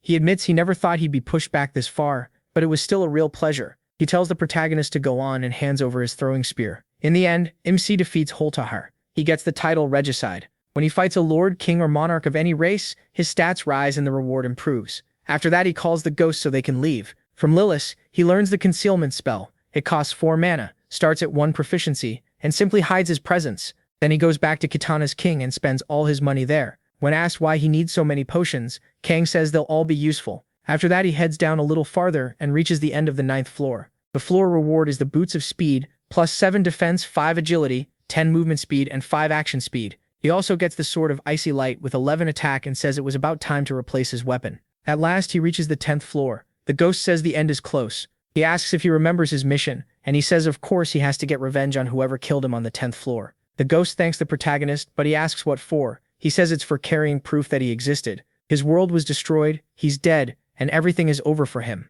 Leaving behind proof that he was here was the one thing he still had to do. He thinks it's a shame he couldn't teach MC the second technique, but he's sure he will probably learn it on his own. He wanted to say goodbye before it was too late. Still, he says it was fun while it lasted. Who knows what happens next? He wonders how many days are left before returning to Earth, but the ghost says he'll answer after they get back. Then the monster of the 10th floor appears. An ogre charges straight at the protagonist, but MC just grabs one of its fingers with one hand and swings it around, taking it down with ease. Then he heads to the secret room on the 10th floor, using and shutting off magic as he goes to raise his proficiency even more. The ghost is shocked. He has enough strength to smash through by force, but he's still grinding proficiency again. He asks why he is dragging this out, and when he turns it off, he sees the test was cleared. He gets the secret reward, the blue ring from that room with plus 10 mana. After that, he finally reaches the boss. The protagonist says that once he beats the boss and enters the hidden room, he'll find the one who killed the ghost. After he sends that guy to hell, the mission will be over. He uses the Rund of Marnus, which can add an attribute to a weapon. Then he takes the engraving scroll and puts that special power into his gear. He uses both on the Sword of Icy Light. It gains another boost and gets a lightning trait too. Now when Kang counterattacks, there's a small chance to inflict slow on the enemy. He's happy with that, then asks the ghost if his existence is tied to the labyrinth. The ghost says that's basically true, he's dead and bound to his tomb, so he's free now because of MC, but the base of his existence hasn't changed. That's what he was thinking about because of the current mission. Right now, the ghost is tied to him. Until the mission ends, that link will stay. So the protagonist asks what he thinks would happen between being tied to the labyrinth and being tied to him through the mission. The ghost asks what kind of question that is. Then reality starts cracking right beside them. The ghost jumps in shock, and beyond it is Earth. Now there are 0 days left before the return. The ghost has no idea what's going on as a special mission begins. Kang is told to get ready for the impact, and he simply starts falling with the ghost, heading back to Earth. He returns to the exact place he left from. Kang says the smell of grass feels familiar, nothing like the labyrinth, Even the smell of asphalt is something you can only get here. That's how he knew he was back on Earth. The ghost asks what the hell this place is. He's never heard of anywhere like it in the labyrinth, and asks where they are, but Ord says this time he wasn't alone. Then he starts walking toward a wrecked convenience store. By the smell, it's just what he expected. Most of the food is spoiled. That makes sense, since at least 3 months have passed, so of course he'll have to grab canned food. He pulls some out, then uses his sword and flame to cook himself a quick meal. As he eats happily, the ghost asks if he really had to cook with a sword. He explains that even if things from the labyrinth belong there, when players return to Earth, they can bring them back as items. The ghost is surprised this is his world, and says it's interesting that a place like this can exist. He adds that by the system's rules, the player's ownership comes first. He admits he wasn't fully sure it would work, since the ghost is a living being, or at least not an item. Then he tells him to forget that, and asks what he's staring at. There are so many of those things around. The ghost means the cars, so the protagonist explains they're for making life easier, basically carriages without horses. Then the ghost points at the tall buildings and asks if they're religious temples. MC says there are some of those around, but no, these aren't. They're just normal buildings. Then he points somewhere else and asks if the ghost knows what that is. He looks up at the purple portal in the sky. The ghost asks what it is, and Kang says that's the reason he entered the labyrinth in the first place. Those things have been wrecking his world this whole time. The ghost says he feels a very different kind of power from them, but needs to get closer to be sure. He wonders if it might be better to wait a bit before going near it. Then one of those monsters comes close to him, and nearly attacks the protagonist. When the ghost turns, he asks what that thing is. The ghost guesses it might be some kind of divine race, but then rejects that idea. It's too different. Something really strange. He says it's an outsider, but asks what kind of being would even bother making something like that, since it's hard to tell what it even is. What he can say for sure is that its creator must be incredibly powerful, maybe even stronger than Lakshiradas. Kang pauses for a second, then says he gets it and burns the thing. The ghost asks if MC brought him along to act like an encyclopedia. MC says he had to be useful for something. The ghost answers that at the very least he'll get to learn about this new world. The special mission is to reach Enyang City Hall, and the requirement is simple: get there alive. The ghost notes that at least this time the mission actually tells them what to do. As they walk toward it, when they get there, the ghost notices the place is empty. Kang is shocked he only realized that now. He says most people would never pick some random option that popped up out of nowhere. Most would stay on Earth, hide and wait for the government to save them. And this is what happened because they waited for the government. The streets are full of dead bodies, rotting away, and the ghost sees all of it. The ghost wonders why he is moving so slowly, when his stats should let him go much faster. He says he's looking for someone. The ghost asks if he means those two he trained before, saying he was curious about them. The protagonist says no, but he'll run into them sooner or later. Now he's finally about to meet the person he was searching for. It's that same boy from the very beginning, Shin Guillaume, calling out to him. Shin asks if Kang got the mission to go to City Hall too. When MC looks at him, the boy gets really emotional. Jin says he's never seen him around before, and since he doesn't look like a hard mode player, he asks if he is from normal mode. He introduces himself as Guillaume Jin Guillaume from hard mode. Then he says there's a survivor group nearby and asks if the protagonist wants to come with him. Kang starts remembering everything they went through together. That hits him hard, and Jin starts acting a little awkward. MC says they can go together. Seeing his old friend again throws him off. He never expected this moment, especially not like this. They studied together once, and all those memories come rushing back. Jin leads him back to the camp, calling out that he's back and asking if everyone's okay. People are relieved to see he made it back safely, and the whole group is happy he returned. Jin introduces him to everyone. He says he seems to be from normal mode and hopes they'll get along. That surprises the group, and he figures there are a little over 100 players there from normal and easy mode. The ghost comments that from the look of them they can barely survive. Just like the protagonist thought, he doesn't remember any of those people. Then Jin speaks to everyone saying he thinks they're all here now. He tells them it's time to head to City Hall, and they start to worry. Jin tells them not to be afraid, he'll protect them all. That calms everyone down right away. Of course, they think that's what you'd expect from a hard mode player. The ghost is completely baffled. He asks if these people are really labyrinth adventurers because they're all pathetically weak. He says John at least seems useful, but that's it. Even John's strength wouldn't amount to much in the deeper floors. As they keep moving, the ghost asks why Kang even bothered meeting him, especially when he's walking around with that whole crowd. Then someone calls out to John. A monster appears ahead of them. John tells everyone to wait there and says he'll be right back. This one is only an F-rank monster. By labyrinth standards, even easy mode players could handle it. But here in the real world, Kang thinks only hard mode players can deal with it right now. John charges in, and after a pretty rough fight, he manages to kill it. Everyone cheers. MC says the same thing happened again after that. Whenever a monster showed up during the trip, John handled it. The rest of the group stayed hidden until it was safe to come out again. And if another monster appeared before then, they just ran. At one point, they wonder what they're supposed to do if a new monster shows up while John is already fighting one. Kang kills one of them before anyone notices. The others are confused and ask where it went, since it just vanished. John comes back asking if everyone is okay, then asks where the other monster went. They tell him nobody knows, it just disappeared. That shocks him because that should be impossible. If someone killed it, then it had to be a hard mode player. Then he remembers Kang. He's standing there in much better gear than everyone else, and John starts wondering if he missed something obvious. He keeps thinking about it. Usually when John meets people, they're terrified, but he is calm, like he expected all of this. John starts wondering what his name is. He thinks it over for a moment, then drops it and tells everyone to keep moving, since they still have a long way to go before reaching City Hall. So they keep walking, with John still protecting the group and taking down any monsters that appear. Meanwhile, Kang quietly kills the others that show up after that. The march goes on until they get close, and the ghost asks again what these people are even doing. Even this week, they should still be able to beat the monsters if they work together. But no one even tries. They just run. The ghost gets more and more furious, cursing all of them. Not only do they refuse to fight, none of them wants to do anything alone either. And these are the people who entered the labyrinth. To him, that's an insult to every real explorer. Kang says he's never seen the ghost this angry before.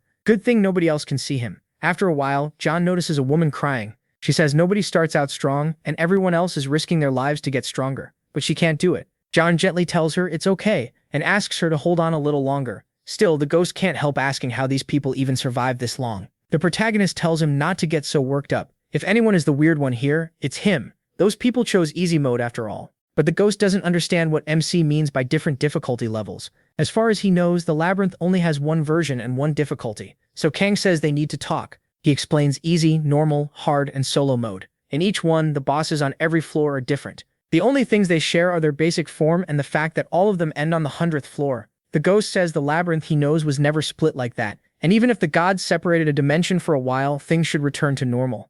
So the ghost asks if someone made all this artificially. He says nobody could have created a whole labyrinth from scratch. It looks more like they copied the real one and slapped that setup onto it. That would explain the current situation, but to do something on this scale would take huge power. So why go that far? Kang says the group behind this must have power at least equal to the gods, maybe even greater. Then he realizes every monster they've seen so far has been F rank. If the enemy really wanted them dead, they could have just sent one A rank monster. Instead, everything feels controlled, like someone is watching them. The protagonist notes that the gods do enjoy watching mortals struggle. The ghost asks why MC doesn't just run straight to City Hall already, because he can't stand looking at these people anymore. MC says there's no point. Even if they got there faster, there'd be nothing to do yet. The ghost asks that if he is going to help these weaklings, why does he do it in secret instead of properly stepping in? He assumes he likes helping people, but he says that's not it at all, which throws the ghost off. The ghost points out that the protagonist keeps helping people he runs into, but the protagonist says he doesn't help just anyone, only people with potential.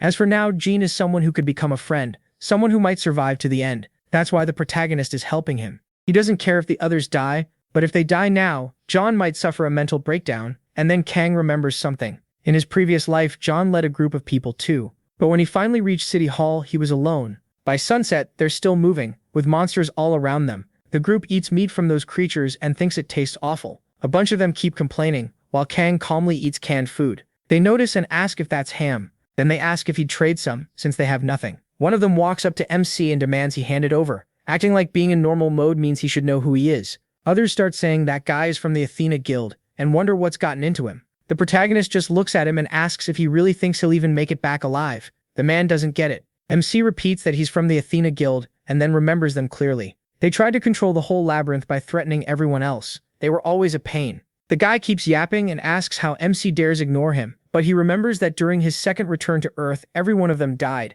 As the man tries to hit him, Jen shouts for him to stop. The guy snaps back, asking who Jen thinks he is and saying, "This is a private matter." Jen grabs him by the mouth while he keeps mouthing off, then lifts him with one hand. The guy is stunned. He thought Jen was just some obedient pushover. Jen says he knows exactly what they think of him. They can think whatever they want, but if they cross the line, there will be consequences. Then he smashes the man's shoulder with a single blow and throws him to the ground in agony. Jen says he remembers every one of them clearly. That shuts everyone up, and they say they've never seen Jan like that before. Kang notices Jan is starting to lose control. Later, while Jean sits by himself, the protagonist says he must be exhausted from fighting alone all day, and then staying up on watch through the night. Jean notices Kang came over and says the others are scared of him now. They're all afraid he'll leave them behind if they push him too far. Jongkin says he couldn't avoid it. Sooner or later, he had to say it. There are too many people and too many dangerous moments, so if everyone wants to live, they need to follow his orders. He says it was thanks to him that he even got this chance. Still, he asks if Jongkin really has to go that far, and the boy doesn't quite get what he means. Tae-sun tells him that if he were alone, he could reach City Hall with no problem. Jong-gyun realizes he's right, and Tae-mi-sun says he should know that already. As a hard mode player, he knows the ones meant to live will live, and the ones meant to die will die. He thinks to himself that hard mode has a 1% survival rate, and it doesn't take long in that place to understand why. Helping people with no future only delays the end, so Tae-mi-sun asks why he cares so much about people who are going to die anyway. And with that, Jong-gyun gets mad at him, wondering how he can say something so cold, but then he starts to notice something. That feeling hits him, like this man has seen countless deaths. The look in his eyes is terrifying. So that's it, he thinks. This guy isn't a normal mode player. He even reaches for his knife ready to act, and demands to know who the protagonist really is. But the protagonist just says this is the first time he's seen that expression on him. Then he turns away and says he has something to do right now. He'll explain once they reach City Hall. So Jong-gyun is left behind, wondering who that person really is. The next morning, he wakes everyone up and tells them it's time to move. He says they should reach City Hall in about 2 hours, and everyone gets excited. But the protagonist reminds them they're forgetting something. First, the monsters only attack people heading for City Hall, and right then, another one shows up. Second, anyone traveling alone either already made it there or died on the way. When they look ahead, 3 monsters appear, so Jong-gyun tells everyone to run. They all leave him behind without caring what happens to him. The protagonist thinks fighting 2 at once would already be hard, so taking on 3 is impossible. The little boy trying to escape falls behind. He's almost caught, but Jong-il steps in to protect him. Jong-il thinks City Hall is right ahead, so he just has to buy time until everyone gets there. He activates Attack Breath and charges at the monsters, but he starts getting cornered. Even so, he keeps using skills and items to kill them, and finally manages to bring the monsters down. He thinks he only has to hold on a little longer, then turns back to call out to everyone, but something feels wrong because when he looks behind him, no one is moving, and 2 more F-rank monsters are blocking the way ahead. That's when he realizes they're surrounded, and they start begging Jong-il to do something and save them. Jong-il snaps, asking why they seem so eager to get him killed. He wonders what he's even supposed to do now. He has no useful items left. Even with everything he has, he can't win. If he keeps resisting, they'll all die. He starts asking himself what he should do. Should he just run alone? Then he decides he has to survive. His strength and speed are on the monster's level, so if he goes all out, escaping shouldn't be hard. Meanwhile, everyone stares at him, waiting for an answer, but the boy nearly throws up. He wonders if he really has to abandon all of them. These are the people who trusted him and followed him this far. People who came because of him. If he was going to leave them behind, he never should have brought them here in the first place. So he decides that if he's going to save them, he has to protect everyone to the very end. Still, he has no idea what to do now. And those parasites just keep standing there waiting for him to fix everything. The boy says that if he could die in their place, he would, but what he really needs is more power. The protagonist thinks to himself that Jong-gyun isn't a good person, but he's not the kind of guy who'd throw his life away for others, so he asks if the boy is going to run from this. Jong-gyun realizes he's the one speaking. He asks if he'd blame him, and the protagonist says no. There's no point in blaming him, the choice is his. He's just curious because he wants to know what happened that day. Jong-gyun says he doesn't want to run, and if he were just a little stronger, he knows he could save everyone. Then the protagonist calmly walks past the group and kills those monsters in 1 hit each. He says that kind of power is still beyond the current Jong-gyun. After that, he keeps burning down every monster that appears with fire magic, leaving everyone stunned, and tells them they're moving on to City Hall now. At last, they make it there and find a lot of other survivors. Someone asks why there are so many people in this group since it's the first time a group that big has arrived. The others answer that it's because that man protected them, but Jong-gyun says that's not true. The protagonist cuts him off and tells him to be quiet. Jong-gyun keeps saying he didn't do anything, while the others say that now that they've arrived, it's time to go inside. The protagonist notices that what looks like City Hall is packed. The city had 1 million people, so that means only about 100,000 survived. Sometime later, while he's staying off by himself, Jong-gyun walks over and hands him a bottle of water. He says he had to come thank him, calling him Tae-san from solo mode. Then he says he used Attack Breath really well, and the protagonist answers that of course he did. He learned it from the boy. To be honest, even after hearing about that skill, he never fully trusted what people said in the community because it sounded impossible.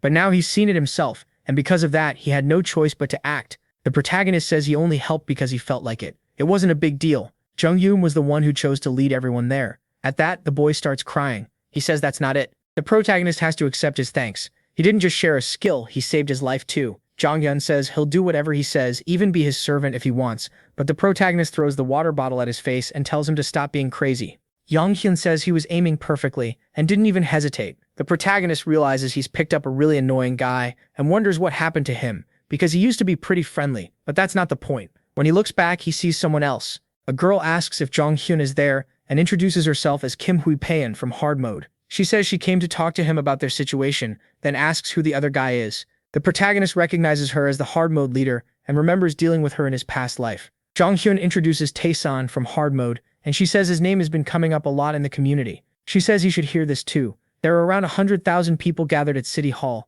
but out of all of them, only a little over 1,000 can actually fight monsters. He's shocked it's that low, and she explains that most of the survivors came from easy and normal mode. On top of that, they're short on food and places to sleep. She says they don't know what kind of mission will start next, so the main thing now is having someone in charge. He asks if the answer isn't obvious, they should be the ones leading. But she says that while she offered to do it, a guy named Choi from easy mode also pushed hard to take that spot, and the protagonist immediately sees what's going on. She explains that she told him it made no sense for someone from easy mode, who can barely fight a monster, to lead everyone. But he made a huge scene and accused her of looking down on easy mode players. He also has hostages, so she says it would be risky to clash with him directly. That's why she put off the decision. Yonghyun asks who he captured, and she says their names are Lee Tae-yong and Kang Jong-hyuk, and both of them are being held by him. The protagonist asks how they got caught. The girl says she doesn't know the details, only that they were already prisoners when she arrived. The protagonist is disappointed, because in their current condition, those two should have been able to crush Jonghyun.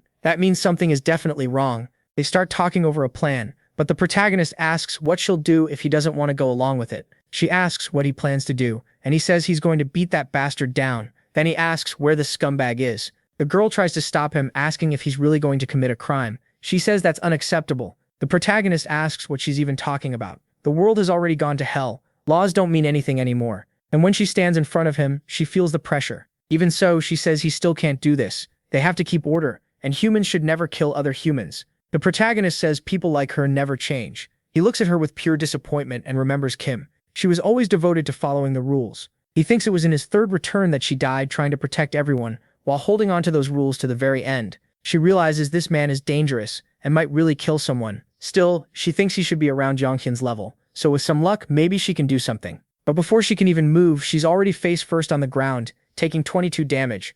Jonghyun asks what he did to her, and the protagonist tells him to take care of the girl while he gets ready to leave. Then he takes off at full speed, thinking about Choi and saying that this time, he'll deal with him too. Even as an easy mode player, Choi is full of himself. He's crooked to the core, and to him, this is what real power looks like. Something the protagonist figures Choi probably never had. That thought makes him reflect on people again. Before coming to the labyrinth, Choi was a loan shark who bullied and threatened others. Then he got his chance and ended up in this place. The protagonist can't help wondering how people end up like this. Back then, Choi was saved by someone else, only to kill that boy and steal his clothes and weapon. After that, Choi mocked people for being kind and stupid. To him, that guy was just a fool. In the labyrinth, there are no rules or laws. Push someone a little, and they can snap. Strong players gather there. Problems get settled with violence, and sometimes staying quiet is what gets rewarded. That's why Choi thinks he has everything under control. Watching people follow his orders makes him feel great. Then Lee asks if he's enjoying himself. She reminds him he would have died without all this, and tells him not to get cocky. Still, she admits they are strong,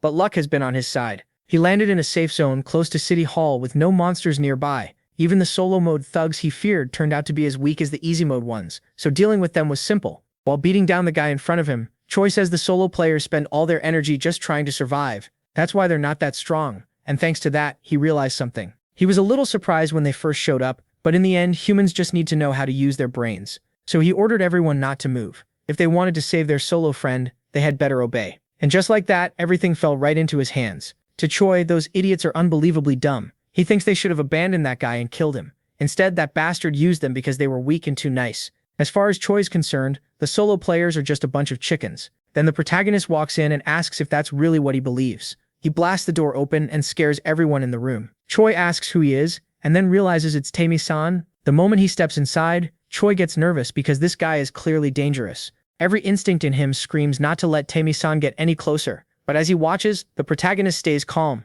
Choi orders him to stop, warning that if he comes any closer, the prisoners die. The protagonist ignores him and keeps walking forward. Then Kim tells him to wait. She says he's already gone too far, and if he orders a killing, she won't just stand by. Jonghyun asks what they should do. Choi says it's simple. They just need to protect his safety and his authority. If they do that, the prisoners will be fine. Kim fires back, asking why an easy mode player should be the one in charge. She tells him to wake up. Choi says he knows they're strong, but asks if they've ever led people before. He claims he's done it many times and that he guides everyone in his difficulty.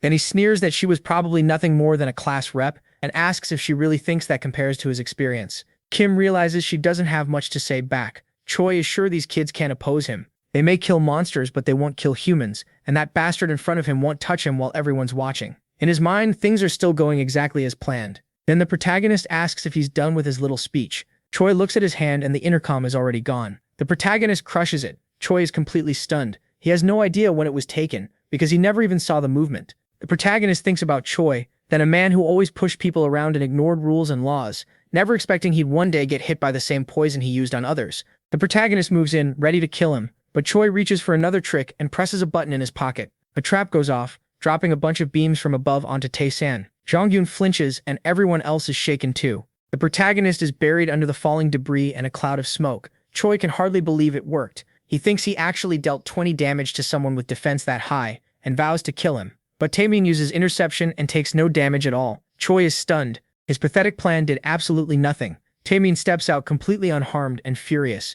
Panicking, Choi calls for his lackeys and orders everyone to kill Taemin Yen. They rush into the room and surround the protagonist. He pulls out his icy dagger. Kim tries to step in, but he tells her he understands how they feel. Still, they don't need to protect those people. And then he really starts killing everyone there without mercy. At that point, Choi starts realizing he may have been very wrong about the protagonist. Tae-mi-san tells him that with enough men, maybe they could beat Lee Taeyong and Kang Jong-hyuk. But against him, that's not happening. Some things only get solved with violence. Outside, everyone had been bored out of their minds, just wishing something would happen. Even my ghost companion was hanging around calmly. Then he senses something. When they look ahead, they first think it might be a monster near City Hall, but it's just Tae-shan holding Choi by the head. The ghost perks up, happy that he finally decided to do something fun, and rushes over. Choi starts struggling and cursing at the protagonist. He demands to know why monsters like him even exist in this world. The protagonist says Lee asked him the same thing before. Thinking about it now, he almost feels sorry for Choi after all. He died by his hand twice. Choi doesn't understand a word of that. Then, in front of everyone, the protagonist crushes his head. Everyone around them is left in total shock. The protagonist says that's how Choi died that time too, and tells him to see him in hell. That was brutal. The protagonist just jumped way up in my book. I did not expect him to kill Choi like that and toss the body down in front of everyone. If that's not a show of power, I don't know what is. With Choi's corpse dropping in front of everyone, they can only stare in disbelief at his crushed head. Then people start calling the protagonist a murderer. The ghost asks what happened in the past. He explains that back then, he was just a normal easy mode player and that bastard was the easy mode leader. He suffered a lot because of him. At the time, he could barely beat Choi and had to spend months in the labyrinth getting stronger. But this time, it was easy. Then Jonggil walks over to the protagonist and says things have turned against him since everyone else thinks he was wrong. The protagonist says he doesn't care. They won't have much time left to keep making noise anyway. Even so, everyone starts arguing, saying that no matter the situation, humans can't kill other humans. They insist what he did should be punished by law. They add that even if Choi Jonggil started it, the protagonist's response was too much and completely unnecessary. Then they turn to Kim, pressuring her for an answer. She stands up and slams the table. She asks if they really think they can punish someone who fought so many players alone and killed a man even she couldn't handle. That shuts them up fast. But the annoying old man says she claimed to be a college student, so it makes sense she doesn't understand. He argues that this world can't become chaos, that everyone must follow the law, and that they can't turn into wild animals. Then he asks if she understands. Kim thinks it's hopeless. She only asked for the opinion of a former lawmaker from a civic group, but she never expected someone this dumb, someone who still can't grasp what the world has become. He never even tried exploring the labyrinth. He just lived off his followers' food. People like him talk big and do nothing, and she thinks that's pathetic. So if the protagonist has to be punished, who exactly is going to do it? Is there anyone with power anywhere near his? And if they push him too far and he turns on them instead, what happens then? That thought scares her. Kim realizes everyone is just trying to get back the authority they used to have. She starts to wonder if Tae-san sees her the same way she sees those people. Then another system notice appears. The special mission is about to begin. The first wave starts after 12 hours. The whole City Hall area must be defended, and they have to kill every enemy and protect that place. That catches him off guard, and everyone rushes over to talk to Kim. She tells them to be quiet. She'll give orders, but she needs things organized first. When she looks over, though, the old men have already run off. The protagonist asks if it's finally started, and thinks Kim can handle this. She led well in the previous life. Then the two people following him show up. One says this is the first time they've met in person, and thanks him first because the other prisoners stayed safe thanks to him.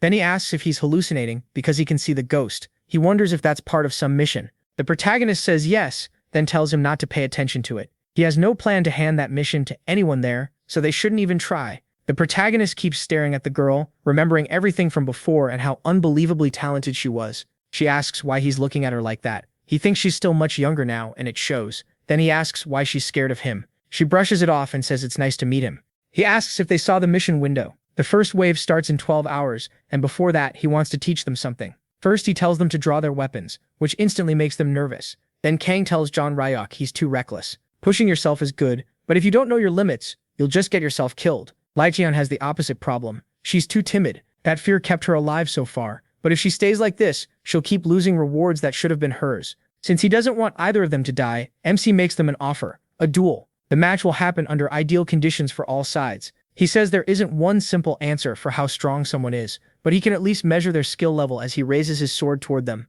John Ryok panics right away, saying they're way too weak to fight him. Kang explains that everyone's stats will be adjusted to match the weaker side, and he won't use his activation skill. Then he makes it clear this isn't optional. They need to accept, so John Ryok agrees. Ryok asks if he's lost his mind, but he says this is a rare chance, and he can prove he's not useless, that he has real value. The boy gets excited. Under normal conditions, fighting Kang would be impossible, but if their stats are equal, he thinks he actually has a shot and calls him out to begin. Once the protagonist agrees to fight, John Ryok goes all in and rushes straight at him. Kang calmly stops the sword strike with just one hand. John Ryok tries to recover by changing the angle of his blade and attacking again, but MC deflects it and slips past his guard, landing a clean hit with no effort. Taemyeon is terrified by what he's seeing, but John Ryok only takes 8 damage. Kang tells him to keep going, then keeps striking him over and over across his limbs. John Ryok can't understand it. No matter how hard he tries, he can't block his attacks. The protagonist steps in close and tells John Ryok to admit it already. He's weak. That only makes the boy angry. He charges again with everything he has at Kang, but before he can do anything, he's hit all over his body. The pain gets so bad that he drops his sword, then falls to the ground, gasping. MC drives his sword into the ground beside him, startling the boy. When John Ryok looks up, he explains that senses, judgment, and the skill to aim for weak points make a huge difference. Raw strength may be enough on Earth, but in the labyrinth it won't be enough at all. He remembers that in his past life, John Ryok disappeared before ever making a name for himself. He never even got the chance to stand out. John Ryok gets upset and asks how those things can matter that much. The protagonist tells him they'll keep training until he understands, and orders him back on his feet. This was only the beginning, and half an hour later, John Ryok is still getting beaten down until he collapses again, bruised and worn out. Kang asks if he finally understands his level. John Ryok admits he does and says it's awful. MC wins the duel. The boy keeps getting hit with penalty after penalty. He says confidence is good, but only if you know your limit. Then he turns to Taeyeon, and she quickly says she already knows she's weak, so she'll skip the fight. She insists she always stays within her limits. But Kang says her problem is different and tells her to get ready. Even then, she stays tense and scared to fight him. The protagonist rushes her and tells her to fight back. She only sticks her sword out in front of her, eyes squeezed shut in fear. MC strikes right at her blade, forcing her to defend with everything she has. She twists her sword and knocks his away, but then he follows with another attack to her side. She throws up her hand to stop it, and his strike slams into the back of it. That sends her flying, and she's left in serious pain. Meanwhile, Jo-hyuk notices that even though her movement looked random, she still managed to block those attacks. She keeps coming at him anyway, but this time Kang doesn't use his sword. He grabs her with his hands and throws her hard to the ground. After beating her, he asks what she thinks now. That's when she starts to realize she's not as weak as she believed. Still, that doesn't mean she can act crazy. Hearing that actually makes her feel a little better. Kang says that was their training. Now he'll teach them how to gain more skills and take control of the labyrinth, so they need to listen closely. Both of them focus hard on what he's saying. As night falls, he says that's enough for today. If they want to share what they learned with the other players, they can. But he asks both John Ryok and Taemyeon for one thing. Don't die. That catches them off guard. When he asks what's strange about that, John Ryok says Kang's been surprisingly kind, especially since he seemed cold earlier. He replies that if he were really cold, he wouldn't have handed them all this help so easily. He said enough, and now they should go rest. They split up, while the protagonist heads off on his own. He says the time left before the wave starts is for him to get something done. Only 6 hours and 12 minutes remain. At the same time, the girl leading everyone is buried in stress and feels like she's going crazy. Kang walks over and asks what's wrong. Startled, she asks how long he's been standing behind her. He tells her to close that window. People with high stats can use it to get in. Then he asks about the plan. She says the enemies will come from every side from the start, so she wants to split their forces across all directions. Defending inside City Hall would be hard with so many people to move, so before the mission starts, she's going to send everyone outside. Kang looks over her plan. She adds that some people refused. They said they don't want to fight. She doesn't know what to do since she couldn't convince them. MC tells her to leave one side to him alone. She is shocked, but he repeats it. He'll defend one side by himself, so she can strengthen the others. She asks if he'll really be okay, and he says if he offered, it's because he can handle it. So she thanks him again and again. Kang says she can thank him later. First, she needs to survive until tomorrow. Now only 30 minutes remain before the start. Everyone's morale drops and they keep asking why they even have to fight at all. They still don't want to do it. While they complain, she steps forward with a firm look, ready to protect this place. She stands at the front, fully determined to defend it.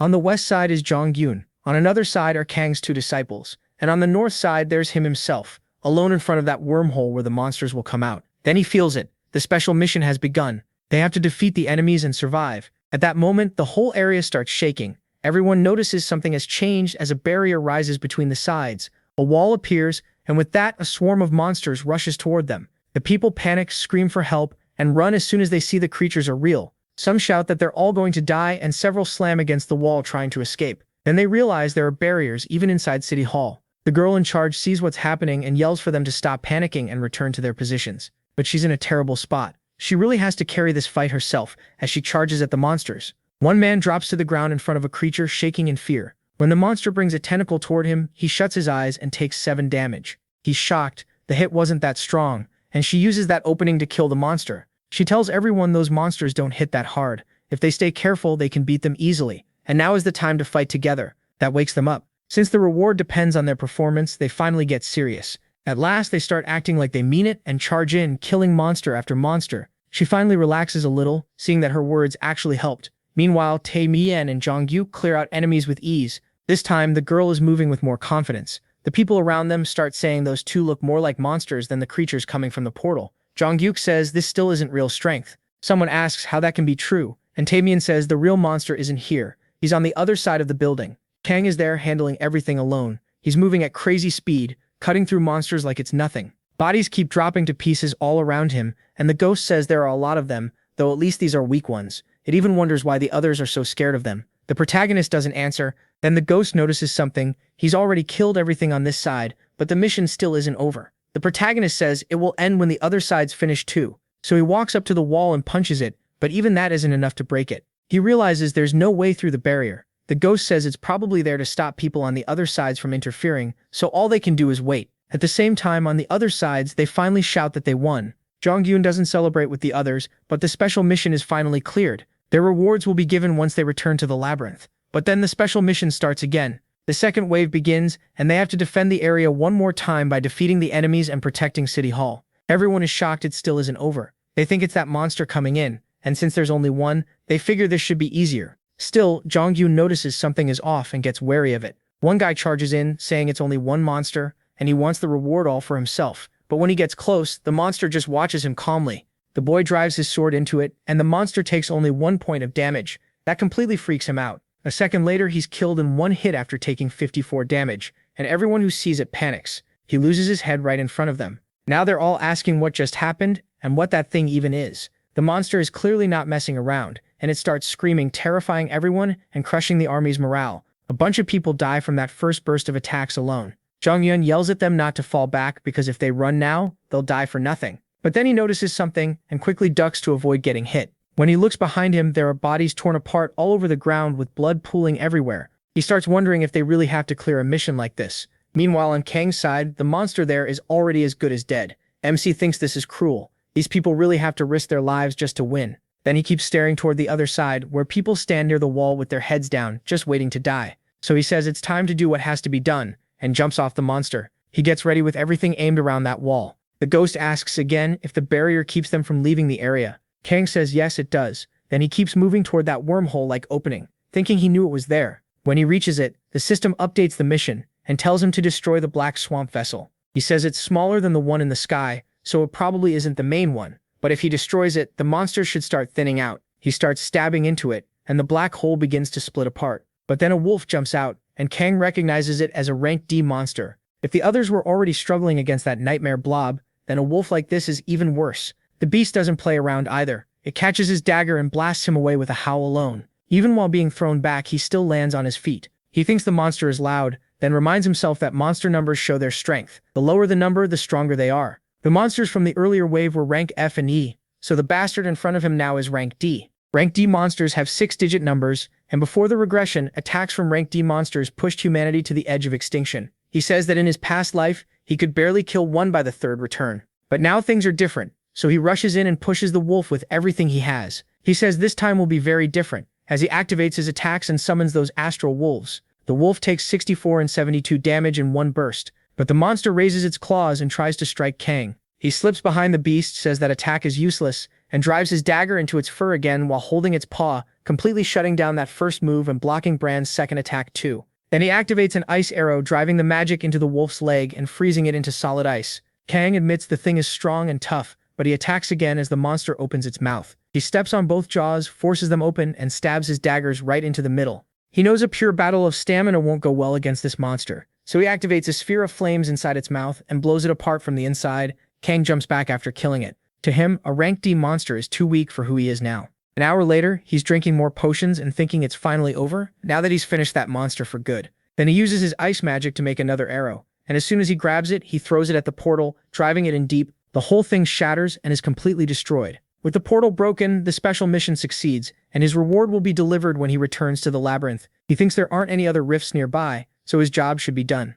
Then the system sends another notice, saying the special mission was cleared. The ghost is shocked he got the notification twice. Kang says that must mean the other side finished the mission too. The female leader has completely worn herself out after fighting so many monsters. She thinks it's finally over, even though she was still dealing with that purple blob. But when she looks around, she sees how many people died and wonders how many are gone. Only after watching hundreds die do they realize the only way to survive is to kill every monster. Most of those people died for nothing. She starts feeling more and more overwhelmed, thinking it was her fault that if she had led better, things might have gone differently. Then the barrier starts to break apart and everyone comes back together as the wall disappears. They think this time it really must be over. She remembers Kang and thinks she has to help him, because no matter how strong he is, he can't hold off a monster that powerful alone. So she calls everyone to head north and help him, but she's so drained she can barely even walk. She thinks they can't afford to lose someone that strong in a moment like this, and tries to go to the boy, but Kang reaches her first as she's about to fall, catching her. She's shocked to see him there, and he tells her the north is safe so she doesn't need to worry.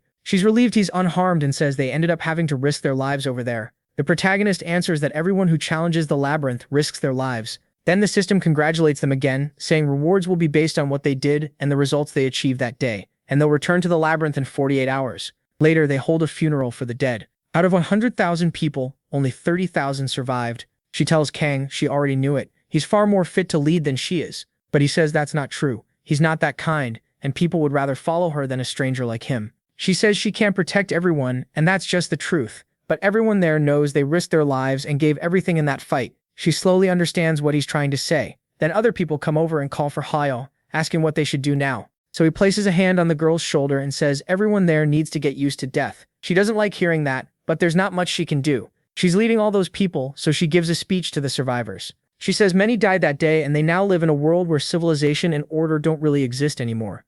It's a world where many people died that day, and the old rules are gone. It's a world where even the people comforting you can die overnight and worse. This return isn't the end. That's why they have to survive for those who are gone, for the truth. So they'll come back even stronger. Sometime later, Hwa-young goes to Kang and asks him to wait. He asks if they really have to split up. MC says yes. It is time to return to the labyrinth. He tells them he'll see them next time. Taemin asks if they really will meet again, and Hwa-young says they will. He even says next time he'll crush Kang, but Taemin laughs it off, saying they haven't even gone back yet and he's already talking crazy. Then Jonghyun also comes over to thank him, saying he'll work hard to become stronger. Hwa-young agrees and says they'll survive and meet again. In his usual antisocial way, the protagonist says he's the one who should be saying that himself, then tells them to do whatever it takes to survive. He leaves them behind and steps back into the world of the tower. Back in the labyrinth, he hopes they'll do everything they can to stay alive.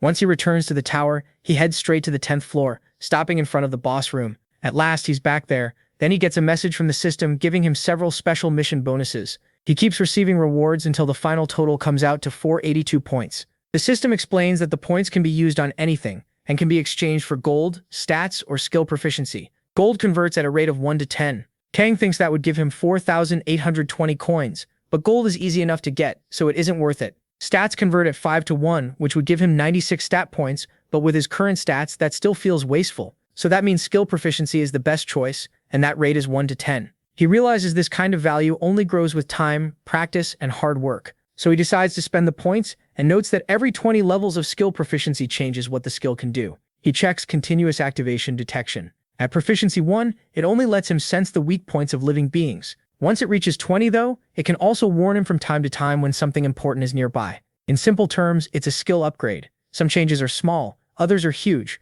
With that in mind, he turns to the ghost. He asks if the ghost has been off in his own world since he's been so quiet. The ghost asks why he's bringing that up. Kang just thinks it's odd, because ever since they got back from Earth, the ghost has been deep in thought. Then he asks what would happen if he raised storm/sword proficiency all at once. Could he do it with no conditions at all? The ghost says he's not fully sure, but it probably wouldn't be that great. In the end, the body still has to be trained. No matter how much the brain understands, moving that body properly is a different problem. MC knows exactly what he means, so he looks over his other skills: weapon arts, airac, protective shield, vitality golf, and craving for battle. Some are good, but not worth spending proficiency on. Others feel too risky. Having so many choices becomes its own problem. Then his eyes land on magic. He starts wondering if that's where he should invest. A while later, he heads to the safe zone on the 9th floor and finds the crazy little mage again, still blowing things up. She's nearly choking on her own smoke, muttering that the mix still wasn't right. Then she glances over and notices Kang walking up. She's shocked when he tells her he might be able to raise a skills proficiency all at once.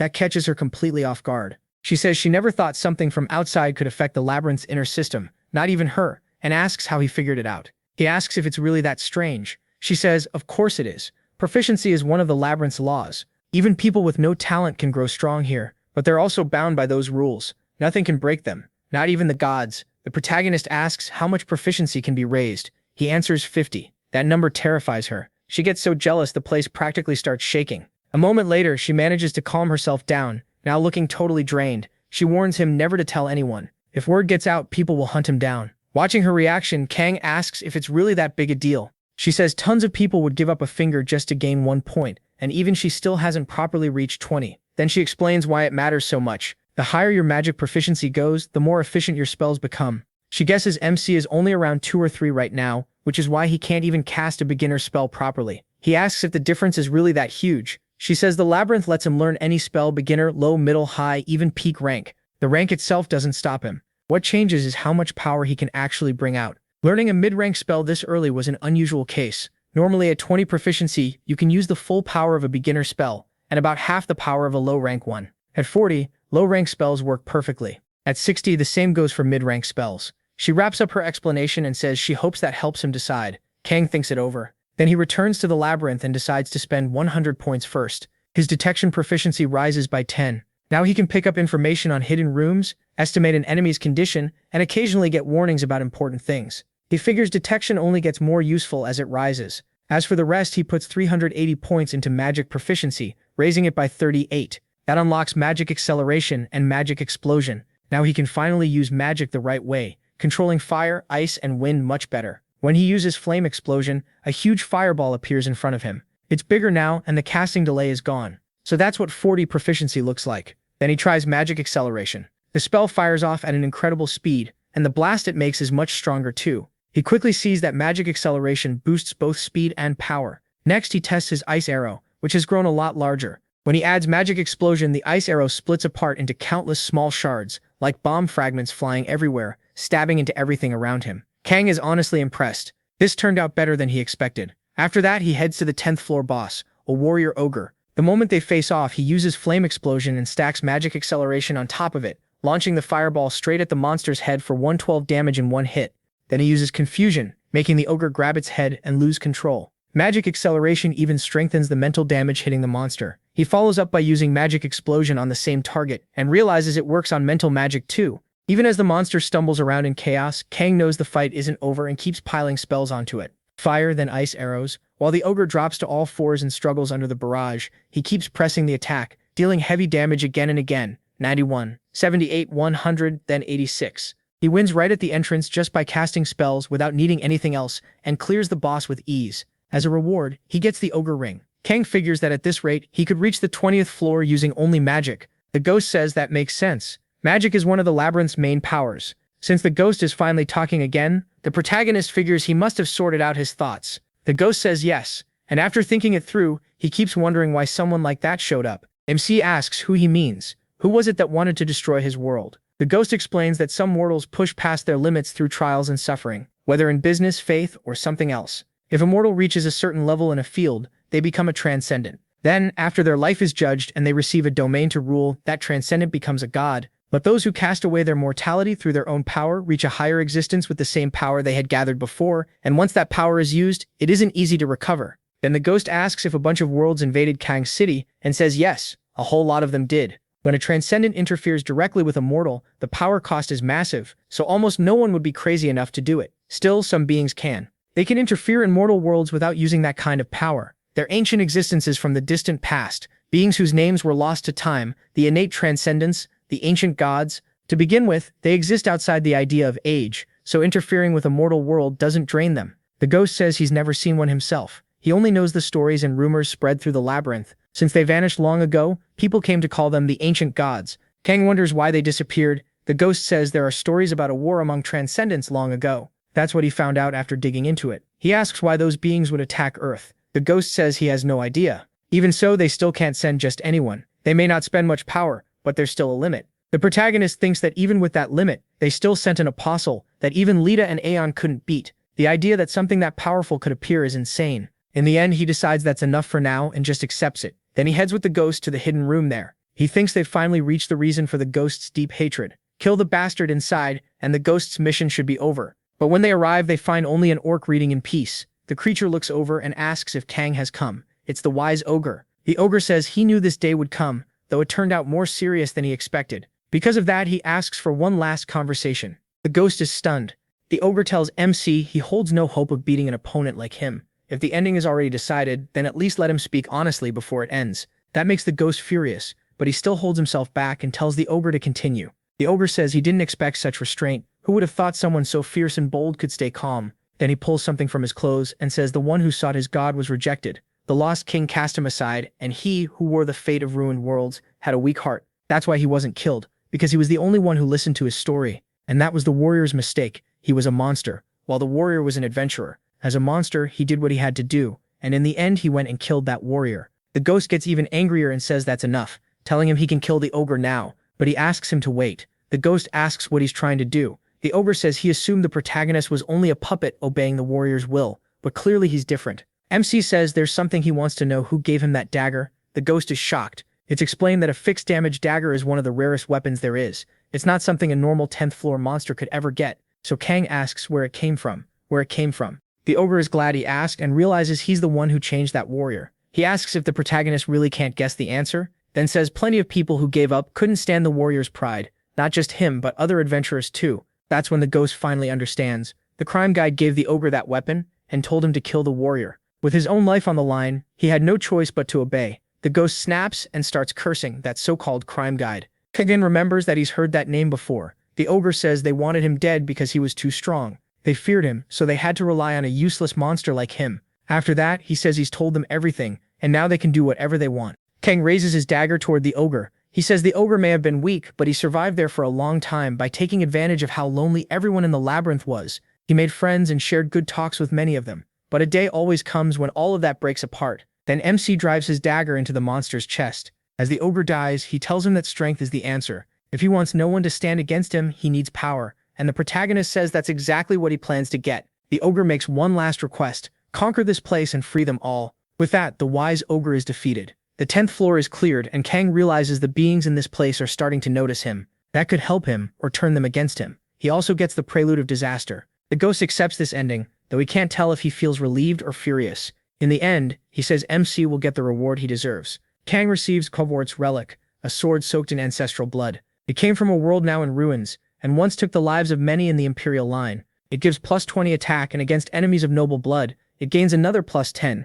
The ghost tells him to keep it. It's a sword with a long history in his world, and even his father died because of it. He is shocked to be handed something like that. Then the ghost gets really mad again, raging about those bastards who gave up on conquering the tower and built a rotten system to block his path. A side quest activates. The warrior who learned the truth still wants revenge. The condition is to kill those involved in his death, and the reward will depend on how satisfied the warrior feels. He'll choose it himself. Thinking of the crime guide, the ghost tells the protagonist to cut every last one of them down. MC realizes that means they'll keep going together, and the ghost says that's not so bad. He wants to see how far Kang can go. He accepts the quest and keeps moving with the ghost. Meanwhile, the crime guide seems to learn about this. He's looking for any useful newcomer, and he doesn't even have a set level. It's explained that some adventurers forced to bow to the cruelty of the labyrinth joined together to beat it and form their own group. That's how the Guides of Sin were born. But the path they chose to grow stronger wasn't by challenging the labyrinth. They fed off it instead, controlling which floors adventurers could clear and creating their own hunts and rules. Anyone outside their group or anyone who refused to follow those rules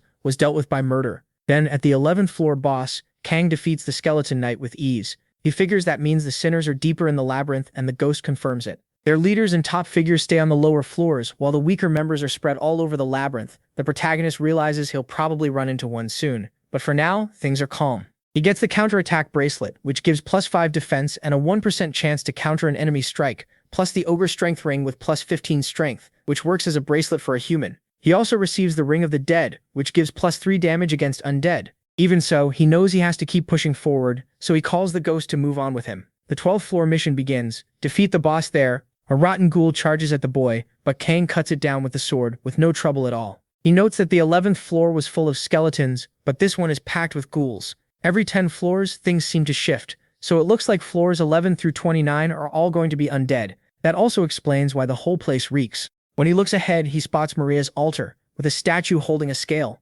Kang says that unlike Laketta's altar, this one is very plain. Without the system, he wouldn't even think it belonged to a goddess. He asks the ghost what kind of goddess Maria is, and he says she's the goddess of choices. As he circles the statue, he adds that everyone faces different conditions, so there's no easy way to predict what kind of trial she'll give. The only sure thing is that she's a goddess and an incredibly strong one. He also says MC should already know that powerful gods tend to be a little crazy. Thinking it over, MC steps closer to the statue, reaching out his hand. At this point, he has no plan to run, so he wonders if any of that even matters.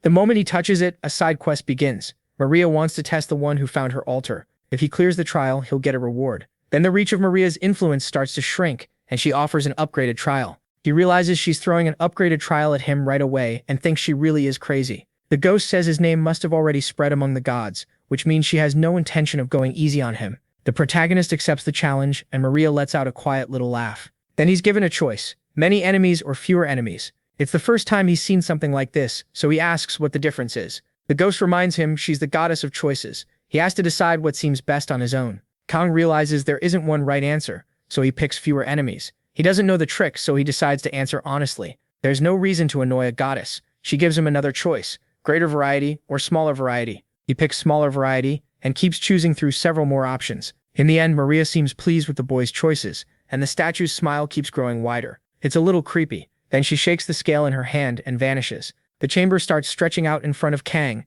until he hears something behind him. When he turns around, several monsters are coming out of the wall to attack him. It's the first time he's seen creatures like these, and he's told he'll lose if he steps outside the dome around him. As the monsters rush in, his surprise only grows. Then he activates Attack Breath, draws both swords, and starts cutting down every monster that enters his range. He quickly realizes this trial is the complete opposite of the kind of battle he likes. That's why she's the goddess of choice. The monsters close in from every side, forcing Kang to fight all around himself. Then another monster appears farther back and starts chanting nearby. It turns out to be a lich, attacking from a distance with magic. MC reacts on the fly, grabbing his dagger and flicking it at the creature, driving it right through the skull's forehead. Now he understands. He has to bet everything and win under the exact conditions he wanted to avoid most. So he activates Combat Proof. The more victories he stacks up, the stronger he gets. Then he starts casting magic too, saying it's showtime. He handles the swarm around him with nothing but fireballs, but more monsters keep coming, and a giant ogre swings its club at him. Kang has to block with everything he has, using both swords to stop the force of that huge monster.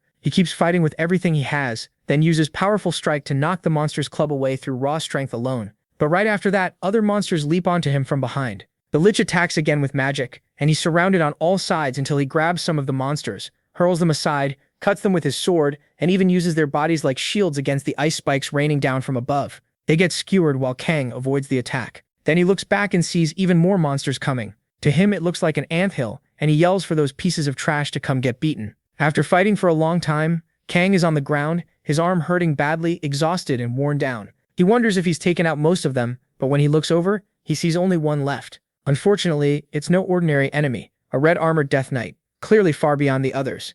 Kang remembers Lita Yang talking about them before. One appears as the boss of the 20th floor, but that armor isn't something a normal monster would wear. It's the Bell of Laceratus, proving this one used to be human too. Then, when he sees that monster walking toward him, he realizes it isn't alone. There are 4 of them closing in around him, so he pulls out the blade of self-mutilation again and sacrifices 500 of his own health. Then he points the blade at them, he calls them in to fight. Then he activates Parry against all those monsters. He barely slips past their assault, dodging attacks by a hair. Even so, he keeps blocking 2 at once, but he realizes Parry has a limit when 4 enemies press him at the same time. So he uses Force Duel, turning it into a one-on-one against one knight at a time. Now that he's got an opening, he gets ready and triggers Furious Strike. But that knight isn't dumb. It figures out his plan and backs out of the barrier, escaping his range. Just like that, the restriction is out of reach, so he switches to Flame Sphere. He lines up a combo with Ice Arrow and Acceleration, then sends the spell at the knight. The knight doesn't stand there and take it. It runs around the edge of his range,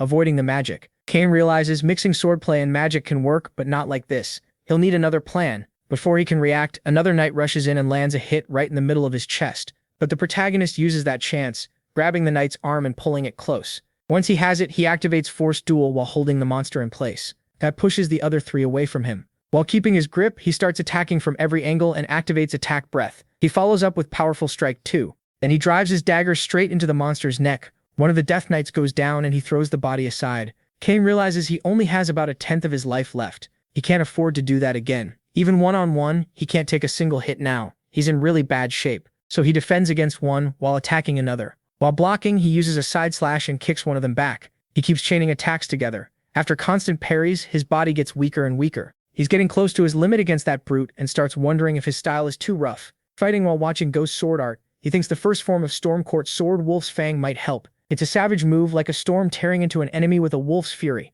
Then he wonders if he should tone it down a little. And that's when Ghost notices something. Cain realizes his movements until now were like spilled ink across paper, clumsy and heavy. But the sword can move smoothly while still carrying deadly intent, so he starts learning more and more. With every moment, he becomes deadlier. Little by little, his sword begins to dance among the knights. Then when several of them charge in, he thinks he needs to be even gentler, like cherry blossoms. That lets him unleash incredible spinning strikes and wipe out all the knights around him. Ghost almost never planned to teach him that yet, but he didn't expect Cain to figure it out on his own. MC doesn't even notice it at first, but he's already finished off every knight. He turns to Ghost and asks what sword technique that was. Ghost explains it's the second sword of Storm Court, Sword, the Dance of Moza. If Wolf's Fang is aggressive, then Dance of Moza kills quietly. He shows how it lowers brute force and strikes with cleaner, smarter movement, then asks Kang if it isn't pretty good. He is happy about that because his Storm Court sword skill goes up to 22% progress. He thinks it's hard to say which form is better since they're so different, but this one threw the enemies off and helped a lot.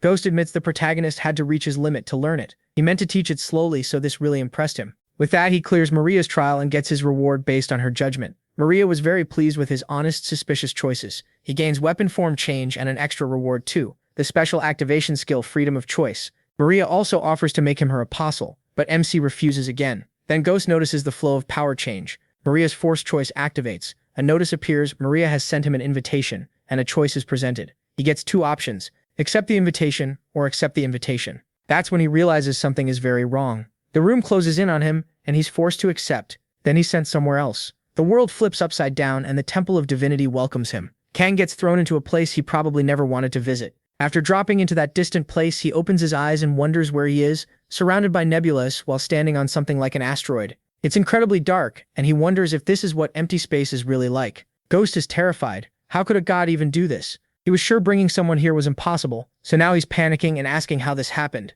Kang is shocked too. It's his first time seeing Ghost act like this, and the little spirit still looks terrified. He wonders if this is really the place. Then he heads toward a temple that looks like something from ancient Greece. Ghost warns him not to just walk in like that, but he says he was invited, so the least he can do is look at her face to face. Inside, there's a hallway that seems endless. Jewels are scattered everywhere, decorating the place like flowers in a garden. The ceiling is so high he can't even see the top, and at the very end of it all, she waits. Kang can only think she's a being beyond this world, a giant blonde woman watching him with calm eyes. At last, he stands before Maria, the goddess of choices, lying in front of him. She's unbelievably imposing, and she looks down at him like he's an ant. Still, she says she's happy to meet him. Then she starts testing him. Confusion, fear, insanity, even instant death. He passes every one of them. Ghost starts glitching beside him, breaking down into a mess, coughing and looking miserable. Kang finally asks why she's treating a guest like this, and Maria stops the tests. Even then, her expression still seems suspicious. Ghost is still shaking with fear though, and thanks her for showing mercy.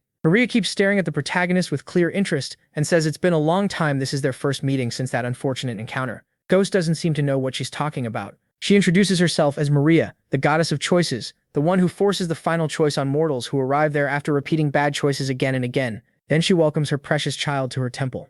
Kang is still unsettled. He says he can feel a crushing power on his skin, far beyond what he understands, and he's stunned that there may be dozens or even hundreds of beings like her. Ghost asks if he can say something. Maria tells him to go ahead, calling him a child who died. He asks if it's true that mortals can't be brought to the temples of the gods. Maria says it's true. Mortals normally can't endure a deity's presence, but that's a problem the gods can solve. The real reason no one was ever brought here is simple. No one was worthy. As she says that, she points a finger toward Ghost. It slams into the floor beside him. The force is absurd, and Ghost is so scared he freezes completely. Kang asks if that means he's worthy, and Ghost begs him to at least try to be a little less direct. Maria laughs and says yes, exactly, he is. That's why she wanted to meet him in person. Very few people ever accepted her challenge, and even fewer won. Then she asks if he knows how many cleared the enhanced version. The answer is none, until him. MC asks another question. What would have happened if he'd lied during the choices? Maria says that if he had lied to her, she would have been very upset. One look from her is enough for Kang to understand what upsetting that goddess means. Then she says the little thing beside him already did that once, and Ghost lets out a nervous laugh. Maria asks again if he truly doesn't want to become her apostle. She says if he did, every wish of his would come true, and he could travel the labyrinth as her representative. No one would stand against him. But Kang apologizes and refuses again. Maria says she will respect his choice, and that it isn't a bad one. He asks if he can ask one more thing, and she tells him to go ahead. So he asks how much she knows about him. Maria gives a small laugh and says they know this isn't his first time there, and that he used what the serpent spat out. She calls him a poor child who ended up in the wrong place because of a trick. Kang asks if that means he fell for a lie. Maria asks what else he would call it but a trick. He couldn't reach the right place and that made him suffer there. The protagonist starts wondering if she's talking about the other modes of the labyrinth, because she clearly knows something. He asks what exactly she means, but Maria cuts him off. She says that story is tied to his own, almost like a flaw of his, so she can't tell him without a price. If he becomes her apostle though, then she can. Kang is left at a crossroads, but then the temple starts collapsing, and Maria says it seems the time still isn't right. She tells him to grow stronger and keep descending. Their meeting is over for now. Something has come up. She tells him they'll meet again, and then she throws him. She says goodbye and throws him out through a black hole, sending him crashing back down. Then a creature appears through the opening above, cursing her. She asks if he's mad, because he should have acted when he had the chance. It even sounds like she wanted to toy with him too, and Kang realizes this must be that evil god who was after him. When MC finally lands back in the real world, the Ghost is completely lost, wondering what the hell is going on. They both look up, and he can't stop thinking about what that thing was. Until now, he thought the labyrinth was just about raising his stats. He figured he only had to grow stronger than Lita, John, and old Enza, but now he knows that was just his old way of thinking. He saw real power for himself, and she said the other modes were fake, so if he takes everything he can from the true mode, maybe one day he could even stand against the gods. And for the first time, he truly wants to try. Meeting that goddess really changed Kang's mindset, and I like where this is going. Right after that, he upgrades his transformable weapon to attack plus 15. It shifts into a longsword, and the protagonist realizes the sudden race change kept him from checking the rewards for clearing the trial. Still, the skill freedom of choice lets him convert attributes. The rate isn't great yet, but he activates it anyway. He swaps health with protective shield. Even so, he thinks it's not bad. The rate is only 10, but it could help later. After checking everything, Kang notices something glowing nearby. It's Maria's gift, an item given to a human loved by a god. For now, it doesn't do anything. He asks the Ghost if he knows what it is, but the Ghost has no clue. Even so, he says that if it was given willingly, it probably isn't bad. So MC calls him along and keeps descending. On the 12th floor, he reaches the boss, a barely rotting ghoul, and kills it with ease. The reward is the Glove of Strength. Attack plus 5, defense plus 3. Kang complains about the awful smell and thinks the bosses are getting way too easy, which means the rewards probably won't be very good either. Still, there's nothing he can do about that. Then he enters the 13th floor and moves through a graveyard. Before long, he reaches a horde of zombies. Kang cuts through them like it's nothing. It feels almost too easy until he reaches another area. From above, the man who betrayed the little ghost watches him in silence, smiling as he sees what the boy can do. The protagonist senses something right away. Someone else is here besides the monsters. Then he notices the person above jumping down and leaving his hiding spot. He heads straight toward Kang, saying it's been a long time. After calling him a rookie, MC uses detection and sees that Elevabas Ida is level 42. That shocks him. Level 42 is 14 levels above his own. Elevabas introduces himself as a guide of sin, and before they can really talk, he pulls something out and blows a trumpet. It's the long-range horn, and once it's activated, the monsters start rushing in from every side. Annoyed at being interrupted, he says he'll handle them himself. Then he charges in and starts killing monsters with his bare fists. Kang admits Elevabas is pretty strong for a guide of sin, but that's not the issue. What really annoys him is that this guy is stealing his monsters. The ghost is stunned too. That sneaky bastard is still alive, and after being terrified before, he's now acting like the ghost doesn't even exist. Then Elevabas glances back and keeps calmly wiping out monsters. That finally makes Kang lose his patience, so he jumps into the fight himself, catching Elevabas off guard. The ghost notices he is matching the monster's movements and controlling the flow on purpose. Elevabas also realizes he has a deflection skill, and he knows that's trouble. Even so, he says he won't lose. Then he activates Powerful Blow. Elevabas asks Kang what he thinks of that, but the protagonist barely reacts. Instead, he asks why a level 42 fighter is showing off on the 13th floor. Elevest calls him no fun, and says people who never enjoy themselves die early. Still, he says MC looks useful, and might qualify for permission to reach the 20th floor. That's why he's always patrolling, and then he asks for MC's name. He can tell he's talking like recruitment is already decided, but he answers anyway. His name is him. Elevest then asks him a question. What exactly does he want to do here? The ghost cuts in, saying the choice is Kang's. Elevest says the protagonist already knows the labyrinth can make people endlessly stronger, and that's an incredible blessing. So wanting to clear a place that gives them so much just proves he's an idiot who doesn't know his place. MC asks if that means they gave up on clearing the labyrinth. Elevest says no, they didn't give up, they just refused to accept limits. Besides, he claims the place can't be cleared in the first place. He says it should be obvious, the gods keep messing with them, trying to kill them with their trials, and the hidden areas have monsters too strong to beat. Even the little guy beside Kang died. The ghost snaps back that they were the ones who killed him, and Elevest brushes that off like he's just rambling after death. Then he says they formed an organization so nobody would die for nothing, and so they could keep growing stronger. Now they make the rules and run the labyrinth, but if he wants to join them, he has to reject that little guy's request. And since he broke their rules and attacked them, he can't come along anymore. The protagonist thinks over those rules, then says that from what he heard, even the guides need permission if they want to get stronger. He asks if that's true,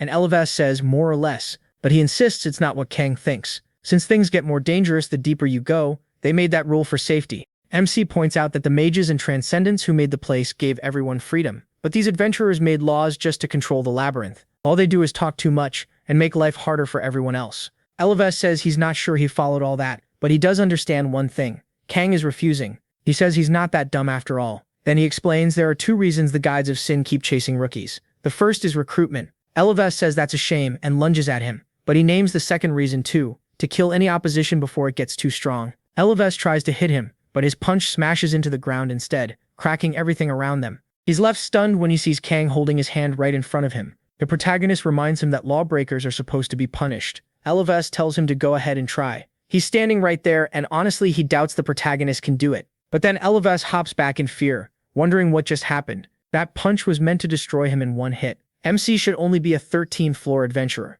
Losing to someone like that should be impossible. So Elevest charges again, throwing punch after punch while he calmly blocks with his swords. Kang remembers that Elevest claimed he'd already cleared the 20th floor. He's not weak, but the protagonist starts to wonder if all he did was get stronger by grinding the same hunts over and over. As the attacks keep coming, Elevest starts asking himself who MC really is. A rookie who hasn't even passed the 13th floor is cornering him, and that thought fills him with fear. Then he suddenly takes 12 damage from a single hit. Kang says his defense is decent, but that's about it. His movements aren't impressive either. The ghost adds that he heard Elevest was born poor and never learned any real martial art. At best, he was some third-rate mercenary. Even the labyrinth never gave him anything special. He's just a pitiful nobody who never learned a thing. Elevest grows more and more desperate. He screams for the ghost to shut up, flies into a rage, and uses Furious Blow again. Kang simply steps aside and answers with a counterattack, landing clean and dealing 6 more damage. Then he kicks Elevest hard in the stomach and sends him flying. The damage keeps stacking, another 6. Elevest can't understand it. How did a single kick hurt that much? He wonders if old Enza did something. If that cranky old man who looked down on everyone gave this kid a skill. So he blurts out one question. Who the hell is Kang? Then he rushes him again, but he grabs him and says that's exactly what he needs to find out, driving his blades into him. He pins Elevest to the ground and asks if he isn't an adventurer too. Elevest tries to throw him off and buy himself some time, then charges again, saying this can't keep going. He admits he didn't think he'd have to use this. Kang feels something strange as Elevest comes at him and remembers the explosion gauntlet has a hidden skill that can only be used once a month. He figures he just needs to land one hit. Elevest strikes with powerful blow and activates the explosion gauntlet, setting off a chain blast aimed at the protagonist. He knows that skill boosts the damage 5 times over, but Kang completely shuts down the first attack and takes it head-on without even flinching. He just stares at Elevest and asks if that's all. Elevest freezes like he's seen a ghost. He can only think, what the hell is this? And just who did he pick a fight with? Then Elevest realizes he picked a fight with the wrong person. Furious now, MC charges him, and to Elevest, he looks like a real monster. After beating him down, he decides Elevest really wasn't all that strong. The ghost says he wasn't always this pathetic. Back when he cleared the 21st floor, he had talent. But with no real enemies, he got lazy, and his skills went dull. Kang tells him he already knows what he's about to ask. Elevest snaps back, telling him to go ahead. Even so, Elevest says he still won't talk. He swears he's going to kill the protagonist, then asks why he should open his mouth at all. MC says fine, if that's how he wants it. Then he asks if Elevest knows the transcendence there will accept almost anything as an attribute. Kang moves toward him, and Lavabas panics, begging him not to do that. Anything but that, now he's outright pleading, telling him not to go through with it. The protagonist wonders if it really scares him that much, then asks how many of them there are in total. Lavabas admits he's not sure. He only had permission to go up to the 21st floor, and he knows there are more below, but he never made it that far. Still, he guesses there are at least a few hundred, since they accepted most of the adventurers who passed through. That surprises MC. It sounds like he and the ghost are the rare exceptions. Kang brings up what Lavabas said before, that they stop people from going deeper. He asks how they operate, and since Lavabas broke their rules, whether the people below will hunt him down. Lavabas explains the ranks are split by floor groups 20, 30, 40. The 20th floor is rank 2, the 30th is rank 3, and it keeps going like that. They follow that order strictly, and higher-ranked adventurers think it's beneath them to deal with lower ranks, so most of them refuse to come back up. He thinks their so-called pride means nothing. The ghost says they've always been like that, only caring about a few strong fighters. It's a rotten group that kills anyone who betrays them. Lavabas says he doesn't know the leaders on the lower floors, but rank 2 alone has plenty of adventurers. The protagonist may be strong, but there's no way he can fight all of them. Kang answers that he doesn't care about any of them, leaving Lavabas stunned. For the first time, Lavabas believes MC really does have the skill and confidence he claims. He says he used to be like that too. Then he starts wondering how he ended up like this and when exactly he gave up because the labyrinth was too hard. Regret hits him all at once. If he had turned down their offer back then, maybe he could have died with more honor than this.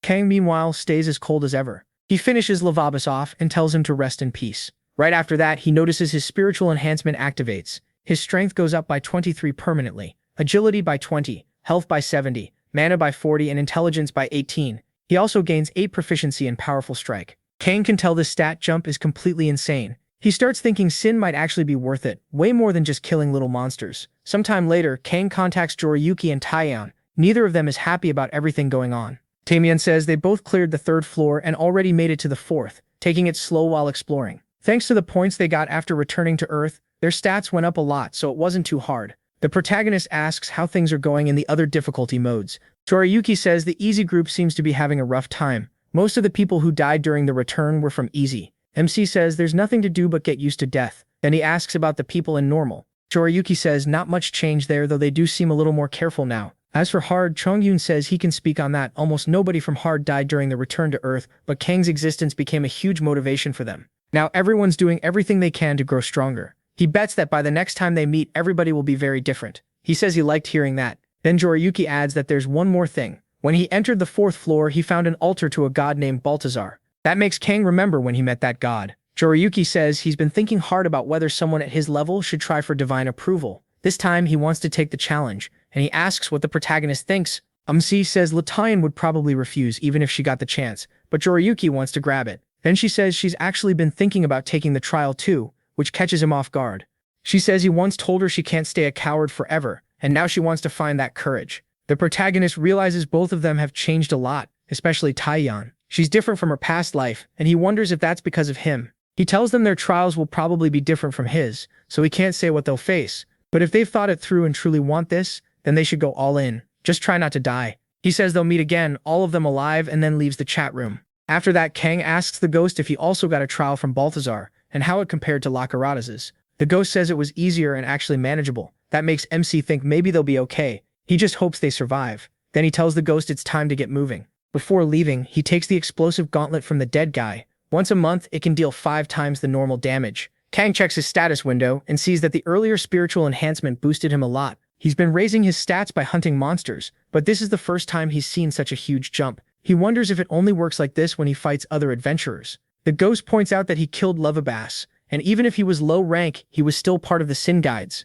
They'll react soon. The protagonist thinks that's fine. Let them come. Deep in the labyrinth at the Sin Guides meeting room, one of them arrives at a round table where another is already waiting. He says he heard there was a little mess in rank 2. A rookie adventurer killed one of their people there. The other man is shocked that someone below the 21st floor beat a rank 2 member. The red-haired one says the rookie might be talented, but he dared make enemies of them. If he wants to die that badly, they won't stop him. He orders a bounty placed on Kang's head and tells the other rank 2 members to kill him. Then says they should continue their plans to push toward the 74th floor. On the 20th floor, the rank 2 Sin Guides get the message. They hear Lavabas is dead, and one of them gets annoyed because Lavabas owed him money. Then they start wondering if he was caught off guard. A bald man asks if they're really going to let this slide. Whoever did it has to pay. Then he says the leaders put a reward on that bastard's head. Whoever kills him gets to move up to rank 3. Everyone's shocked the order came straight from the top. One says the target is his, but an old man cuts him off. saying that prey already belongs to him. Another points out that a lot of them want the same guy,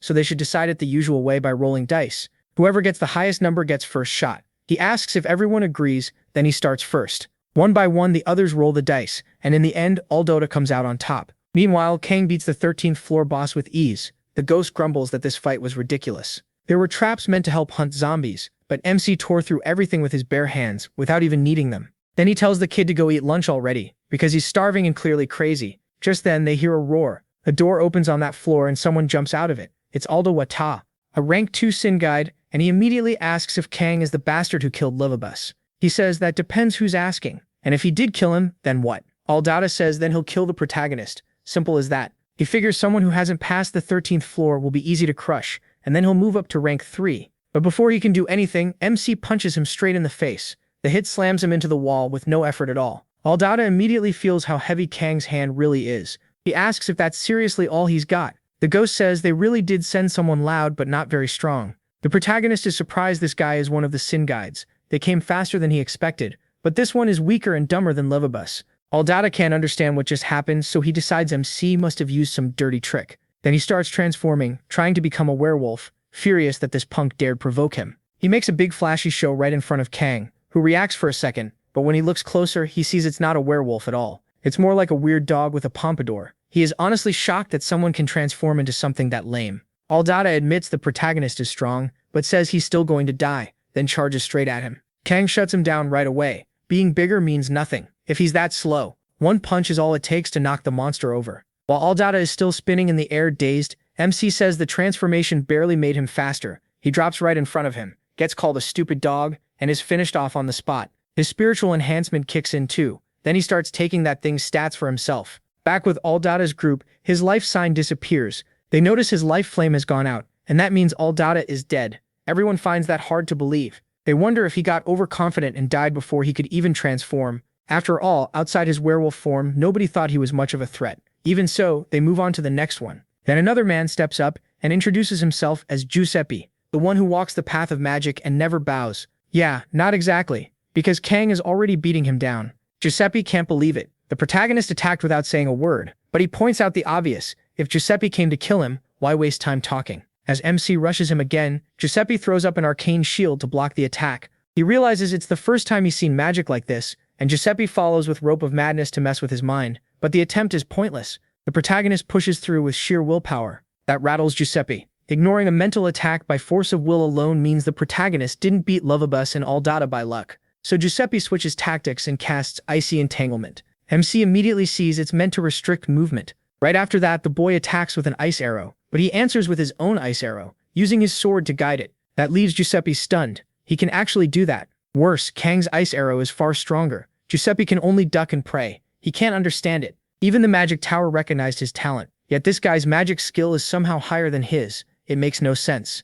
In a panic, he casts a lightning spell this time, Shatter. It drops right onto the protagonist. For a second, Giuseppe thinks he ended it in one hit, but Kang uses total nullification on the first attack and takes no damage at all. He casually notes that instant magic can be shut down too. Good to know. Giuseppe goes pale with fear. He has no idea what he's dealing with, and MC simply tells him to keep going. Then he closes in again, and another life is cut short. Another flamestone goes dark. Everyone is shocked that he died too. They start guessing Kang must have caught him before he could cast. Since he travels with a ghost, maybe he got some tip on how to fight mages. Then another random guide says it's his turn, and he dies without doing anything useful. Now they're getting seriously nervous. This can't really be happening. Another one, already scared out of his mind, says he never thought his turn would come and claims he'll be right back. His life stone goes out too. At that point, they start thinking it might be better to send 5 at once instead of going one by one. So 5 of them go after Kang, and all 5 die together. Now they realize all of them were wiped out in just 2 hours. Eventually, it's another man's turn, but he's terrified.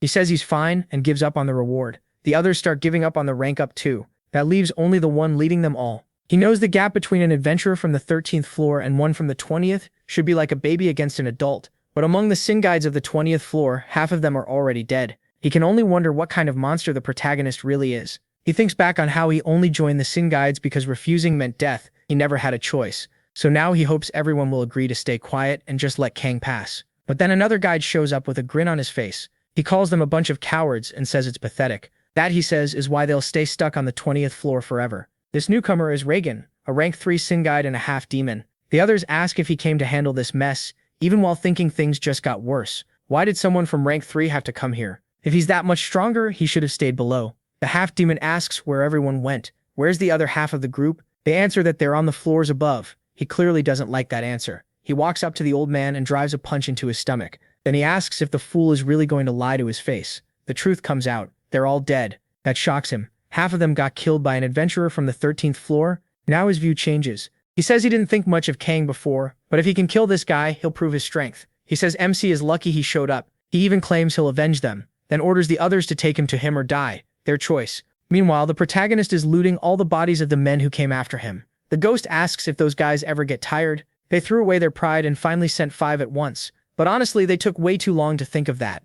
Kang figures their attack and defense were pretty high, but since they'd never fought together, they had no teamwork and ended up getting in each other's way. On top of that, leveling up after killing the first one gave him a huge edge because he recovered. So he says that helped him gain a lot. At this point, his stats are seriously high. Still, he complains that if his level rises too much, the reward for clearing the floor will drop, which feels wasteful. The ghost tells him to stop whining and quit being greedy. Then Kang uses the beginner ice spell, Icy Entanglement, and creates a large spread of ice spheres that crash into each other. That's when he finally realizes just how much he's gaining from all these fights. Still, he wonders if it's over. The ghost says they'd have to be complete idiots not to realize they can't beat him, and honestly, they'd have to be animals. Apparently though, they really are, because now they all show up together with the half-demon walking confidently in front. The ghost jokes that they even sent the devil himself, and Kang can tell at once that this is the half-demon. His strength feels totally different from the other Syndic guides, and his mana is seriously intimidating. He asks if MC is the one who wiped out the rank 2 members of the Syndic guides. He stares at the boy and notices his mana is also incredibly strong.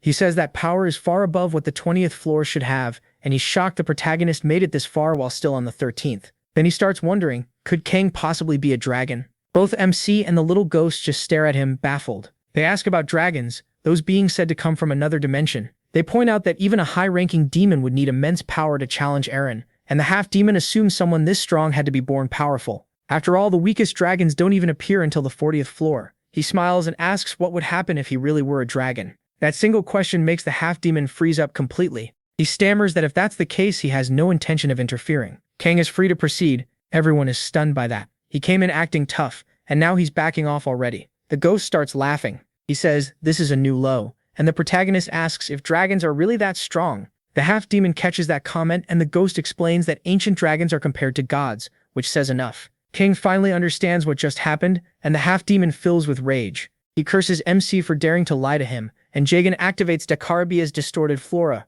Roots burst out and lash toward him. It said all his skills are named after demons from the Goetia, the 72 demons of Solomon, and now those roots strike again. Kang wonders what this thing is as the roots wrap around his hand. Then he activates Flame Burst, burning the roots away. The half-demon is surprised the protagonist knows fire magic, but he tells himself that won't change anything. Jagan responds with Dakarabia's familiar crows. He sends them at MC, and a flock of crows fills the area while he keeps pressing him. Kang starts swinging his sword everywhere, cutting down the birds one after another. There are way too many of them, but he keeps slicing through the flock with the techniques he learned from the ghost, and he finally realizes magic can be used in much more complex ways. The ghost explains that he uses the magic god's magic, which is fundamentally different from the kind demons created. The half-demon then tells the ghost to stay out of it. This fight is between the two of them. The ghost says he wasn't planning to help anyway, and tells him to relax. That surprises the half-demon a little, making him wonder if the bond between Kang and the ghost isn't that strong after all. He decides that might actually work in his favor. That means he can attack as much as he wants, so he uses Marcosia's false flames and sends Amaterasu at the protagonist. He fires an ice arrow to stop it, but the cold doesn't work at all, and the Amaterasu still hits his arm. Then total nullification on the first attack kicks in. The half-demon is stunned. He can't believe that kind of nullifying skill is even real. Even so, he throws Amaterasu at Kang again. Sure, the boy still doesn't understand how that power works, but total nullification on the second attack activates too. MC still takes extra damage from a follow-up hit, 24 on top of 36. That makes the demon think he still has a shot, so he uses Naberius's despair. Black smoke closes in around him. Kang is caught off guard and gets swallowed by it, while the demon thinks the fight is finally over. Naberius's despair is a dark spell that attacks the deepest part of the target's mind. Inside it, the protagonist covers one ear and stays there until his mind turns completely calm. Watching from outside, the ghost thinks dark magic has always been tricky. That's why MC is having a hard time with it. It's new to him. The ghost remembers he struggled with it too, but believes he can handle it, and calls out to him. Then the sphere trapping the protagonist gets sliced apart completely. Kang steps out, cutting through the demon's spell, and says it wasn't that bad. Then he wonders if he can learn dark magic too. The demon is terrified. MC broke free with willpower alone, yet he keeps forcing himself to believe that doesn't change anything. So he sends Decarbia's crow familiars at him again. A whole flock pours out. The protagonist studies them for a moment. They're weak alone, but dangerous in a group. That means he can still use them. So he activates Retaliation. Retaliation releases a warped wave of energy around him. The demon stares in disbelief, asking how Kang already figured out how to counter it. Still, he keeps throwing more crows at him. Then he adds Amaterasu too, but Misi just swats it away like he's hitting a baseball. He says those flames aren't real fire. At that strength he should have melted, but all he got were light burns, even when he touched it. So it only looks like fire. At that point the demon finally realizes Kang is much sharper than he looks. He asks how he figured it out, then uses another skill, Doc Arabia's distorted flora. Several portals open around the protagonist, and he notices it follows the same pattern as last time. Roots shoot out from the dark cracks around him, so their path can be predicted. MC figures he needs 3 steps to the left, then 2 forward. The roots rush straight at him, and all his earlier prep pays off. The demon is horrified. Kang avoids every attack without flailing around, and he can't understand how he dodged all of it. He just says it's easy. Then he throws a fireball at Jagan. The ghost thinks this is exactly what makes the protagonist special. He understands the core of a skill, comes up with the smartest way to answer it, and tests it right away. After that, MC charges in and starts fighting up close. The ghost thinks Kang pushed back dark magic on his first time seeing it, and that's his greatest strength. He separates a spell's starting point from its path, used that idea to learn beginner spells, and after seeing that Storm Slash was too rough, he created a second form, Maiden's Dance, to remove that brute force. His ability to grasp the basics of something and build on it after seeing it once is absurd. The ghost wonders if that can even be called talent. The protagonist ends the demon right there. The ghost thinks that kind of skill normally takes countless tries and insane effort, so much repetition it almost drives someone mad, and yet MC still uses that same method. Pinned down and bleeding on the floor, the demon hears Kang say he has one more question while pulling his blade free. He asks what he needs to do to learn dark magic. The ghost warns him not to get too excited about that. Looking at the demon's horn, he guesses learning it may require things the protagonist really shouldn't mess with. After talking it through, the protagonist gets the point. He can't learn it right now. The demon confirms it. Dark magic uses demonic energy. Demonic energy is something demons are born with. But since they're in a labyrinth, if the right conditions are met, it might not be impossible for other races to gain it too. Kang asks if that's where their goddess is. The half-demon hesitates, then says yes. Their goddess settled there, and later drove all of them out. She likes people with talent, and if she takes an interest in MC and he passes her test, then even if the odds are almost impossible, he might receive her gift. He asks the ghost if he knows where that demon goddess is. The ghost says his memory is fuzzy, but it shouldn't be far. Then the demon begs Kang to kill him quickly. A clean death, not as an offering to some god. The protagonist says he earned at least that much, and kills him without dragging it out. He gets spiritual enhancement, levels up several times, and also gains the low-rank spell Marcosia's False Flames. He gets a few other things too, but they all cost demonic energy. MC says he knew it. This uses a different kind of power, so without demonic energy, he can't use any of it. Then he turns to the next problem and tells the rest to stop hiding. Anyone who doesn't come out will die one by one. So they all approach Kang with their heads down. They ask what he wants from them. He gets straight to it. He wanted experience and stats. At first he planned to kill them all, but at his current level, it wouldn't make much difference. Then he asks if they want to live. In exchange for their lives, they all have to follow one order. The Guides of Sin must not find out he's alive. They ask if he wants a fake report, and Kang says exactly. They're to say he died when they joined forces, but it has to be believable. They should say he died fighting the demon on the 30th floor. They all join the Guides of Sin by choice, so anyone who wants to keep breathing had better do exactly what he says. The old man understands and accepts the protagonist's order. Still, MC asks the ghost if that's enough. The ghost says he doesn't really care. Those small fry weren't the ones he wanted dead. But there is one thing he wants to ask. He turns to the rank 2 leader and says he should know who ordered the hit. The old man says it would be better if he didn't know, but the ghost answers that choice is his to make. So the old man tells him it was the woman who inherited the bloodline of the cursed kingdom, the Grey Lady, Society Gardentia. She was the one who ordered the warrior's death. That makes him furious. She was the one who wanted him dead. He remembers his time with her, while the old man says that's only what he heard, and he was shocked too, because among the leaders, she was the only one who had been close to the warrior. Meanwhile, John Ryuki says they finally did it. He can barely believe they cleared Balthazar's trial,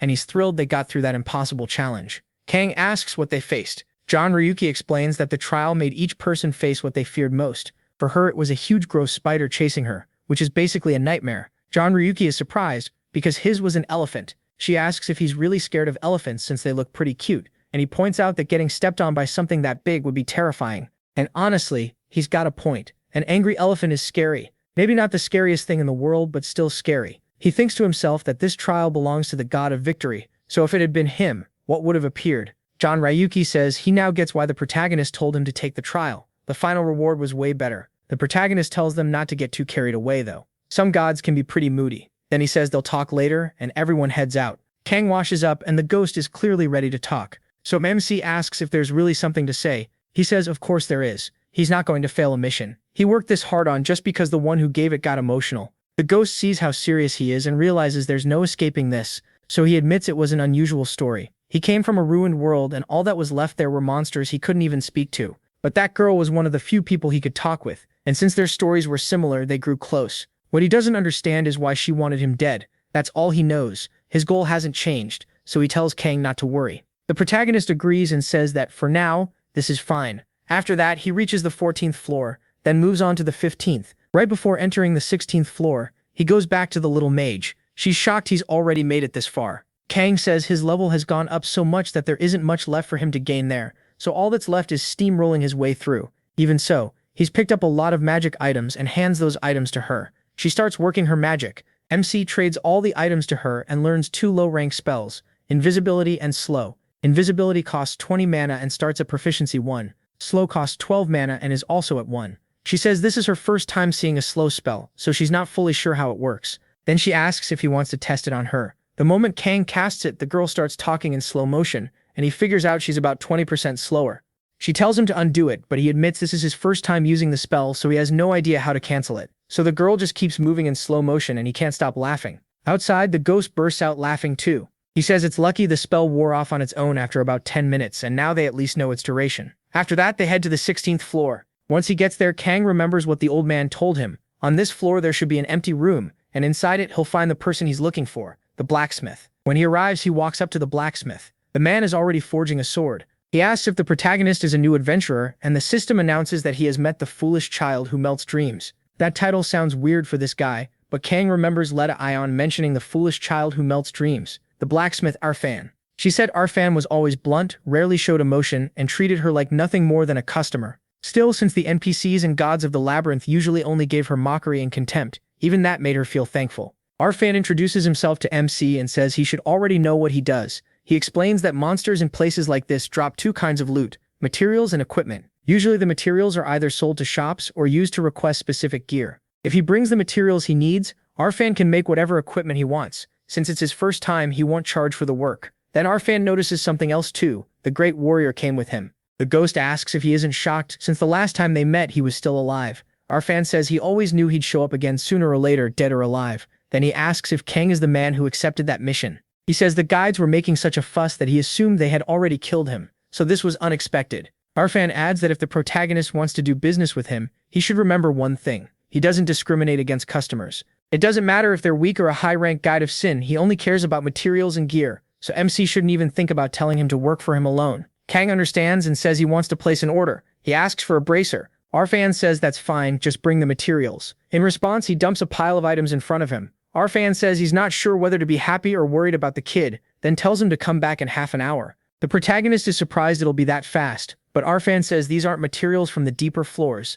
They're all common, so there's no reason it should take long. For him, it's easy work. So he tells the boy to come back later, and once MC leaves, he says half an hour is exactly how long he needs to clear a floor. If he goes all out, he can finish in 10 minutes, but this time he takes it slow. Half an hour later, he returns to the blacksmith, and Arfan says his timing is perfect. He just finished. Then he hands over what Kang asked for. He checks it and sees the stats are really high with over plus 13 defense. Arfan tells him that from now on he'll start charging. The price will depend on the kind of equipment he asks for, and Arfan will keep the materials in stock. The protagonist agrees. He says he'll bring better stuff from the lower floors next time. But then the ghost cuts in and says Arfan should be able to make something even better. Arfan says of course he can, but he needs the right materials. The ghost calls him out and says he knows that's not what he meant. That instantly annoys Arfan. The ghost says he's talking about special equipment. Gear Arfan can make that others can't. Only people with permission can enter that place, and some items can only be crafted with materials from there. He says there's no point hiding it, because someone like Arfan can do it. Arfan asks if he even understands what that place means to him,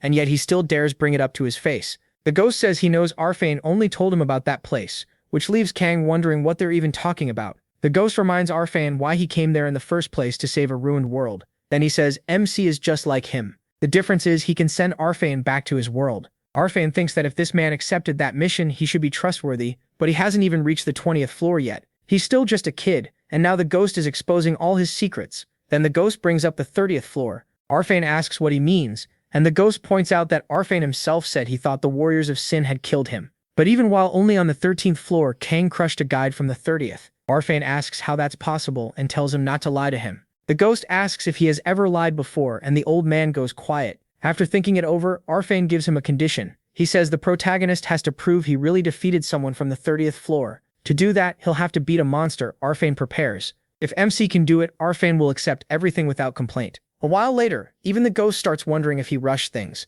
He thought that if they missed the chance now, it might never come again. Kang says he's fine with it as long as it helps him get stronger. He says he wants to find out if this place really is that special. The ghost tells him to trust him. This place is full of good stuff. If he earns Arfan's favor, he'll become much stronger. And since he wants to reach the gods, this is the path. The ghost asks if he noticed. After meeting Maria, Kang's eyes were shining so much that it was impossible not to see it. Even if aiming that high sounds crazy, if that's truly what he wants, this will be an important experience. Just then Arfan opens the door and says he's done preparing. The protagonist looks at what's waiting in front of him. The system identifies it as a sealed Balrog, and even the ghost is surprised to see it. That's one of the strongest monsters from the lower floors. Arfan says this one is heavily weakened, and nothing like the original. Its power is only around that of a boss from the early 20th floors, so MC should relax. Even so, he asks if he is really going to accept the challenge. Kang Tae-san is already drawing his sword and says of course he will. With that, Arfan breaks the contract in his hand. The monster is released and roars through the room.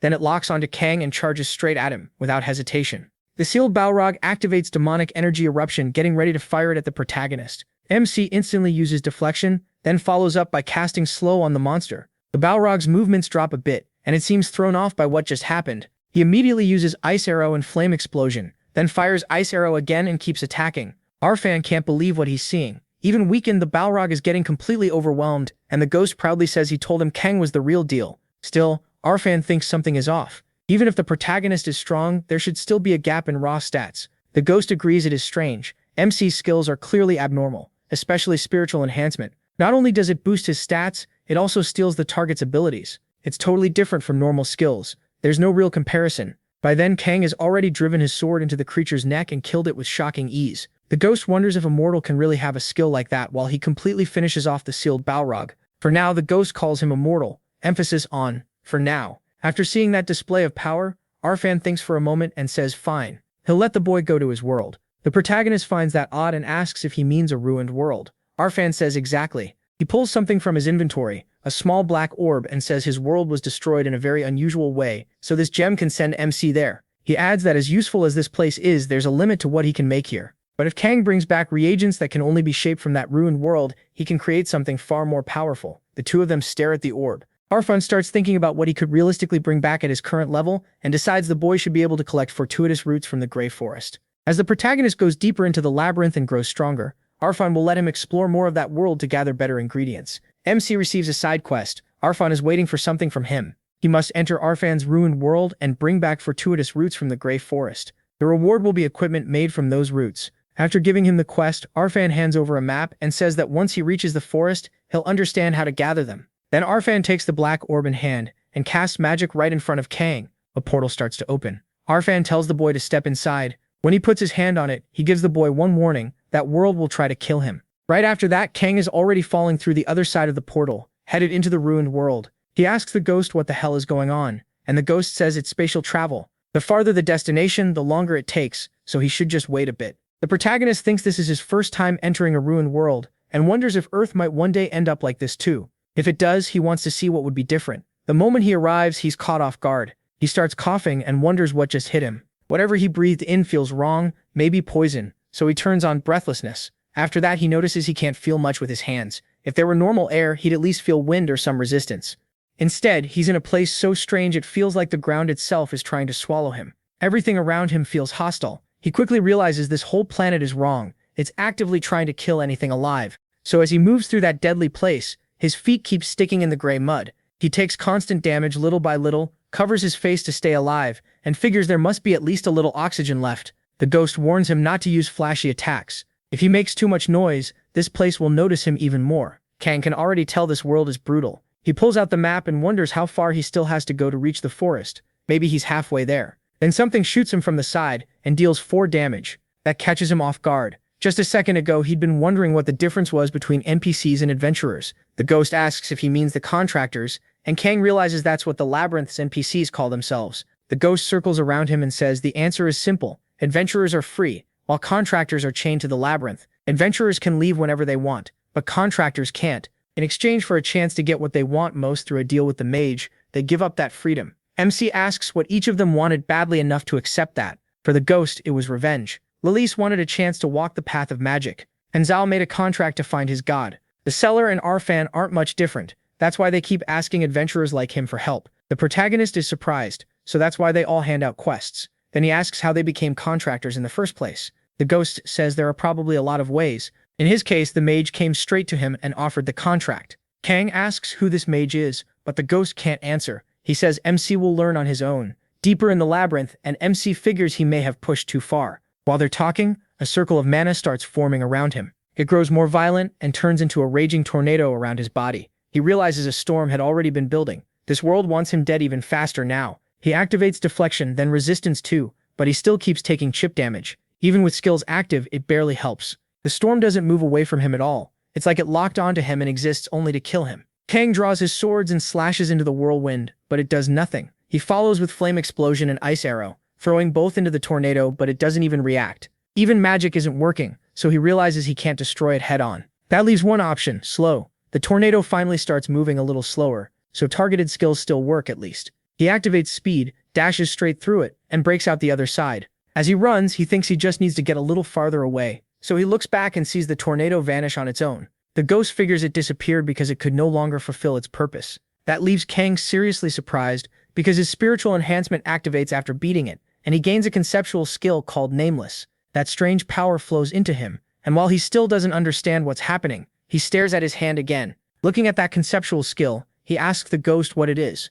The ghost admits he has no idea. He's never seen anything like it. That makes him start wondering about something. Kang asks if he thought of anything, and the ghost says one thing came to mind, but he's still not sure. Once he sorts his thoughts out, he'll explain. He is shocked the ghost actually doesn't know for once, telling him to think it through and speak up later. Then they keep moving. Kang keeps getting attacked from every direction, but he still manages to escape without too much trouble. At this point, he's sure this day is full of weirdness, so he activates mental acceleration. He slips past the attacks, cuts through the rocks flying into his path, uses Wolf's Fang, then Maiden's Dance, tearing through everything around him. He also uses an attack step to stop on top of the walls. Even then, the attacks keep getting through his defense and there's no end to them. But when he looks ahead, he freezes in shock and blurts out, "What the hell is that?" The ghost asks what he's seeing. Kang realizes it's the same thing carved into the wall before. He immediately accelerates and charges straight at it, just like he thought. Now he wonders if that new skill is what let him see it. He strikes the thing while forcing a path through the rocks, keeping his focus on the target deeper inside. He knows he only needs to push a little farther. Even as the attacks speed up, it almost feels like that thing got mad the second he came after it. So he starts preparing one of his skills to go all in and cut through that section of stone. Kang locks onto that same carved thing in the wall. Then he presses forward. His focus stays fixed on that mark hidden in the wall. He keeps chasing that same target without letting up. As he pushes through, his proficiency keeps rising and he gains willpower. The ghost is stunned. That's the power of a will strong enough to face this place. He realizes that in Arfan's world, the star itself is trying to kill all life. Then he remembers the whirlwind and the flying stones. There's a much greater force behind all of it. The star's will, the will that rejects life, can be treated as the will of the world itself. And Kang just defeated that will. That leaves one question. What kind of skill is this? The ghost can tell the protagonist didn't just beat it. He absorbed its power, and not something physical, but something conceptual. He thinks a low-rank stealing skill would never be able to take something like that. Spiritual enhancement must rank even higher than the star itself. This isn't a power meant for normal mortals. It's the kind of thing only transcendent beings should have. Meanwhile, MC keeps moving forward.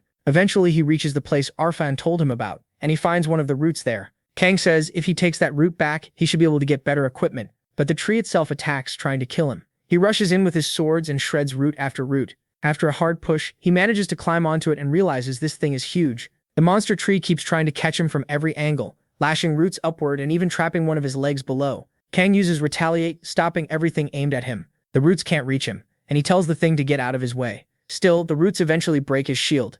One nearly smashes into his face, but he barely dodges to the side and activates mental acceleration. Then he starts searching for the main core. He hacks through everything to find it, carving up the tree while asking himself where it's hidden. There's no glowing weak point, no clear energy source, but when he looks back, he sees all the roots gathering into one spot. That's when he finds the tree's core. So that's it. The ghost yells for Kang to be careful, but then realizes the protagonist probably can't even hear him. He's too locked in, focused on only one thing, getting stronger no matter what. After taking a hit, he uses complete notification from the first strike and keeps pushing forward. Then he throws himself into the opening and cuts the tree apart completely, destroying another will. The system activates spiritual enhancement, and Nameless proficiency rises by 1. Kang says he knew it would be hidden deep inside, and he takes the fortuitous route without much trouble. MC says that was easy. The little ghost reminds him that at his level, not much will be hard anymore, but getting back fast matters more. He realizes it really is what it looks like. The world is seriously trying to get rid of him, and this really looks like it wants them dead. So he takes the portal and gets out, saying he'll deal with that world another day. The side quest is cleared, and the blacksmith is shocked they're already back. Kang says yes and shows him the route, asking if this is enough. The blacksmith replies that it seems ordinary to him since he's not from that world, but he asks if the protagonist really brought the right item. He finished way too fast. MC shows it to him, and it really is the fortuitous route. The moment he takes it, he asks if it's really okay to combine it with the cave sword. The little ghost says it's fine. Kang can use it however he wants. The blacksmith is surprised to hear that, and the ghost explains that sword belongs to him now. So the protagonist tells him to use the root on that weapon, handing over the cave sword infused with ancestral blood. The blacksmith agrees, especially now that the warrior has approved it. Still, he says he'll need Kang's weapon too. After reforging the root, he'll fuse both together. MC is told to come back in 2 days, so he heads to the 17th floor of the labyrinth and faces a Dullahan, beating it without much trouble. He gets blood and mist earrings. He thinks the monster was weak, but the ghost says he is just too strong. He also picks up leather armor infused with magma dew, then moves on right away. He wants to grow stronger during those 2 days. The boss of the 18th floor is a skeleton mage and a skeleton knight, and the protagonist clears them easily too. On the 19th floor, the boss is a lich. Kang takes it down just as easily and levels up again. The warrior acts happy to see him leveling up, or maybe just pretends to because MC is getting a little too strong. After that, he heads for the 20th floor, but something stops him. It looks like a skull with dark energy in front of it. He notices right away. The ghost says it's an altar to the goddess of the demon race. She rules over everything demonic, and she's his leader. So this is Lucifer's altar, built by those who serve Lucifer. It connects to the gods, letting Lucifer spread influence through it. As the first to find it, Kang gets a permanent bonus +3 intelligence and +10 mana. The protagonist asks if he knows what the trial is like. The ghost honestly says he has no idea. Then the protagonist asks if he's never gone through one. The ghost tells MC to remember this. Gods give trials tied to their domains. Then he asks what kind of trial the goddess of the demon race would give. He asks if she's really a goddess, and if she gives trials to demons. The ghost says no, but for humans, it'll definitely be worse. Kang says he'll think about that later, and the ghost asks if he plans to come back with his new weapon. The protagonist says since he doesn't know what kind of trial this is, it's better to be careful. Now on the 20th floor, he pushes forward until the boss room and finally faces the Death Knight head-on. Kang asks if this is really its full strength. Not even close, he decides, then cuts the monster in half and wins. The little ghost acts excited and says that boss was supposed to be a real nightmare. Kang says he knew it. Nothing special happened. The ghost asks if he's searching for a hidden area. MC says yes, something is still concealed here. Then he gets a strong premonition. He spots the one brick sticking out from the wall and finds the secret room. He says he knew it and walks over. The ghost takes the chance to ask, hearing that sound, if this might be a Lord's stage room. Kang just keeps going. Soon he notices a different Death Knight approaching. This one is Valoran, Lord of the Death Knights. He says Kang must be the warrior's ghost, and that he's heard many stories from the wise ogre. He calls the ghost a pitiful, weak being. Then he asks whether the protagonist met that arrogant one. But the ghost says that's a secret between them. At least that much freedom should be allowed to those who are bound. Valoran then asks if MC is his opponent too, though he says he is so strong that he likely has no chance. He says they've crossed swords in the chamber given to him. Kang immediately draws his blades. Valoran says that even so he is a knight and will not throw away his weapon to run. It has been centuries since adventurers found this room, so he is deeply grateful and now they will fight. With that he charges straight at the protagonist, who blocks the slash. The blow is heavy, and MC admits the knight is strong. Kang attacks back, while realizing Valoran is probably above the level of the 25th floor, not something a normal player could handle. Then the knight rushes in and drives a kick into his chest, but first attack total nullification activates. Valoran thinks that attack nullifying skill is pretty amusing. He slams his sword into the ground, sending chunks of rock flying at the protagonist. MC notes the attacks hit hard, but the knight is too big, and his movements are slow. He leaps across the rocks and closes in. They clash in a pure contest of strength. Kang says the knight really is powerful. A normal player wouldn't stand a chance against him, but he isn't a normal player. He hops back a little and tries something, but then the knight moves first, throwing an uppercut into Kang's face and crushing it. But the protagonist turns it back on him, smashing the knight into the ground. The ghost is stunned. He asks why Kang isn't using his usual skills. He could have used acceleration or magic. So what's going on? MC stares at that knight while part of the knight's mask breaks and Valorant is already shaking from it. Still, he attacks again and thanks him, saying he has long wished for an honest, direct battle. And this is truly impressive. That strike forces the protagonist to get out of the way. Valorant says he waited hundreds of years for this day, and Kang lands right on top of his sword while the knight starts swinging it. MC stays on it, using it as a launch point to dive straight for his head. The knight speaks to him again, thanking Kang deeply. By the end of the battle, the knight is on the ground, sitting in front of him. He starts thanking him because he never expected the protagonist would purposely avoid using his skills. The protagonist says Valorant did the same. Then the knight removes his helmet and says that, as a knight, he never wanted to rely on skills. He only wanted to fight with his sword. That selfish wish was his alone, so he had no right to force it on MC. But thanks to MC's choice, he can now die satisfied. He says he'd like to claim he's finally free, but he should know how people like him, beings with their own minds, end up trapped in the labyrinth and treated like monsters. The protagonist pauses at that, surprised Valorant was imprisoned here. Kang says he doesn't understand how that happened. Valorant says it's simple. For some, this place is a land of opportunity, but for others, that is not the case. It's unfortunate. But there's no time to explain everything. He says he trusts MC can reach the final floors. When he does, he'll learn what they really are, and what kind of being the mage is. And when he finally finds out, Valorant asks him to please remember those who cannot escape. Then he fades away, leaving his sword behind in front of the protagonist. With that, he defeats Valorant of the 20th floor. He receives Valorant's helm, which gives plus 22 defense and plus 3 action speed. Kang is surprised, since gear like this usually only shows up in Sabbats. It's a very good helmet. He also notes that the title stats are much better than they were before his regression. He gets a continuous activation skill called Proof of Self. His achievements so far take form and wrap around him. According to Tone, it gives off an intimidating presence. He also equips the Boots of Extensive Damage, which adds several more stats. On top of that, he gets a Strength rune plus 20. Then he opens his status window and says the rune made him 20 points stronger. He thinks he's finally reached the stats Ladies had before his regression. After that, he goes to the 6th floor to Lilise's tower. She's surprised to see Kang. She asks if he made it farther, and MC says he reached the 20th floor.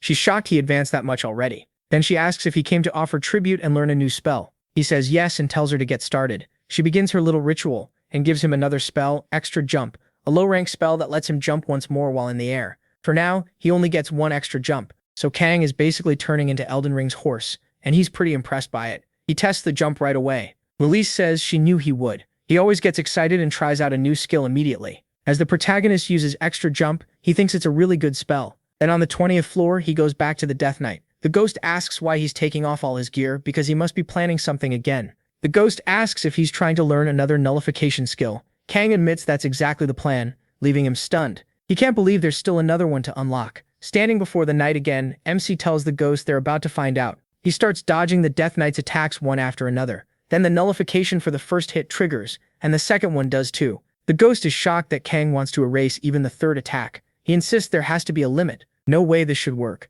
but he actually pulls it off. Something flashes on his status bar and he takes 62 damage. After repeating this a few times, his protective shield stacks up to 4. Then, when the third strike no longer lowers his HP, he gains a continuous skill, complete nullification of the third attack. That leaves the ghost even more amazed. Kang says he knew there had to be one more. The ghost figures this must be a skill nobody normally gets. Even he never imagined a nullification for a third hit existed. He guesses the only way to earn it is by using the protective shield, and the protagonist says that makes sense. Nobody cleared Lycorebus's enhanced trial, so of course no one knew about it. After that, he sits down for a bit. The ghost asks if he's finally going to rest, saying it's good to relax once in a while, since MC never stops for even a minute. Kang just looks at him like he's talking nonsense. That makes the ghost snap, telling him to stop thinking about getting stronger for 1 second and just breathe. In other words, take a break already. Instead, the protagonist heads back to the 16th floor and goes to the forge. On the way, he checks Torment Slash and sees its proficiency is at 29. The ghost says it grew this fast because he was there to guide and correct him,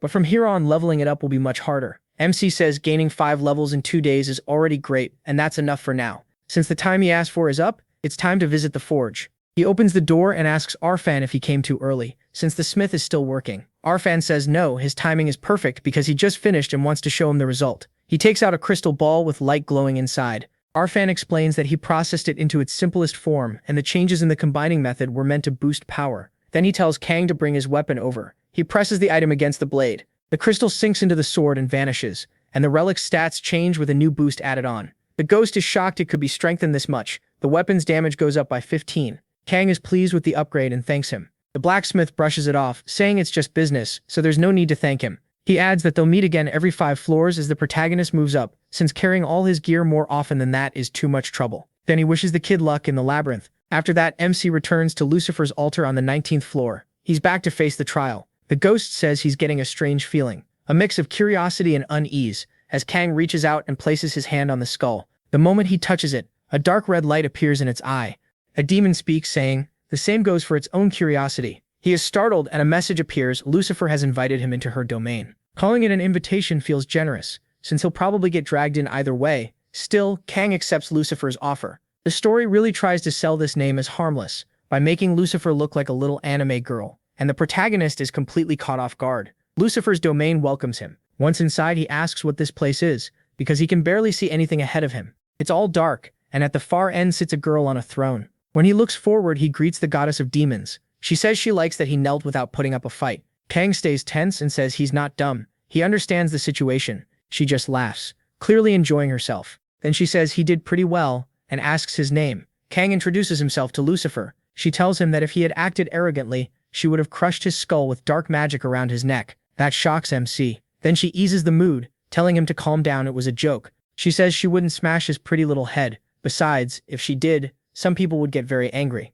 The ghost asks if Kang is okay, even though he clearly isn't. Lucifer asks if he killed her poor Jagan, then says she has no plans to punish him for it. Their fight was fair. What matters more is why he came to her. Demonic energy. Kang thinks it over. Demonic energy is the cost of using black magic, and if he wants to use the false flames of Marchosius he got after beating Jagan, he'll need it. So he admits that's exactly what he wants. Lucifer points out that he's human, while she is the goddess of demons. Demonic energy is the power of those who belong to her, and humans do not. Kang asks if that means she can't grant demonic energy to humans. She says if he's asking whether she has the power to give him her demon's energy, then yes, she does. So he asks why she just said she couldn't give that power to humans. Lucifer explains that under normal rules she couldn't, but he gained demonic power through a loophole in a contract. Even if that little thing beside him doesn't have the qualifications, he does. She says Kang has the right traits and the body needed to control demonic energy, though he still doesn't get where she's going with this. Then she says every kind of power has a price, so he asks her to explain. Lucifer says it's simple.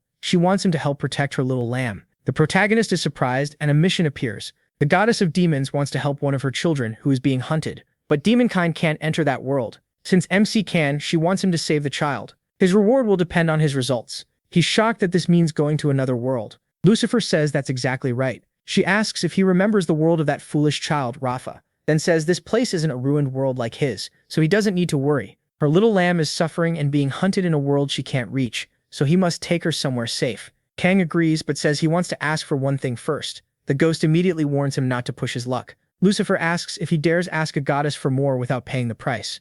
The ghost panics, saying she'd kill them for less than that. Still, Lucifer tells him to speak. If she doesn't like it, she'll be merciful and ignore it. The ghost watches Kang, waiting to hear what he says. The protagonist asks the great demon goddess if she knows who is trying to conquer his world. She laughs and says she'll forgive that unpaid question because she knows why he wants the answer. If he completes her mission well enough, she'll tell him. Kang says that is enough for him. She accepts the deal as fair and gives him the basics. The world he's being sent to is Vekaseta. Magic exists there, and it is protected by a dragon. The world itself has average strength, but its guardian is troublesome. Hamon, the god of light, born in that world. That is where Kang is headed. Lucifer wishes him luck on the mission, and then MC gets thrown out. He lands roughly and realizes this must be Vekaseta, noting that it doesn't seem all that different. As he moves through the area, he notices birds and butterflies. The ghost says that judging from that Sin Guide's appearance, the most common form across worlds seems to be human. Kang is surprised but thinks that's good news. At least he won't be chased just for how he looks. Right away, he activates presence detection. The ghost says it looks like he won't have time to stand around sightseeing.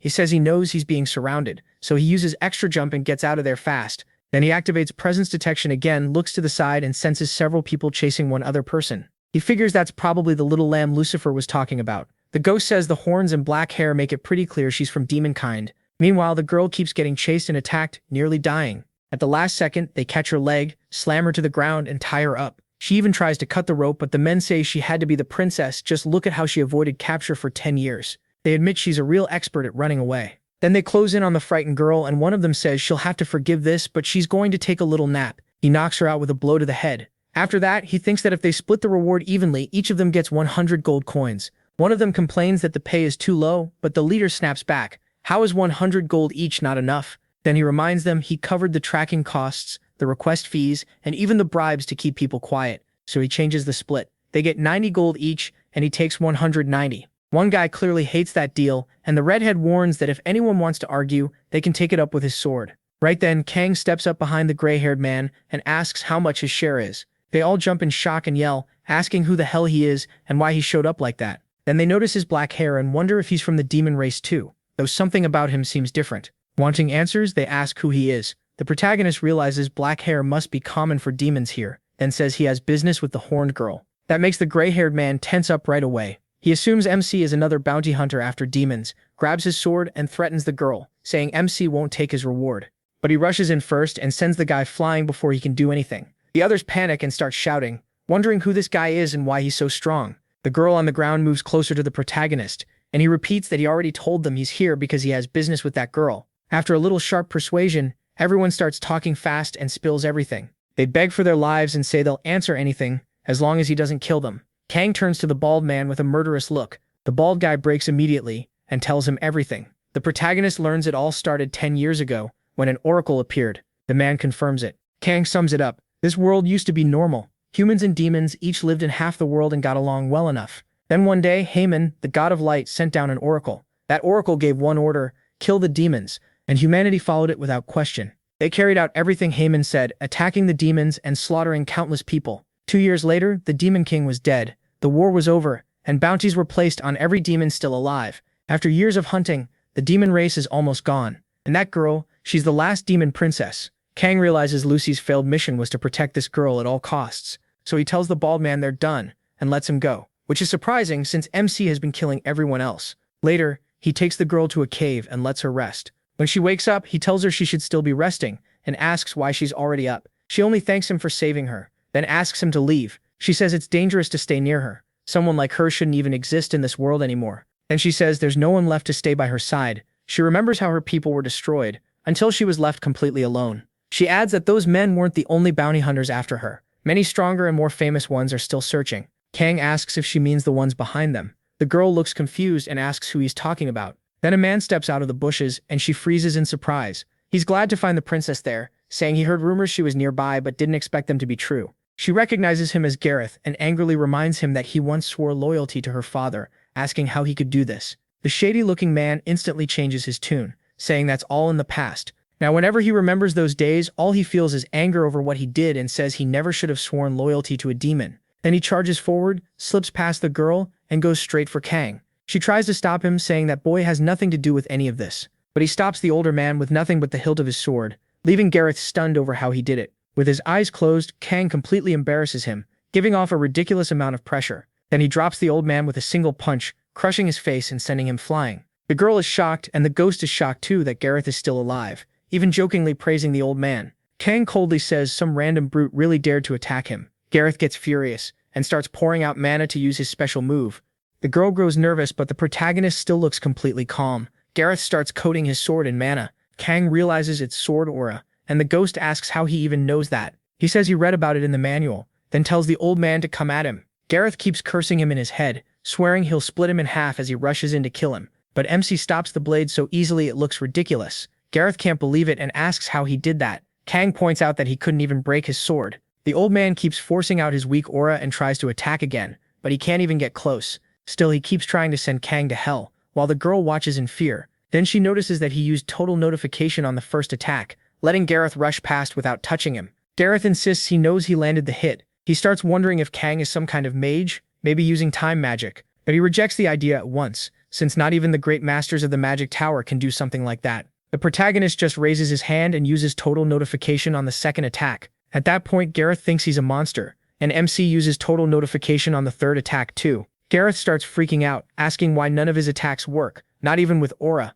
It doesn't make sense to him. Kang holds out a hand and says that's enough. He's tested the aura's damage. It dealt 63 damage, which he decides isn't bad. Then he activates evasion, and the next strike misses completely. He tells Gareth to use whatever he's got. Gareth starts shaking in panic. In desperation, he throws himself and his sword at him. This time, the blade pierces the protagonist's abdomen, and Gareth, terrified, asks who he really is. Kang tastes and answers that he's simply someone way stronger than him. And after humiliating the old man enough, it's time to try his new trick. He starts firing a barrage of ice arrows. While talking about the aura, he keeps launching them at Gareth and wearing him down hit by hit. Gareth tries everything he can to defend himself, demanding to know how some mere savage can cast spells like this. Kang says the aura didn't change his form or boost his body or mind. It only raises cutting power a little, so it's nothing amazing. Gareth asks what he's muttering about, and wonders if it's some evil magic. MC replies that since it makes cutting easier, it still has its uses. Then he asks the ghost if he knows how to use aura too, but the ghost says no.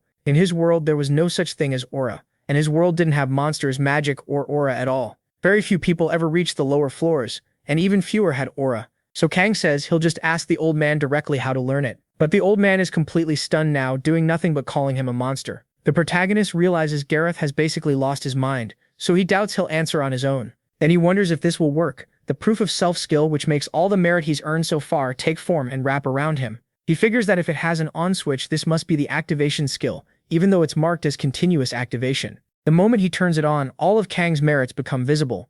When the old man sees that, he nearly wets himself. To him, MC looks like a completely terrifying being made flesh. The old man drops to the ground as his presence, like some giant spirit around him, closes in and fills him with fear. Kang thinks it was useless and turns it off, figuring it's just some intimidation skill that doesn't really do anything. He's still wondering how to make the old man talk, but Gareth is already beyond terrified and doesn't even realize it. He says the protagonist can ask anything and he'll answer whatever he wants. MC has no idea what's going on, while the old man is scared out of his mind. The ghost cracks up, saying the guy looks ready to wet himself like he saw a real monster, and it wasn't even him. He starts thinking that skill might actually be useful after all. The ghost basically tells him, "Man, you turned into the devil in front of him. Have you noticed how many people you've killed? How many monsters you've taken down? How much chaos you've caused? How many gods you've made angry? If that's not terrifying, then I'm the crazy one." Kang tells Gareth to explain everything he knows about aura. Gareth calms down and starts talking, saying aura is a skill swordsmen can gain. As the protagonist can see, it shows up as a blue flame,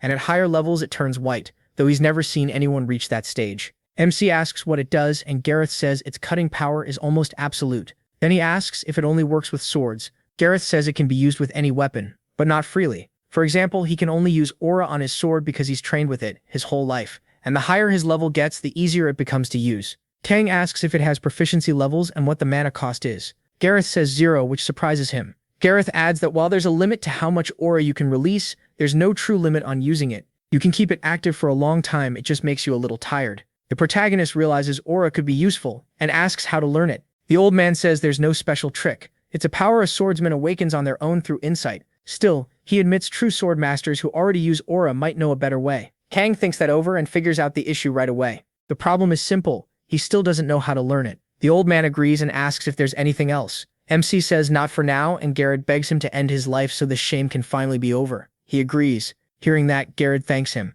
Then Kang finishes him with his knife. Honestly, the protagonist makes the smart call here. In a situation like this, leaving someone alive is just asking for trouble. Gareth had already seen too much and knew far too much about the protagonist. If he teamed up with stronger people later, that could turn into a huge problem. So the protagonist kills him, and when spiritual enhancement activates, the gap between their souls is so big that he gets nothing from the kill. After that, MC asks the demon princess for her name. She introduces herself as Anisha, then asks his. He gives his name and quickly adds that he's her guard before she can ask. She's clearly confused by that. Right then, the ghost rushes over and warns the protagonist not to say Lucifer sent him. He needs to make up a believable story.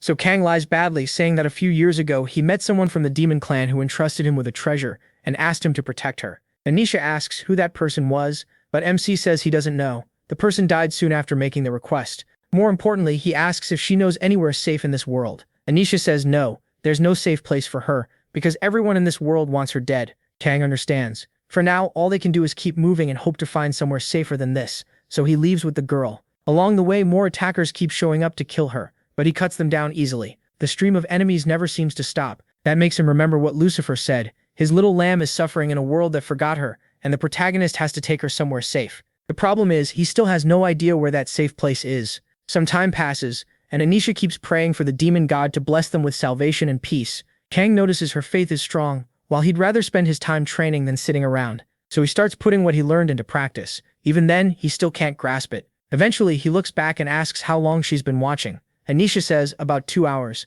She asks what he's training, and Kang says he's trying to learn aura. That surprises her, She thought he was already a master. MC explains he came from another place. Then Anisha says that now that things have calmed down a little, she never properly thanked him. So Nisha Brichette, the demon princess, offers her sincere thanks to her savior Tien San. Kang is caught off guard and says he's only doing what he promised. Just then the ghost warns him that more people are coming. A group arrives asking if this is where the demon princess is hiding. When they get close, he asks if they're mages. One of them proudly says he's a mage from Melfrey Academy of the Great Magic Tower, and his name is Bar Moen. The protagonist thinks this might be more fun than fighting hunters. Maybe they'll teach him something new. But the old mage asks if Kang is the princess's protector and immediately talks down to him. He says they follow Ramon, the god of light, so the demon princess must die. Then he orders MC to kneel, calling him a mere swordsman, and uses mental magic. Anisha quickly says they must have come by order of the oracle, because Ramon commanded the death of all demons. He thinks they're more annoying than a rash and tells her to get inside the cave. The mages attack at once. Kang calmly cuts through several of them without trouble. The old mage realizes his spell doesn't work on the protagonist, so he orders everyone to keep their distance and cast together. They fire a barrage of different elemental spells at him. MC dodges every single one with ease. He mocks them, saying it's amazing that even working together, that's all they can do. To him, they're way too weak. Then they see him launch an ice shot without chanting anything. Several mages are struck and killed, leaving the rest shocked as they ask how he did it. Kang asks if that spell is called Ice Shot and says the name sounds pretty fancy. Then he apologizes but says he still has to protect the princess. After activating High Appraisal, he says only the head mage is left and promises not to kill him yet. First, the old man is going to teach him some magic. After a while, Kang figures out that depending on the mage, chanting is required to cast Mbega, and the basic spell for sensing the surroundings can be used starting at the intermediate level. He also learns that Ice Shot or Ice Arrow is a high-level summoning spell. In the end, though, it's nothing amazing. After that, he asks Anisha if she's okay. She apologizes and says she feels a little dizzy. The whole situation is getting to her. The ghost points out that she's been living under death threats for who knows how long, so she's probably hit her limit. He pulls something from his item box, surprising her. He tells her to drink it. Once she does, she asks what it was. Kang says it's a stamina recovery potion, and it worked just like he expected. She wonders why he'd give her something so valuable, but he tells her not to worry. It's not something he can't replace. So she starts asking if there's anything she can give him in return for his kindness. Later, as evening falls, she tells him she cooked the fish with a few herbs she found and hopes it tastes good. The protagonist is surprised because it looks great. Anisha thanks him and says it's been a long time since she cooked, but she still thinks she's pretty good at it. She says that back when the world was peaceful, she loved cooking for the people around her. As she says that, memories of her family come back. That makes Kang remember she said Ramon only arrived less than 100 years ago. She confirms it. Back then, this world didn't follow one god. Each region and clan had its own. But during that time, a god was born in their world, and that god was Ramon. Kang realizes Ramon came into existence not that long ago. Then Thason asks if he's thinking about something, and MC says yes. He remembers hearing that the gods who were divine from birth disappeared, while the current gods were once mortals who rose to transcendence. If that's true, then 100 years ago, Ramon was just a mortal, and gods are insanely possessive. That much is obvious from Ramon's actions. He tried to wipe out every demon clan just to become Begaseda's only god. Kang figures the demon god would never accept that quietly. The ghost says that's exactly right, and that's why Lucifer sent him here, where Lucifer has no influence. No matter how powerful Lucifer is, fighting another god outside his own territory is hard. Even if he's stronger, he'd still be at a disadvantage in Ramon's domain. He starts to understand that he has to stop Ramon while also protecting Alice, the demon princess. He looks at the girl and realizes that if he can finish this mission, he may learn who tried to destroy his world. Sometime later, somewhere else, even more people gather. They say they even brought an advanced mage, and the force they've assembled is enough to destroy a city. Then they all come together for one goal only: kill the demon princess, no matter the cost. From above, Kang sees they brought a lot of people. Everyone is startled and asks if he's the guardian of the abandoned princess. They tell him to move aside. Their target is the princess, and they don't want to fight him. They're here to carry out Ramon's order and kill the demon princess. Kang says that's not happening. He has his own reasons to protect her, and besides, he wants them to spread a few rumors about him. They ask what rumors he means. The protagonist asks if everyone's already here, saying the more people there are, the better it'll be for him. That leaves them all wondering what he's planning. And MC tells them to come at him, because it'll be easier if he wipes them all out at once. He is on another level here. He throws that challenge out in front of everyone like it's nothing, and now the whole crowd is left wondering what kind of confidence this guy has. They scoff at him, saying he's barely out of diapers and asking how he can talk such big nonsense. To them, he's just trying to play hero and make a name for himself. They ask if he misspoke because it sure sounded like he wanted everyone to rush him at once so he could wipe them out faster. And on top of that, he says this is perfect, since he wanted to test something anyway. Then he activates an ice arrow skill. Everyone is stunned, calling it Frost Shot. They realize the bastard is casting magic, so they decide to strike right now, calling him a filthy heretic. They swear he'll pay for ignoring Ramon. One knight charges straight at Kang and drives his spear into him. But the first attack nullification kicks in, and the knight can't understand why it did nothing, while the protagonist calmly forms huge ice spears above them. The others are baffled, and one insists he definitely landed the hit. Then they shout at him to stop staring like an idiot and keep attacking. Kang keeps creating icy shots while the whole group keeps hitting him. None of it works, but they think their attacks are finally starting to get through and that they'll finish him off. Then the second full attack nullification activates too. He keeps making more ice and gathers it all above his head. The third nullification triggers as well, and Kang mutters that he knew it without aura they were never going to do much. Even after that, more of them keep dropping near him. Everyone asks what that giant ball of ice above him is. Then they notice dozens of frost shots packed together overhead. MC says that's exactly why he likes having lots of room to fight. Wide spaces are great for testing things. That icy mass above him turns into a new skill. He activates Ice Orb. They watch in shock as that sphere made from countless frozen shards starts moving toward them. Then he uses magic acceleration and hurls it at full force into the entire group. A bunch of them turn into frozen statues and get swept away. The old mage is left speechless by what he just saw, because that level of destruction is like a dragon's attack, and it tears through them with ease. Kang says it took a while to set up, but it worked pretty well. Then he asks if they still want to keep going, and the old man is shaking in fear. He begs everyone to run. They call Kang a monster, saying the one guarding the demon princess is like a dragon in human form. The princess asks him if this is going to cause trouble. He asks what she means, and she says those mages will spread word of what he did everywhere and brand him a heretic who betrayed Ramon. The ghost says that won't be a problem, because that's exactly what the protagonist wants. He's been waiting for stronger people to come after him, and she asks what he's talking about.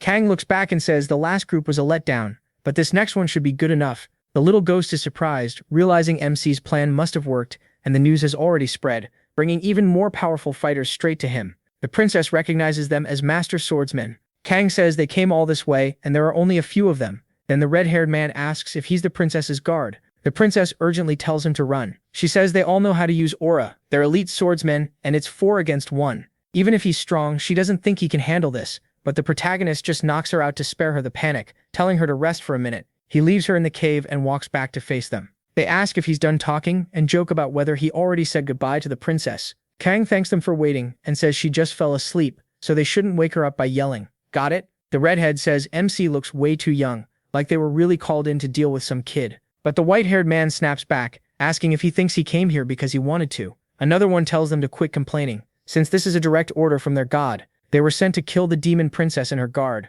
while Kang stands in front of them without a hint of worry. One of them says he has guts for someone protecting the princess, and the redhead tells the others to stay back. He's going first, and he releases a red aura. He says he's heard about him, the boy who can nullify enemy attacks. Now he wants to see how many times Kang can really do it. This time he'll be facing a real master. You'd think the protagonist would be smashed into the ground right away, but that's not what happens. The first attack nullification activates, then the second, then the third. A storm of swords rushes at MC, and the fourth one finally lands, dealing 52 damage. The red-haired master says that settles it. Kang can only block 3 times, and that's nothing special. He notes that an aura-coated sword only did 52 damage, so the boost doesn't seem all that huge. The redhead tells him to show his power. Use the same move he used on the mages earlier. If 3 uses is his limit, then what is he going to do now? The protagonist realizes the man's swordsmanship isn't much different from the adventurer on the 20th floor. That means beating him with magic should be easier. The redhead keeps pressing forward, stabbing from every angle with his swords. Kang thinks to himself that a sword wrapped in aura is more like a skill than pure sword technique, and honestly, it's pretty cool. So he rushes in, slipping through all those blades and sending the redhead flying. The man is shocked by how heavy Kang's hit felt, and the others start wondering if he really is a mage, since he's clearly good with a sword too. MC figures the man's actual technique isn't that impressive compared to his aura. He thinks that if he raises his own power enough to shape aura, he could boost his attack without using stamina, and that's not bad at all. The redhead doesn't like seeing him smile and demands to know what he's muttering about. The protagonist answers by activating acceleration. The redhead is caught off guard by that speed, as Kang closes in before he can launch his swords properly. With acceleration active, MC knocks every one of them aside. The redhead asks where he came from and why he's protecting someone from the demon clan, trying to get answers mid-fight. Kang isn't in the mood to chat. He's already on top of him, ready to kill. Still, he asks why that matters, then reveals he came from the labyrinth and only came here to fulfill a request. That shocks the redhead even more. A single strike launches him into the air and that finishes him. Spiritual enhancement activates and Kang gains the skill Swordproof activation. He realizes that at this level, spiritual enhancement can absorb new abilities. The others start to panic after seeing the redhead die. Now they understand he is far stronger than all of them, so they decide it wouldn't be unfair to attack together. They get ready to jump in, and Kang says he'd better not hear them, regret it once they've drawn their swords. Sometime later, he decides this fight really was worth it. He even got a good workout. His shield stat rises, reaching 15, then 22 out of 22 with 50 total. They call him a monster, and the blonde one gives up. He says the four of them together could bring down a kingdom, yet they still lost. He surrenders and begs not to die, promising to do whatever Kang wants if he's spared. The protagonist agrees, but says he needs to finish with the others first. He plans to dump them somewhere Ramon can see clearly, and asks the blonde for a hand. With that, they all think it's unbelievable, because Kang's strength is beyond measure. While MC is cleaning up those masters, a demon shows up and says he finally found Princess Anisha. After some time, the princess wakes up and wonders where Kang went. He comes back and asks if she's awake. She asks where he was, and he says he went to deal with the bodies. Then he asks what's wrong when she suddenly hugs him. The blonde man thinks the two of them look pretty cute together, and he tells him to shut up. The girl then notices Archery is there, and he says it's been a long time since he's seen her. He tells her not to worry. He didn't come to Lilia to drag her away. He surrendered. Kang asks if they know each other, and she says yes. Archery used to visit sometimes when her father was still alive. Then she asks if he came to capture her too. He admits that was the plan at first, but since he lost, she can relax. He has no intention of attacking now. The protagonist says he's awfully calm for someone who is following a divine order. Atria thinks that even if Ramon is a god, he doesn't really trust him that much. He also wants to know why Kang let him live. There has to be a reason. MC says Atria probably already knows. It's because his aura made him curious. Atria says someone at his level should have learned aura already, and he's surprised he still hasn't. The protagonist explains that he came from somewhere else, and that shocks Atria. He asks if MC means the labyrinth said to have been made by an archmage, and he's surprised he knows about it, but Atria says that might mean he can't learn it after all. And he asks why. Atria explains that aura is said to come straight from the sword god. That god picks a world he likes and grants that power to it, so people from worlds he didn't choose can't learn it without permission. Hearing that, Kaon thinks about this sword god. Atria apologizes and says the protagonist probably has no way to learn aura, but MC doesn't see it that way. He says he will learn it. He earned that right. His proof is the sword trial itself, since he was allowed to take it. Sometime later, Kang is still training hard even as the sun goes down. Then it clicks for him. He only needed to keep swinging his sword. It wasn't different from what he'd been doing all along, and now he feels like sparing Atria was worth it. Atria asks what he should do now, and he says he can leave since he got what he wanted. Still, Atria pauses and says that if Kaon doesn't mind, he wants to come along. The protagonist asks why, and Atria admits it's simple curiosity. He wants to see whether the protagonist can really learn aura, and if the protagonist is worried about the princess, he'll swear not to touch her. The princess says she has no problem with that either, so MC decides to take one extra step just to be safe. He asks Atria if he'll agree to something from the heart. What he means is a contract, one that stops Atria from acting against him and Anisha. He says it's only temporary, just enough to make sure there's no danger. If Atria accepts, he can come with them. Atria asks if this is another power from the labyrinth, saying it really has everything. Finding it pretty interesting, he agrees to the contract. Kaon keeps moving far ahead of the other two, and Atria can only stare in amazement. It's already been 3 days, and the protagonist has been swinging his sword for 22 hours a day. Atria asks if no one else has come after him yet. More people should have shown up by now, but MC is way too calm. Then Atria tells him there are only 8 master swordsmen in that world.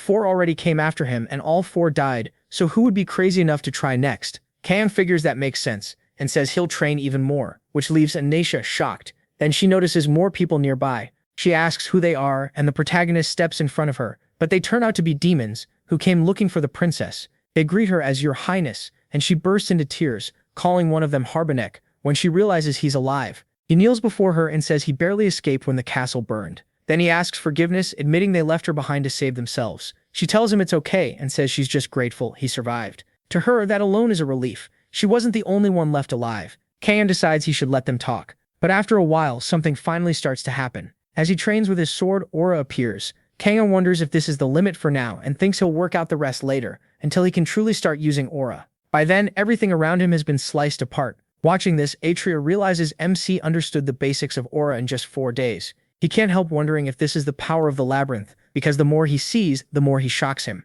The demons kneel before the protagonist and thank him deeply for protecting the princess even at the risk of his life. Kang tells them he's already been paid, so they don't need to do that. After thanking him again, they ask the princess to return to her homeland. She agrees, then asks if MC will come too. He says if they're going, he'll go with them. One demon objects right away. Their home is supposed to stay hidden, and bringing in outsiders goes against everything they stand for. But Anisha tells them not to worry. Kang protected her, so there won't be a problem. The demon gives in, saying that if it's the princess's wish, he'll allow it. Even so, he doesn't look happy about it. Anisha speaks to Atreya, and he says that now that he has learned the basics of aura, he'll be going his own way. He adds that meeting the protagonist again someday would be great. MC just sends the guy off with total coldness. Then one of the demons gives the princess something, a necklace, an accessory made from a dragon's claw. He explains that while she wears it, she can hide from a god's gaze and says Kang should get one too. This dragon claw item carries the blessing of the world's guardian dragon, blocking interference from transcendent beings. As they travel, the ghost notices he spends the whole trip swinging his sword. He really is like a machine, and the ghost brings up aura again, saying it's pretty fascinating. Even after getting the sword trial skill from that red-haired bastard, he didn't think the protagonist would actually learn aura. The protagonist, meanwhile, notices it costs nothing to use, but it has a clear limit. Even so, he's now using aura at level 1 proficiency. The sword trial gives rewards to those who pass it, but since he's still inexperienced with aura, he can't use it well yet. Then a demon speaks up and tells Kang they've arrived. He says he planned to explain after they got there, because the shock would be too much, but right there, on that mountain covered in autumn leaves, lives a dragon. MC is surprised to hear there's one here, and then the dragon greets them. Only Kang hears it, which makes him wonder if the others heard nothing at all. The dragon speaks to him again, calling him an adventurer who entered these lands by the will of the demon goddess. Once they're inside, the demon leads them to a worn-down village, and says that's where they've been living. He notices many other demons around the area, and Harbinek explains that because so many people died or left, only about 50 residents remain. It may not be much, he says, but they'll still give Kang the best lodging they can. Everyone notices the princess has returned, and she's happy to see that the people are still alive. They tell her they're just glad she made it back safely, and that they were overjoyed when they heard she was coming. That leaves her deeply moved. But Kang says now isn't the time for that, so the princess thinks about introducing him to everyone later. When she turns around though, the protagonist is gone. He's already somewhere else, and the ghost asks if it's really a good idea to head off alone. Kang says the monster he's sensing is insanely strong. He also makes it clear he doesn't trust the demon people, and he wouldn't be surprised if something here attacked him. So he moves closer to the source of that power, following it straight ahead. When he enters the cave, the ghost realizes that presence isn't far below a god's level. Kang understands at once that this is the place. The energy here is overwhelming, and even if he were at his best, he still couldn't win. The dragon welcomes him, saying he came here by the demon goddess's will, and there, MC meets the golden dragon Valbenaris. Kang asks if the dragon plans to kill him because of a god's command, but the dragon says never. He explains this has nothing to do with the god's actions. None of them would raise a hand against the children of the demon goddess, who made their home in this land. As for why he called him here, the protagonist is surprised by all this, and the dragon says he is the guardian of the land, an existence tied to that world itself. That's why he's curious. This place was made by an archmage, yet great gods and lesser gods live here. He brings up the Great Labyrinth, and while Kang gets the general idea, he asks what the dragon means by his final curiosity. The dragon says the young demon goddess is furious, especially at the god Ramon of this world, who is trying to kill her people. Because of that, this world will be torn apart by her hands. She's only waiting because some of her followers are still alive, so once they're safe, this world is finished. With that, the dragon says his curiosity has been satisfied. Kang is the first mortal he has ever met, so he gives him a small gift. If MC finds someone who can refine it, it should help a lot. The dragon adds that meeting a mortal like this will likely happen only once, and now he must prepare to leave. Kang asks what he means by that, and the dragon says he's going to make his final effort. Then he vanishes in front of him. Sometime later, the protagonist returns to Anisha, and she immediately starts shouting at him, asking where he went because she thought he had left without even saying goodbye. MC says he only had something personal to take care of. Another demon says they thought the same thing, and Kang tells them not to worry.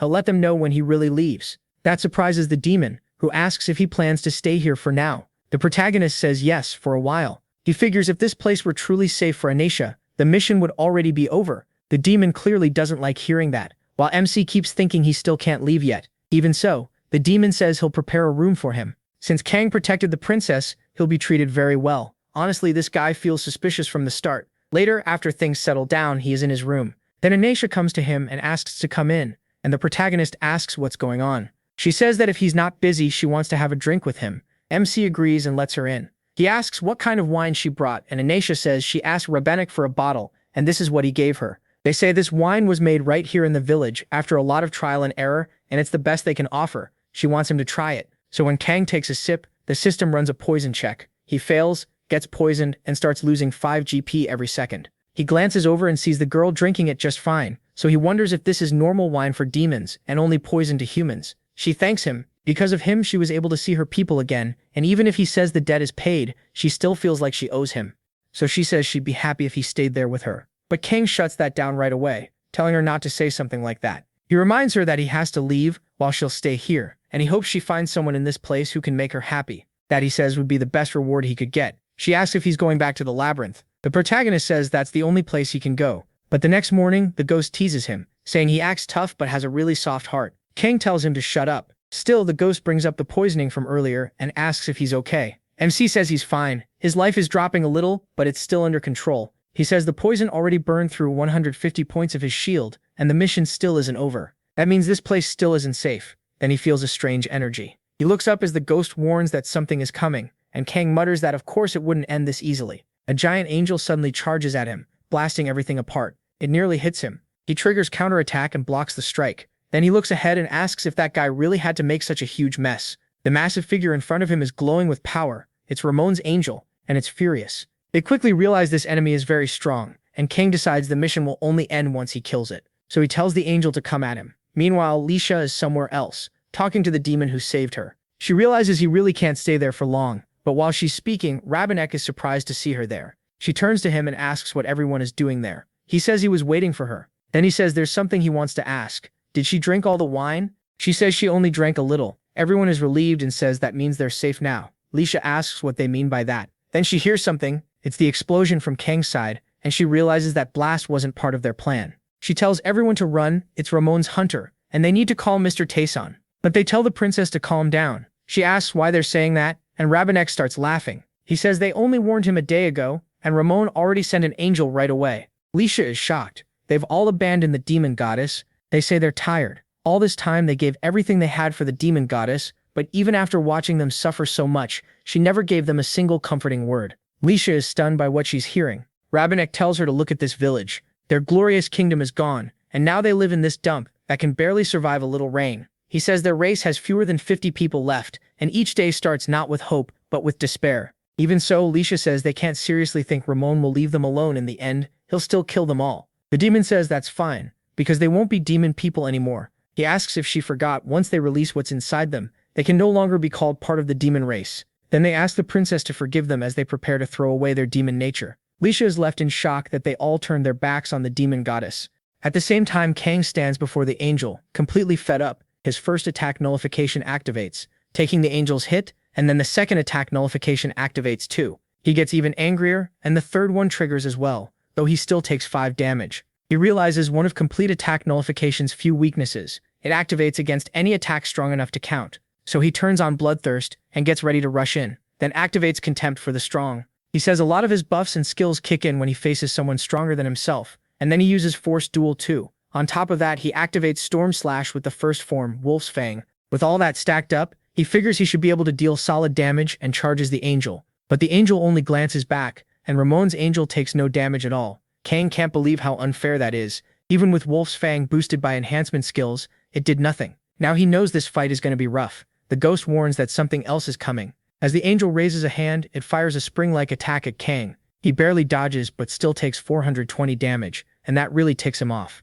He decides it's finally time to get serious. This is what he wanted, and now his attack power really starts climbing. He activates speed and rushes the angel again. This time the angel takes 59 damage, as the protagonist goes all in, then another 51. Kang realizes this has to be working, because Hora can ignore defense. The angel is clearly getting irritated too. It lifts its hand again and launches another deadly attack at him. A storm of strikes flies past MC, piercing his cloak but missing his body. Using his jump, he moves through the air and dodges all of them. The angel stays silent while pressing the attack. Kang thinks now's the time to focus on dodging. This thing is seriously trying to crush him. At this point, he's sure the angel really wants him dead. Then the angel charges again, this time with its sword. It swings at him, but he slips out of the way and avoids the blow. Even so, he has no choice but to activate Force Duel, trapping the angel inside his barrier, then uses double jump to get close to its head. He tells the angel it won't beat him. He still has to keep getting stronger, and Kang comes back with a furious strike. As he fights, he remembers the demon goddess telling him to get her little lamb somewhere safe,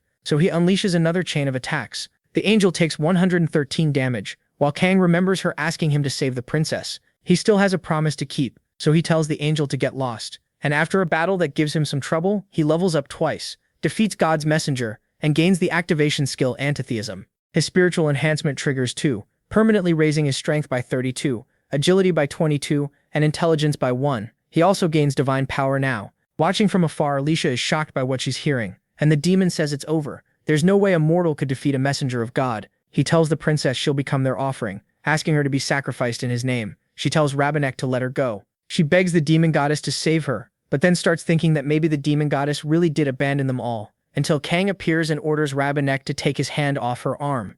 Then he pulls the girl away, stunning everyone there. Rabanek asks how he's there. It can't be possible that God's messenger was defeated. Kang says that's exactly what happened. He killed Ramon's angel. Then he asks what they plan to do now, or if they'll keep living like nothing happened, because betraying a goddess won't come cheap. Rabanek starts to smile. He says if someone like the protagonist had shown up a little sooner, maybe they all could have been saved. But then Lisha notices something is wrong. She tells them to wait, just as all the villagers pull out daggers and ask the princess to forgive them. Then they take their own lives. Lisha breaks down in front of them, staring at the scene in total despair. It can't be real. She keeps asking why. Why did her people do this? And why did Rabanek abandon her and kill himself too? Then she realizes she's the last demon left. Kang speaks to Lisha and asks if she still believes in her goddess. She thinks for a moment, but even then she says she still believes, because she knows her goddess is watching and listening right now. Then she asks him if that makes her an idiot. Kang tells her not at all, but while he comforts her, he notices black energy gathering around them. It feels demonic, and the ghost wonders if the demon goddess is really coming here in person.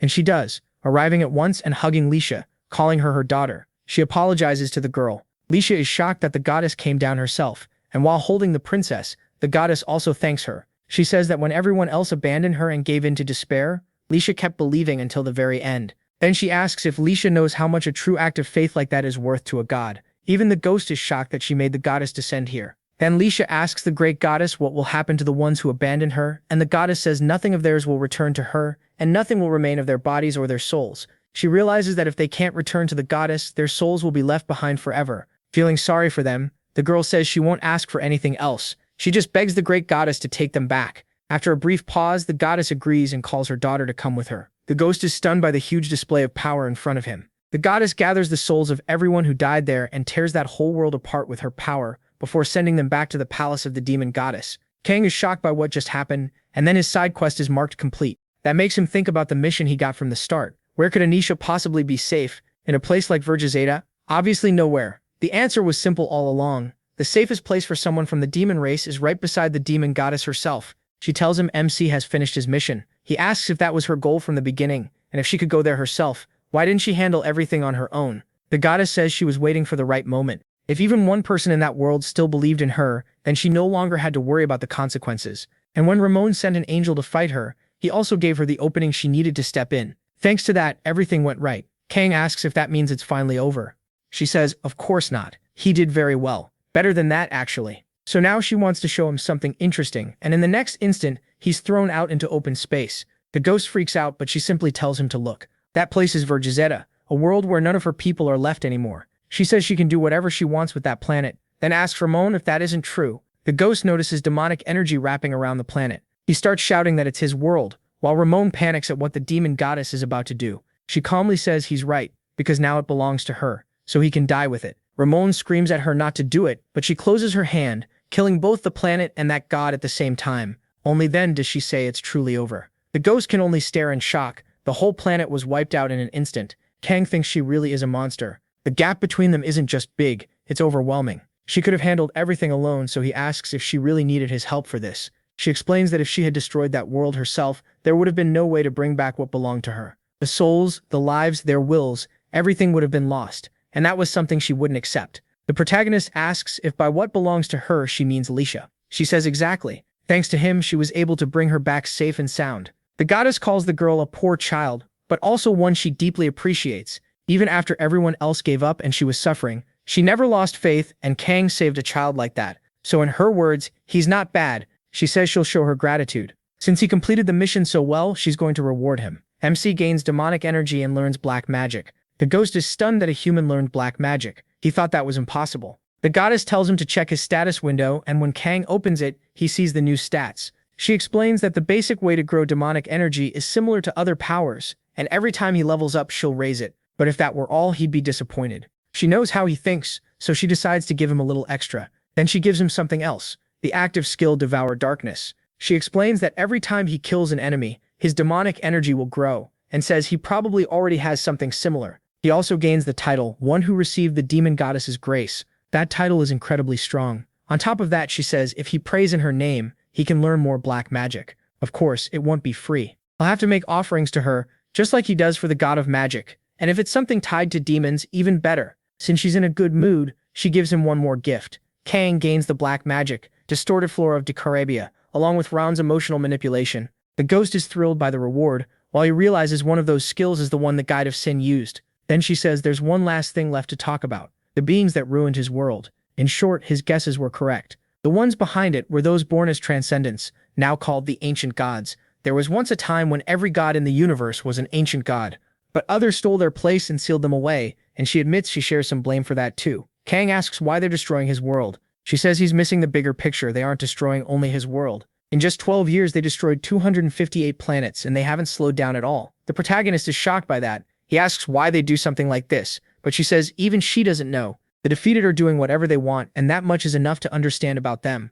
Still, she has her suspicions. They hate the ones who took a place inside the labyrinth. Adventurers from every world enter the labyrinth, so the ancient gods are destroying worlds that still have people capable of entering it. She admits it's only a theory, and the only way to know for sure would be to ask one of them. Kang says that does sound possible, and adds that there's one more thing he's curious about, but she cuts him off. That's enough. She can't tell him any more because he doesn't yet have the right to know. She says telling him this much was already a huge bonus, and he can ask more after going deeper into the labyrinth. MC accepts that and thanks her. He also realizes there's a limit to what she can reveal on each floor, which makes sense since he's still near the beginning. She studies him for a moment, then says he's strong but only for the early floors. The deeper he goes, the stronger his enemies will become. The same goes for the gods' trials. Some gods won't care if he dies and may give him brutal tests, but Kang says he'll still give it everything he has, since she's clearly been watching him. Then she asks what he'd do if she told him there was an easier way to get there, a guaranteed method to become much stronger. He asks if she means an apostle contract and says he appreciates the offer, but she immediately gets flustered and snaps back, asking who said anything about an apostle contract. Then she demands to know what he's even talking about.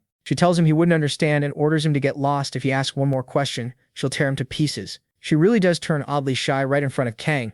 As a final gift, she says that when he finds the school of the labyrinth, he may use her name. Then she sends him away. The protagonist thanks her for the last thing she gave him, still surprised that he's allowed to speak the demon goddess's name. With that, he returns to the 19th floor. The ghost is still shaken by how powerful the gods really are. He never imagined they could erase a planet so easily, and he says he felt that pressure himself. Every god he's seen in the labyrinth so far has been completely insane, and he wonders if Kang will ever be able to get that strong one day. Maybe MC, but it might take a while. Then the ghost starts joking that maybe he should try charming that goddess, since she seemed kind of interested. He rambles that she might be hundreds of millions of years old. Who knows, but maybe she could still give him a little boost. Even so, he admits that sounds dangerous, and says MC should stop getting weird ideas before she crushes him. Better to keep going down the labyrinth instead. After that, he goes back to the blacksmith and calls for Arfan.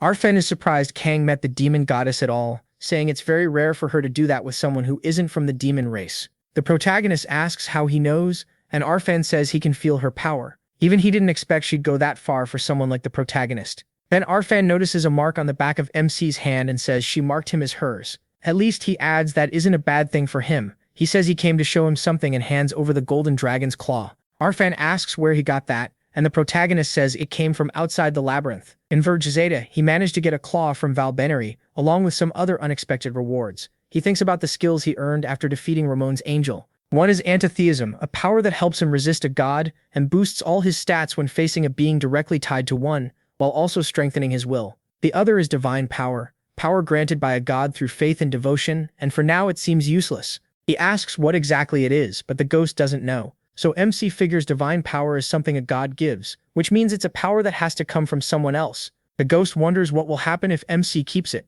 He says he's not sure, and on top of that, he also has the demon goddess's skills she gave him. That's the dark magic that lets him use the demon goddess's power. It spends demonic energy, and the more he uses, the stronger and wider it gets. Right now, he can only use the weakest version. It works differently from normal magic since he can control how much demonic energy goes into it. He also gets low-rank dark magic, False Flames of Marcatia, which summons a flame-like substance under the demon Marcatia's control. On top of that, he has Devoured Darkness. The darkness marked into him grows whenever he kills an enemy and absorbs their dark energy. He also got the title of one who received the goddess's favor. Only people she truly likes get that mark, and it lets him use and learn dark magic. It also gives him 5 more demonic energy. He says that mark can be seen as a kind of proof. He's shocked because that was the same kind of dark magic the Guide of Sin used, and he wonders if this was some extra bonus. He also has Decarabia's Twisted Flora, which summons plants controlled by the demon Decarabia. For now, he can only call up a tiny part of the roots that once swallowed a planet. There's also Emotion Control, a power from the demon Han.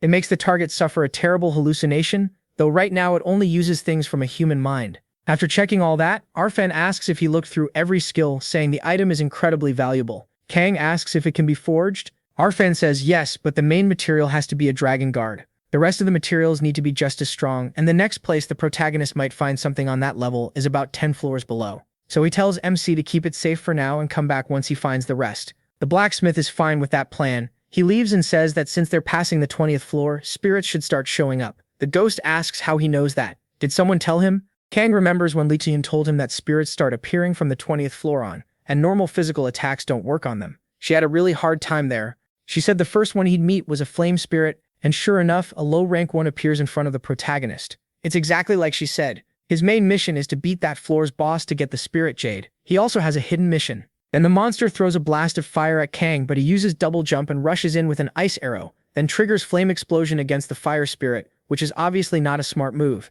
Even with the ghost telling him to take it easy, the spirit takes 0 damage. The ghost points out that he didn't even scratch it, and asks what he'll do now. Kang says he'll try something else. Since he still doesn't know how to use divine power, his only choice is dark magic, so he casts False Flame of Marcosia, dealing 106 damage, then another 302 right after. That's enough to bring the spirit down, and MC gets the spirit's core. He notices dark magic was able to hurt it, and the ghost says the reason is simple. Spirits are beings of nature. Natural attacks don't work on them. Aura is also power given by a god, so it falls into a similar category. But dark magic comes from demons, and since it isn't natural, it can damage spirits. That's the basic idea. After that, his demonic energy drops to 0 out of 10. Kang realizes he can't keep fighting like that for long, so for now he decides to follow Li Tian's advice. He takes off at once. The strategy on this floor is simple. If he can't fight the spirits well, he just ignores them and heads straight for the mission room. When he gets there, a spirit starts to laugh. It's weirdly happy to finally have a guest and circles around Kang. This is the mad spirit.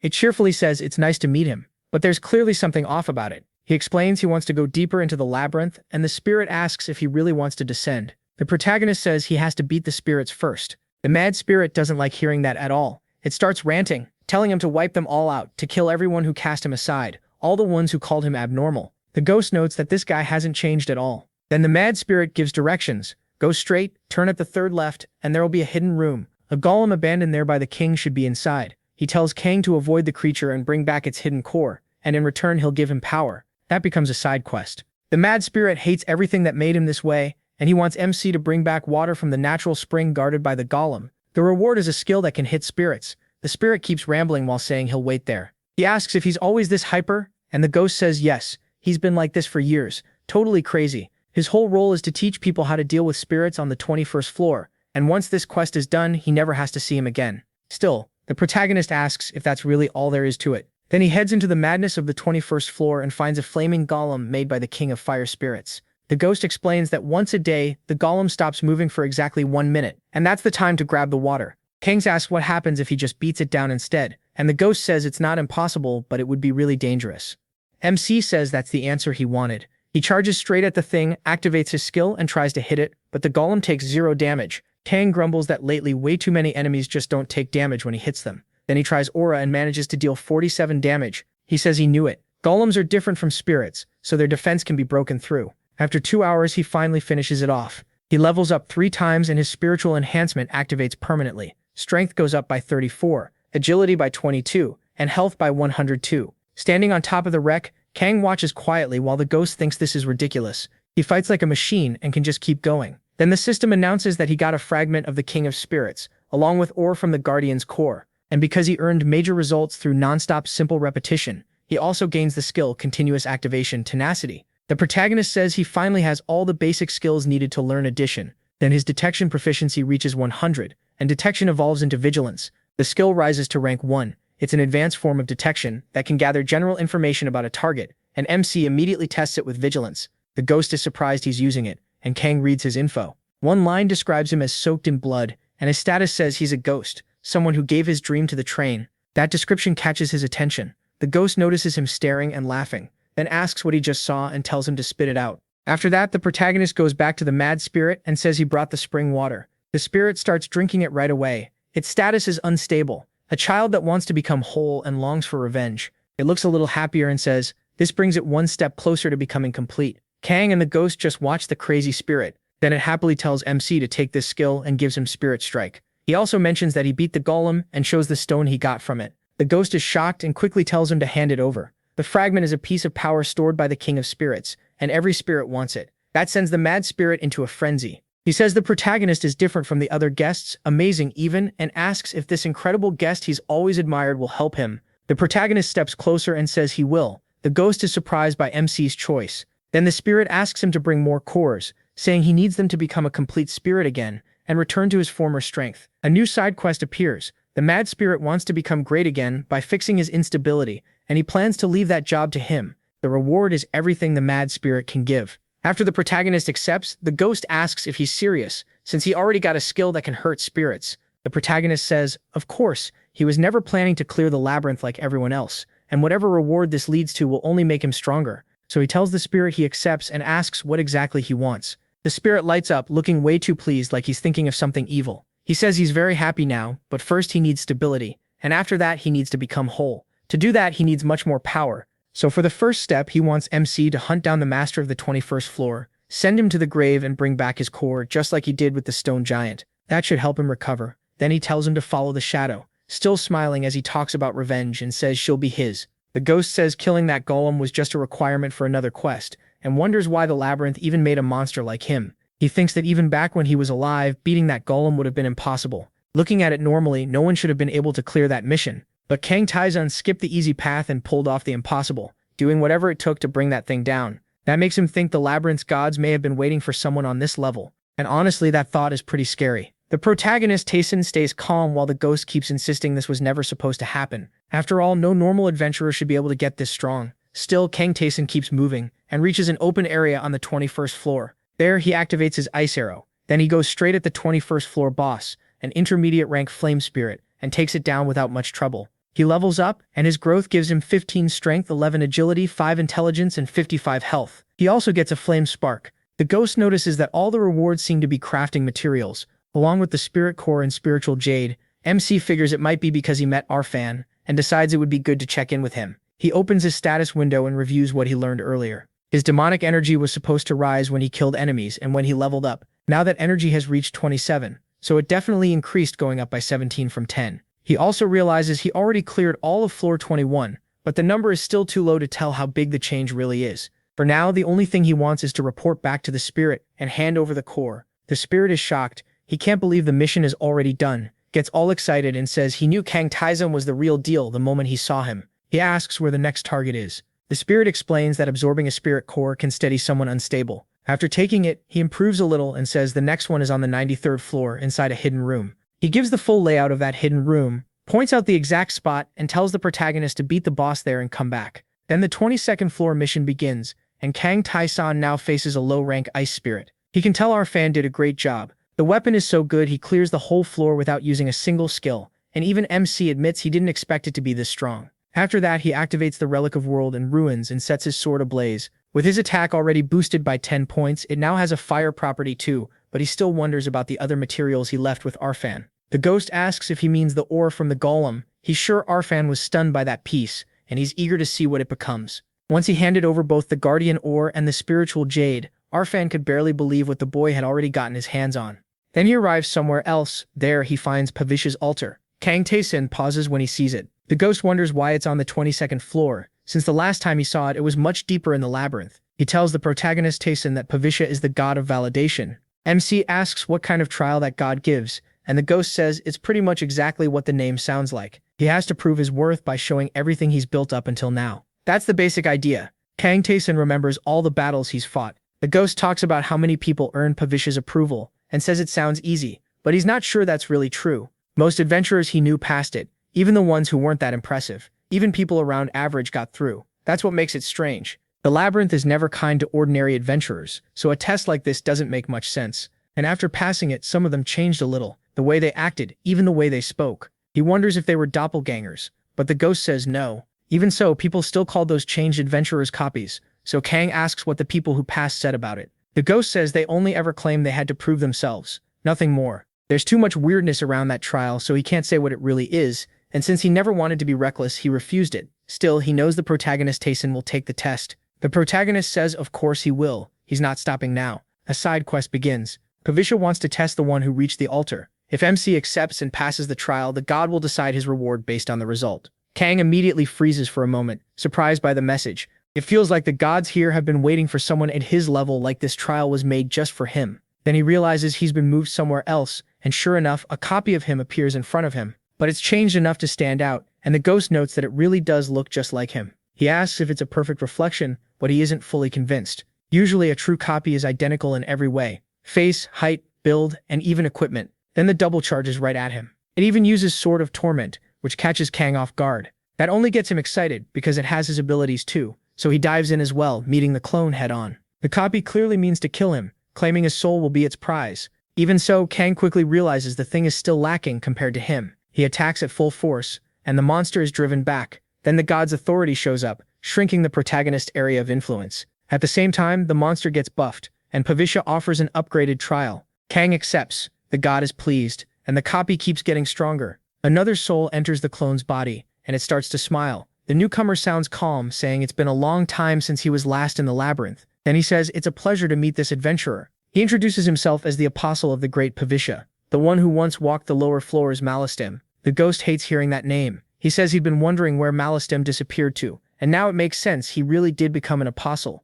Malestem seems happy to see the great warrior there and asks what he's doing. Kang asks who this man is, and the ghost explains that he entered the labyrinth around the same time he did, but never joined the Guides of Sin. He was an adventurer who made it past the 60th floor. Like MC, he used twin swords, but with a reverse grip. Instead of relying on skills, he mainly fought with sword arts. Then that doppelganger moves toward him. He asks what floor they're on. Kang answers that this is the 22nd floor. Malestem is shocked. He can't believe someone on such an early floor has stats like this. So many skills, that much magic, and even black magic. Then Malestem activates Ice Arrow and Speed just like the protagonist can. He attacks all out, saying this is going to be a lot of fun. In the middle of that fierce fight against his doppelganger, MC uses Jump and takes the initiative. From above, he fires Ice Arrow at the clone and adds Speed to make the attack hit even harder. But below, the doppelganger uses Complete Nullification on the first strike. That makes Malestem think the skill is even more interesting. Now he's sure this is going to be fun, and he rushes Kang Tae-san again. As the two trade blows, he questions what Malestem is doing, why he's mixing someone else's sword art with his own.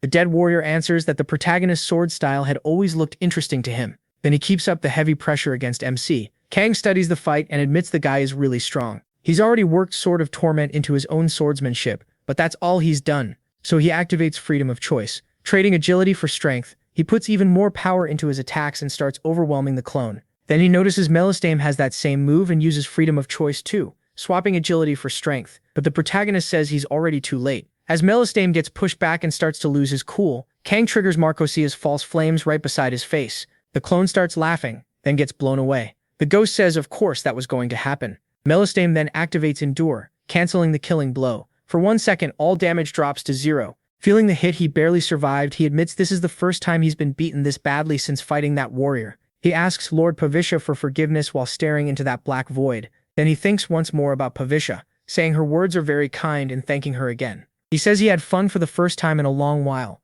With that, Kang completes Pavisha's trial and levels up again. Then his spiritual enhancement activates, raising the proficiency of every skill except spiritual enhancement itself. The ghost asks if he's serious, and MC says every proficiency went up by 2 or 3. Even his black magic improved and he's barely used that one. He points out that he has over 80 skills, so the total gain in proficiency goes past 200. Calm Mind reaches 100 proficiency and evolves into the continuous activation skill, Mind Calm as Water. It starts at proficiency 1 and gives him an emotionless heart and an unbreakable will. His continuous activation skill, Sense of Death, lets him detect when death is near, triggering in all dangerous situations. Then Pavisha offers him an apostle contract, but Kang turns her down again and the ghost says he really never changes. Pavisha's power starts fading, his trial ends and she leaves him a reward, the Dagger of the Validated. It gives plus 25 attack, it's an exceptional weapon from the god of validation, and he says it was about time he changed weapons. Since he cleared the trial, he also gets a bonus skill, Continuous Activation Spirit of the Validated. The skill says he earned it by beating a version of himself. When he gets close to death, Pavisha's trial will trigger again, but only once. That catches the protagonist off guard, so he asks the ghost what that means. The ghost says he doesn't know the details, but he knows what near death means. It's the kind of skill that can save your life. MC wonders if that's basically an extra life. The ghost says probably. yes, then asks if that means MC is going to suffer a lot later on. He also asks why Malenstain made that choice. Becoming an apostle means being bound to a god even after death. The ghost explains that even with talent and luck, finishing the labyrinth is almost impossible, even for skilled people. So the ones who give up, lose their will, or become afraid of dying are usually the ones who accept an apostle contract. Since it lets them keep their full power, the offer is tempting. Kang asks if it comes from not wanting to lose everything you earned. The ghost says yes, when you die it all disappears. But if you accept an apostle contract and tie your soul to a god, you keep your ego. There's no clear answer on which fate is worse, but Malenstain decided death was worse. The ghost says it's not always a bad ending, so the protagonist should think carefully about it, though he already seems to know the protagonist's answer. MC says he's already decided. The ghost tells him to get moving since they've talked enough about that. In the secret room on the 22nd floor, Kang finds the Black Luna necklace. +5 defense, +3 magic, and +10 strength. With stats like that, swapping gear is an easy choice. Then he moves on, defeats an intermediate ice spirit, levels up, and triggers spiritual enhancement again. He also gets the Secret Tome of Darkness, a black magic book that can sell for a high price. On top of that, he picks up draconian leather bracers with +30 defense and +10 attack. Fully geared up and carrying his special weapons, he heads to the 23rd floor. The moment he arrives, he activates Vigilance. It lets him find the secret room right away, and he goes inside the place the mad spirit told him to reach. His goal is simple: kill the secret room boss on the 23rd floor, and that will finish the mad spirit's quest. Once inside, he finds a huge forest stretching ahead. The ghost says he feels a brutal presence, and Kang agrees. The air itself feels different, and it's hard to breathe. He quickly realizes this is a high-rank wind spirit. A deer-like spirit approaches, shocked to see a human there, and asks why he's come. This is Caspar the Spotted. Kang says he came because a white spirit asked him to. Caspar guesses he means that mad little spirit, and asks if it told the protagonist to kill him. He calls that being broken a twisted spirit that never gained true intelligence, and warns MC that listening to it will only lead him to ruin. So Caspar tells him to leave and keep going, because that's what a human should do, but he already lights up his flames. He apologizes to the spirit, then says this is the path he chose.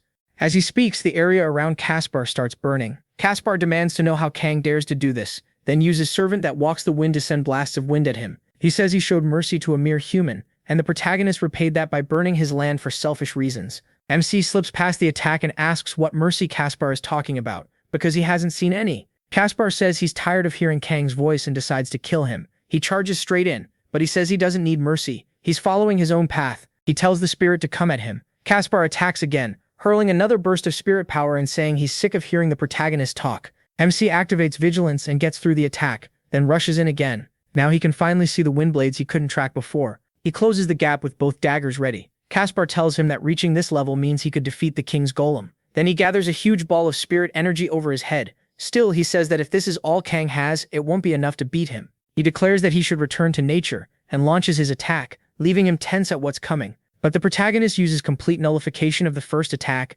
turning back the danger and ignoring everything the spirit just did. Then he combines speed with jump and gets above the creature. He drops down with a heavy strike, but the spirit blocks it with swirling wind around its body. Kang is genuinely surprised. Caspar admits he's impressive. No low or mid-rank spirit could have stopped him, but says that's his limit. With power like this, MC still can't touch him. MC knows he's right. Even with speed, heavy strikes, and dodging, nothing has worked. Still, the same goes for Caspar. He can't land a clean hit either. Most of his techniques are built more for defense than offense, and the most annoying part is that no activation screen has appeared since the first time he used that skill. So Kang has no way to prepare for whatever comes next. Even with that pressure building, he keeps smiling. He wonders if this is really a spirit technique. Caspar gets irritated and asks why he is smiling, calling him crazy like a moth flying into a flame. But Kang only gets more excited, thinking he wants that skill for himself. He uses Dakarabia's distorted flora, throwing a summoned creature at the spirit. The protagonist says he'll start with black magic to hold it down, especially since it works well against spirits.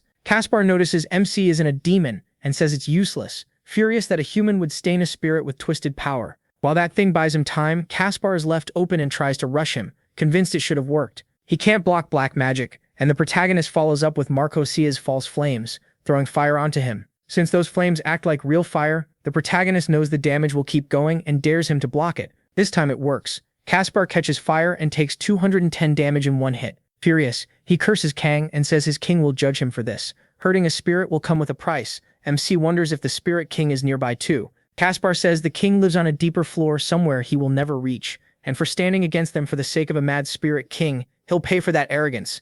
Kang tells him not to worry. He planned to fight all of them anyway. Caspar can barely believe it, but the protagonist cuts him down with a single finishing blow, defeats the high-ranked spirit, and jumps up 3 levels from the win. Spiritual enhancement activates again, raising his strength by 32, intelligence by 22, and mana by 60. He also gains the skill Servant that walks the wind. The ghost is shocked he got the same skill. It says that spirits born from wind shake the cradle they came from, and while it's active, MC can guide the wind with his will. He starts testing the gust for real, but wonders if that's all it does. For now, it feels unstable, like it could stop at any moment. He also gets a crafting item, a high-rank spirit core, a spirit's core packed with power. If a mindless part of nature absorbs it, it can become a spirit. He also earns free spirit energy. Spirits can't be tamed, and air spirits are freer than most. Used with the right equipment, it can grant special power. After that, he continues through the 23rd floor. He asks the ghost if he's ever seen the Spirit King before. The ghost says yes, but he never cared much about him since he used to be one of the guides of sin. Kang asks if that means he wasn't a monster or NPC but an adventurer. And the ghost says of course, spirits are a race just like humans and demons. That makes the protagonist wonder if that bastard was involved in his death too. The ghost says the goal is clear now. They'll tear them apart. But MC says that can wait a little. First, he wants to finish clearing this place and head back to the 20th floor. When he reaches that floor's boss, he kills it with absurd ease and rises to level 55. His spiritual enhancement kicks in again, 15 more strength and 22 agility. Kang realizes that by using the labyrinth system, he's finally reached the starting point the mage expected. Pleased with how fast he is growing, the mage offers him a blessing, and that catches him off guard. He gets to pick one reward, a special piece of gear, a boost to one skill's proficiency, a permanent stat increase, general knowledge about the labyrinth, some hidden truths about it, or one piece of information of his choice, with conditions attached. Phantasmia is shocked the protagonist got this already. He thought it wouldn't happen until much deeper down. The protagonist picks the equipment option and gets something pretty solid. Phantasmia says it's not better than the sword he gave him or the ring MC already has, but it's still the kind of item he normally wouldn't get for another 10 floors or so. He weighs the other choices too. If the boost scales to his level, a skill proficiency increase would probably be around 3 or 4 points, and the truth and knowledge options sound useful too. The 5th option is probably about the gods, the mages, or maybe monsters and NPCs. He figures that's not bad either. Even so, he decides to take the 6th option, and then a wall suddenly rises right in front of Kang. The thing behind it announces itself as a servant of the great mage Valvabamba, the one who sees all. It asks the protagonist what curiosity led him to call on him. Phantasmia is stunned that this is who answers the question. When MC asks who he is, the ghost explains that he's basically a guide who teaches basic strategies.